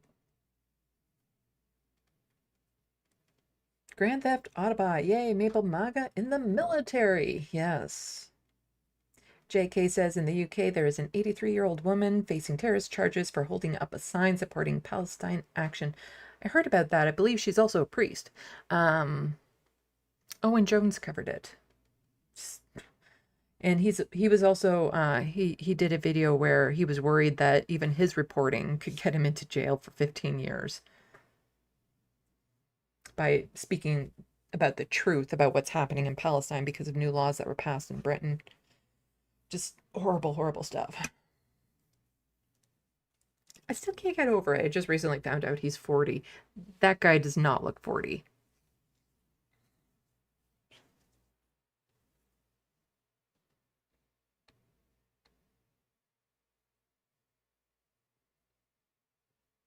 Her meteorologist says it's a little bit worse than stealing office supplies. I don't know. Night vision goggles versus notepads. I think it's equivalent.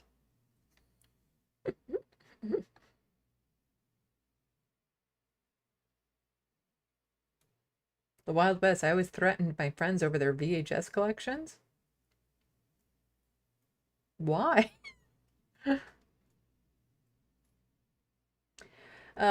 People talking about Seinfeld. I never liked Seinfeld.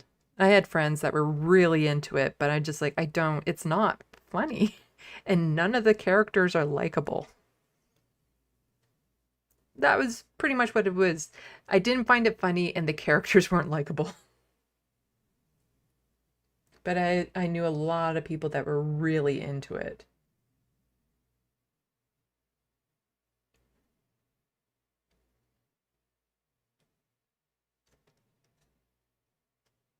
And then I just learned about how horrible he is now.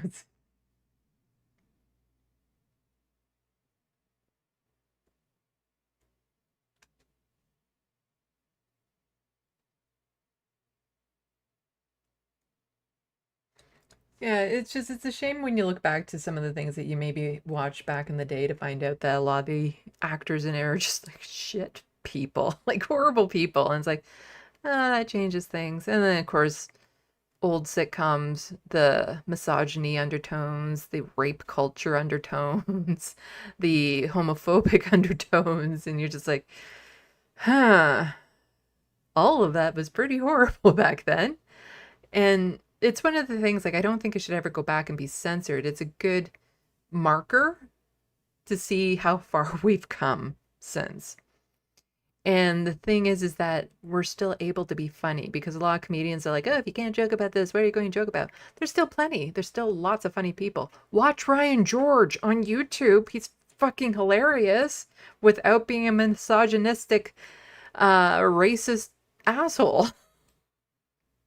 There's still lots of ways to be funny. So it is like an interesting marker as to how far we've come in society.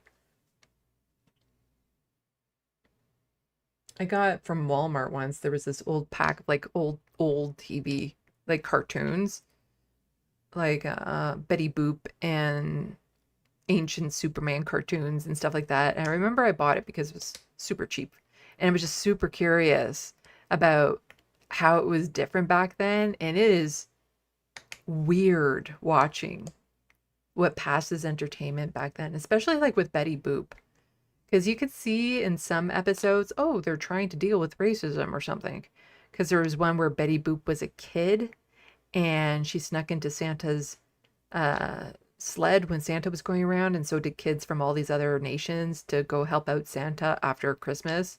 And you could see them trying to like do, it was very stereotyped representations of like kids from other nations. But but for the time you could see, okay, they're trying. And then, you know, their depictions of certain groups of people were not well, but also the depictions of like the rednecks, the country rednecks were also not good. So they were about in line. But then I got to this episode where she went to an indigenous reserve. My jaw dropped. Oh my God, that was racist. Wow. Like, it starts off with her entering and there's a sign saying, try our new beauty thing, our scalp treatments. And it's like, and just, it went downhill from there. It was so bad, so bad. And like the Superman cartoons too, they weren't so bad at first.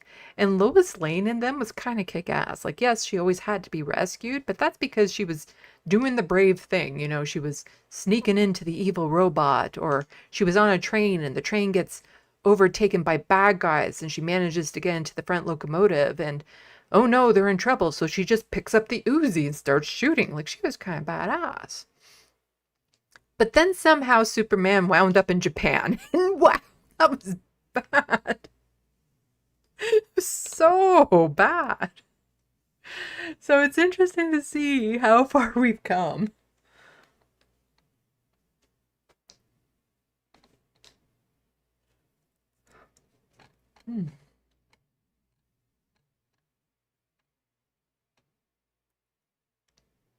Let's see.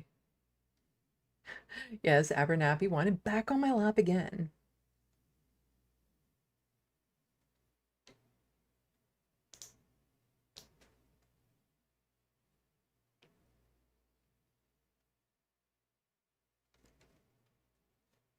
The Wild West. Well, at least the wildfire smoke is going to bring the temperature down a little bit tomorrow. It's one way of looking at it. I wish I could, Sandy, says BCat. I don't know what that is. So Life, I saw a TYT clip from 10 years ago with Kyle Klinsky guest hosting, and it was, well, it was a wild, different show. They were actually doing something positive without controversy. I have a lot of different clips put together for this video that I'm working on. And I do believe it has to be split into at least 2 video essays, possibly 3. And what I'm going to do is I'm going to premiere a video, like part 1, and then like 15 minutes later start a live stream where it's just a talk back about it, and hopefully I can find somebody to come on show to discuss it with. But that's the goal anyway, but it's still going to be a long time before I get it done because I'm just getting these montages together. There's a few I need to sort out the Sam and Emma montages because those are all different than the other montages and whatnot, and putting them in order, and it's still a lot of work, but I have been actively working on it again because I need it done. I need it done so much because I want nothing more than to focus on the world of this book. I dream about it. I've had dreams to come up with words for the different types of relationships of the vampires. I live in this world nonstop whenever my mind drifts. I need to write it out. I need to get this out. But I know if I start without having this TYT video done, the TYT video will never get done. So I need to get that done so that I can just escape into this. And also there's a bunch of other artwork that I want to do and whatnot, but if I start focusing on all this other stuff, I'll never get that video done. So it's kind of like I need to buckle down and get it done type thing. But I've come across some wild clips.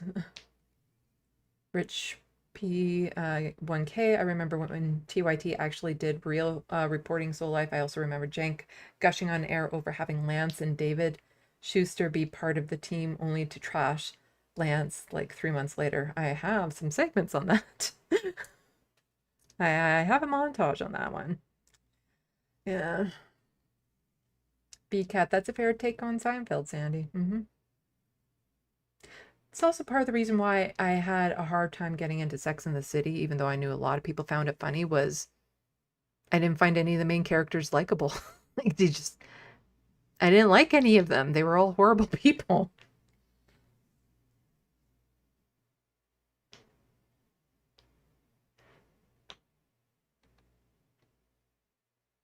I tried watching, yeah.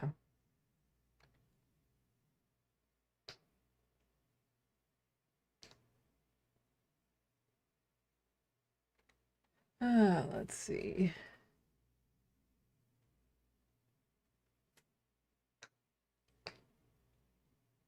The Wild West, I like Night Court. Yeah, I remember seeing some reruns of that.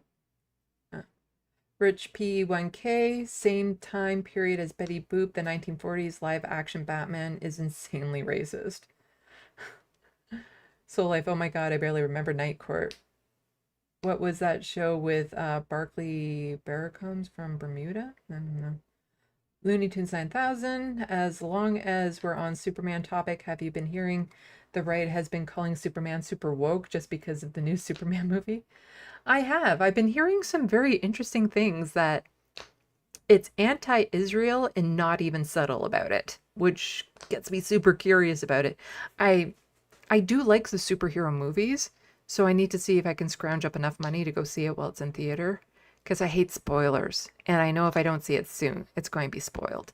And I do like seeing good like I had to stop going out of my way to see the Marvel movies in theater because some of them were just such big bombs that I'm like, ugh, it wasn't worth the ticket. But then suddenly there'd be one like the Guardians 3, which was an amazing movie that I love so much that I would have loved to have seen in theater. But with all the reviews coming back so positively about the new Superman movie, I'm like, yeah, I kind of want to go see it in theater. I don't know if the second San Andreas movie has been in theater yet, but I do know that they were making it.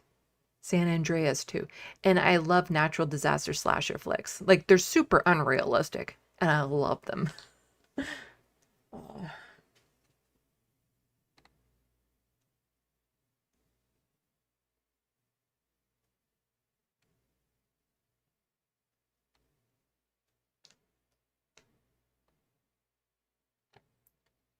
Let's see. Or Frumer, isn't Trump basically an evil version of Archie Bunker?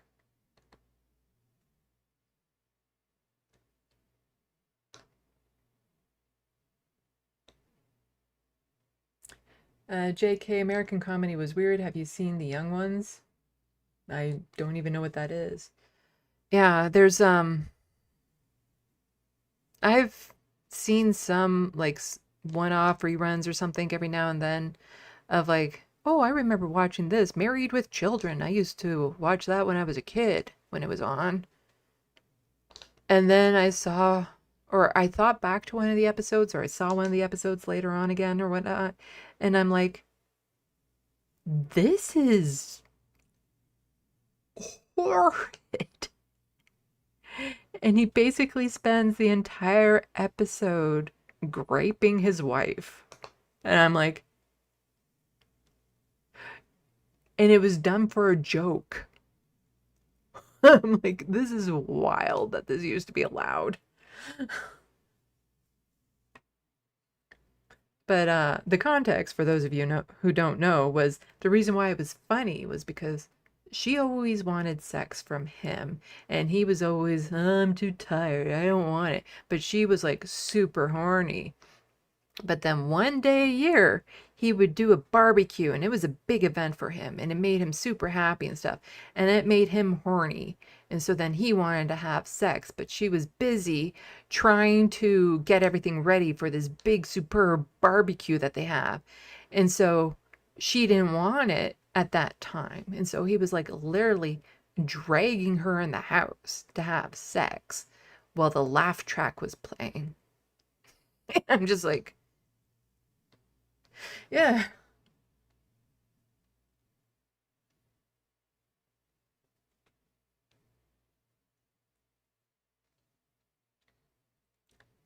Let's see.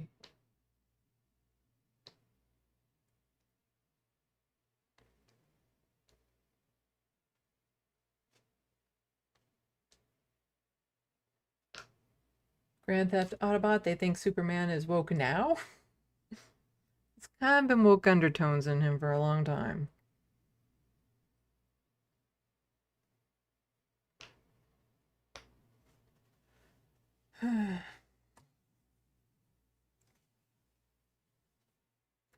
BCAT, just a bunch of edgy contrarians that want to feel like they're not mindless sheep while being mindless sheep. Irony is dead.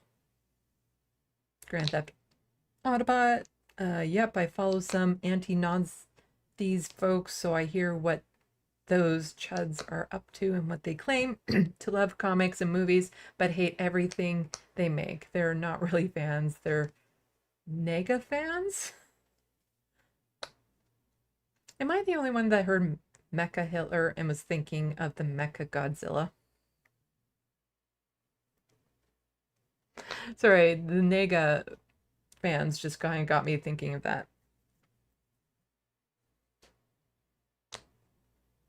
Soul Life, I was just reaching a certain age when Married with Children came out.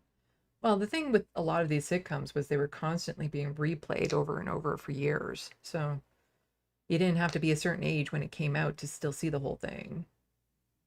Looney Tunes 9000, what the hell? Yeah.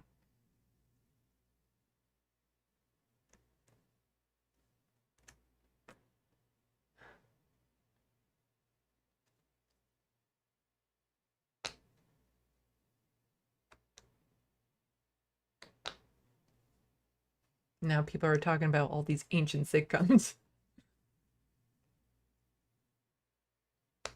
I remembered I never liked them because to me they were unrealistic. Because the families cared about each other. Oh, that's dark quick. Because my sister was into some of these sitcoms. And like I said, for years and years and years, they would always replay them. So, like even in the 90s and whatnot. And there was Full House, I believe it was, and my older sister loved it, but I hated it, especially the episode where the kid drove the car through the wall and then she ran away because she thought that would make her dad upset. But then her dad was like, "Oh, I'm so sorry. You felt like you couldn't be safe here with me," and blah, blah, blah. And I'm like, if I had done that, I'd be dead. Ain't no one showing me compassion or sympathy in that type of situation. I would have been beaten the hell out of. Like, it's just, I don't, like, to me, it just seems so unrealistic that a parent would respond with compassion.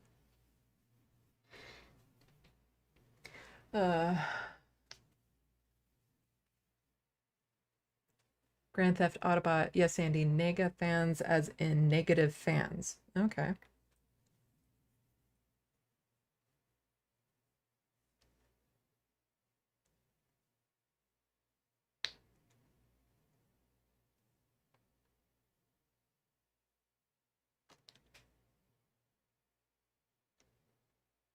Oh, insults, right. Talking about insults. There was a wicked burn from Amy Goodman earlier this week that I'm just like, when she drops one, oh my God. Oh my God. Just because I'm going to see if I can find it quickly. Because it was so funny. I'll have to mute the audio for a second because they like to autoplay. It was in a Democracy Now! Report. Let's see. Videos. I think it was from Wednesday. What was the date on Wednesday? It was the 9th. Okay.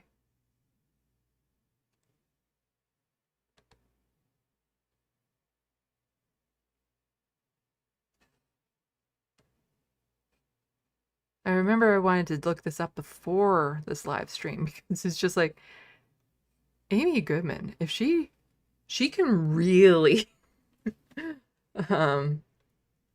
deliver it.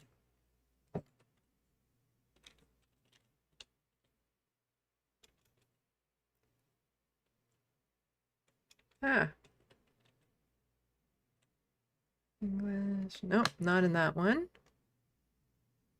That was the 9th. Let's go to the 10th.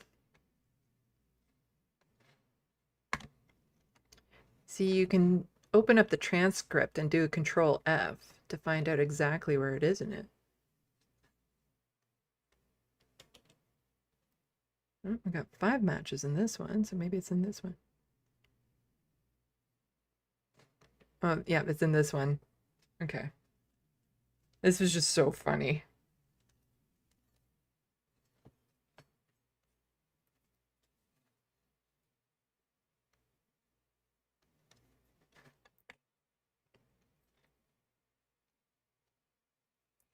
Okay, get rid of that. There we go.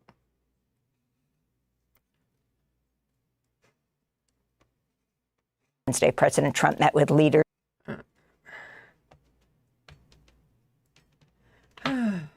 Well, play out of this earbud. Speak with Brazilian film director Petra Costa about the 50% tariffs. And this just goes to show how utterly incompetent and stupid Donald Trump is. That are being threatened against Brazil unless they drop the corruption case against Bolsonaro. Separately on Wednesday, President Trump met with leaders of 5 African nations he said were likely to be spared by tariffs: Gabon, Guinea-Bissau, Liberia, Mauritania, and Senegal. During a working lunch, Trump praised Liberian President Joseph Boakai for speaking, quote, such good English. Where did you learn to speak so beautifully? Where were you educated? Where? In Liberia. Yes, sir. Well, that's very interesting. That's beautiful English. English is the official language of Liberia. The Liberian president didn't return the compliment.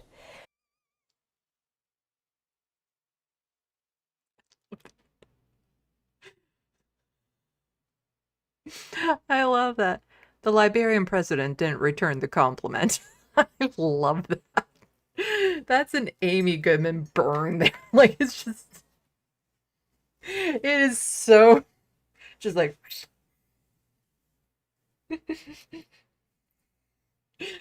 because it's the official language. English is the official language in Liberia. The Liberian president did not return the compliment. And that works on so many levels. I just love that so much.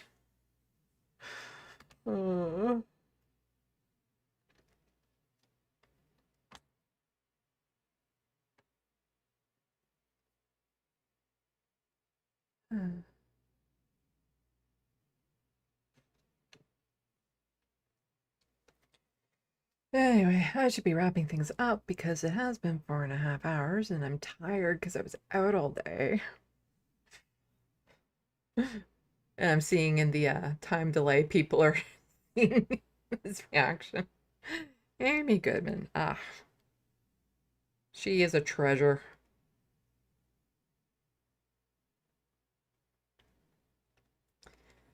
Let's see, yeah. I'm tired. It's been a long day for me. Again, I'm just super happy. I now have my official Kafia. And then I saw another one that I wanted, but I'm like, I don't have the money.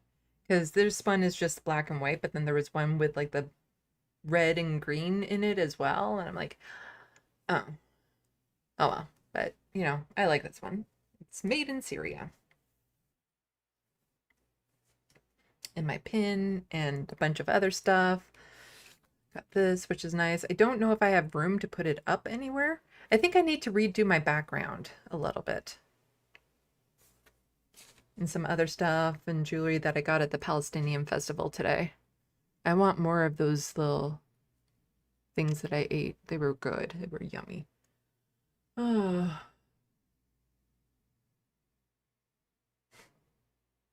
People talking about all these old shows now.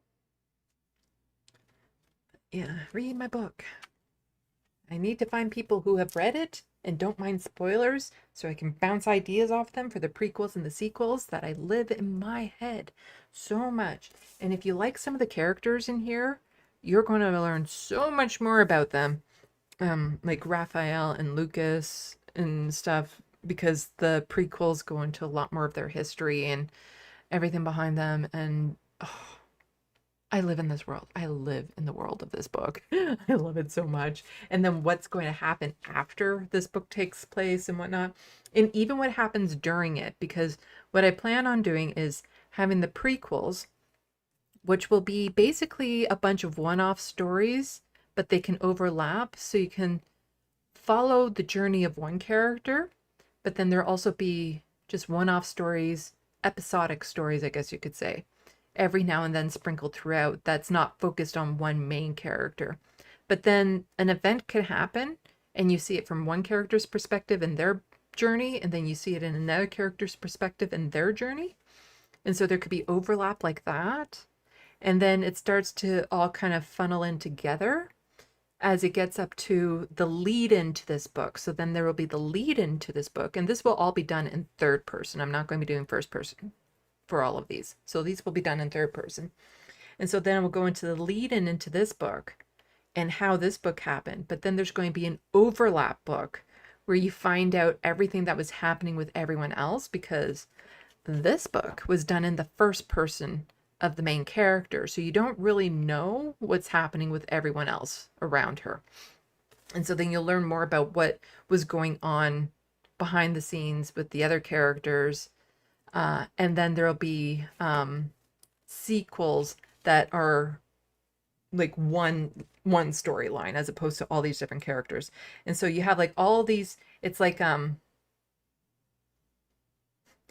you have all these roots that kind of funnel up into a tree. And so you have like all these different stories that span all over the place, and they start to funnel until you finally get this one streamline there. So yeah, that's what I plan to do with it. And I can't wait to get into it and dive into it. But I know if I do anything, even as simple as plotting out the timeline, that I'm never going to get that TYT video done, and I need to get it done. So it's off my plate once and for all, and then I never have to think about them again. JK came over from No Justice, and I enjoy your stream. Thanks. Unite the Left. Well, thank you for coming out. And I think people said that it was over 8K again. Let's see. I'm still on $7.99 on my channel. Let's see if I refresh. Yay, back up to 8K. For a day or two until a couple people. I think there is one person that's just messing with me, that's like subscribe and then unsubscribe, subscribe, unsubscribe.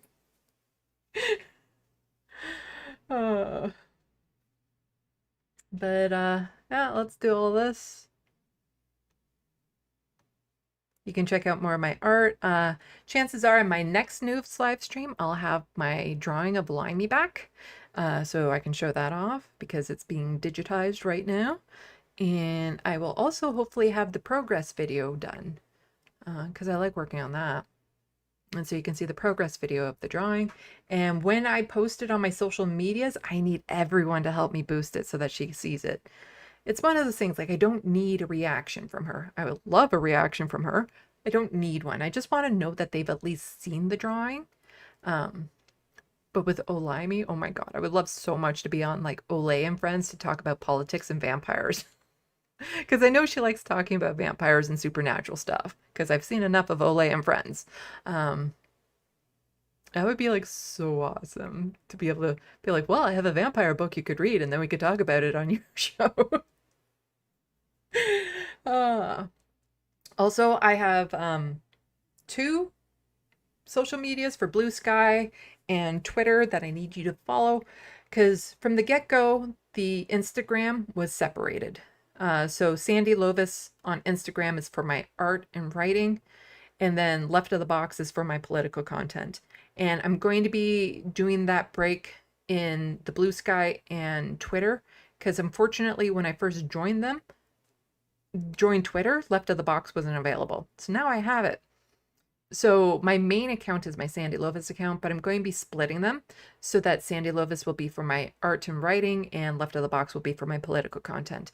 So I need people to follow both to help build them up. So you can help out by becoming a patron.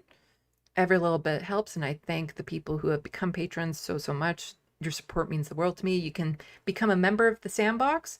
To find out more about what membership means, you can go to the pinned tweet pinned video at the top of my YouTube page to find out what you, as a member of the SandBox, will receive. You're basically helping to build a community that doesn't deny anybody access based on income. And ongoing help with Frodo's vet bills is always appreciated. Any money I receive through PayPal or an e-transfer goes directly towards that. Check out my art. And yeah, I think with all of that said, you can see me on Wednesday on this space. We'll be going over more of the Canadian Charter of Rights and Freedoms. And then I guess Sunday will be my next regular news live stream. And in between that, working along on that stupid TYT video to get that done. Anyway, let's do this. Salut, à la prochaine. Thank you for watching and stay tuned. I'm Sandy, wishing your tomorrow is better than your today.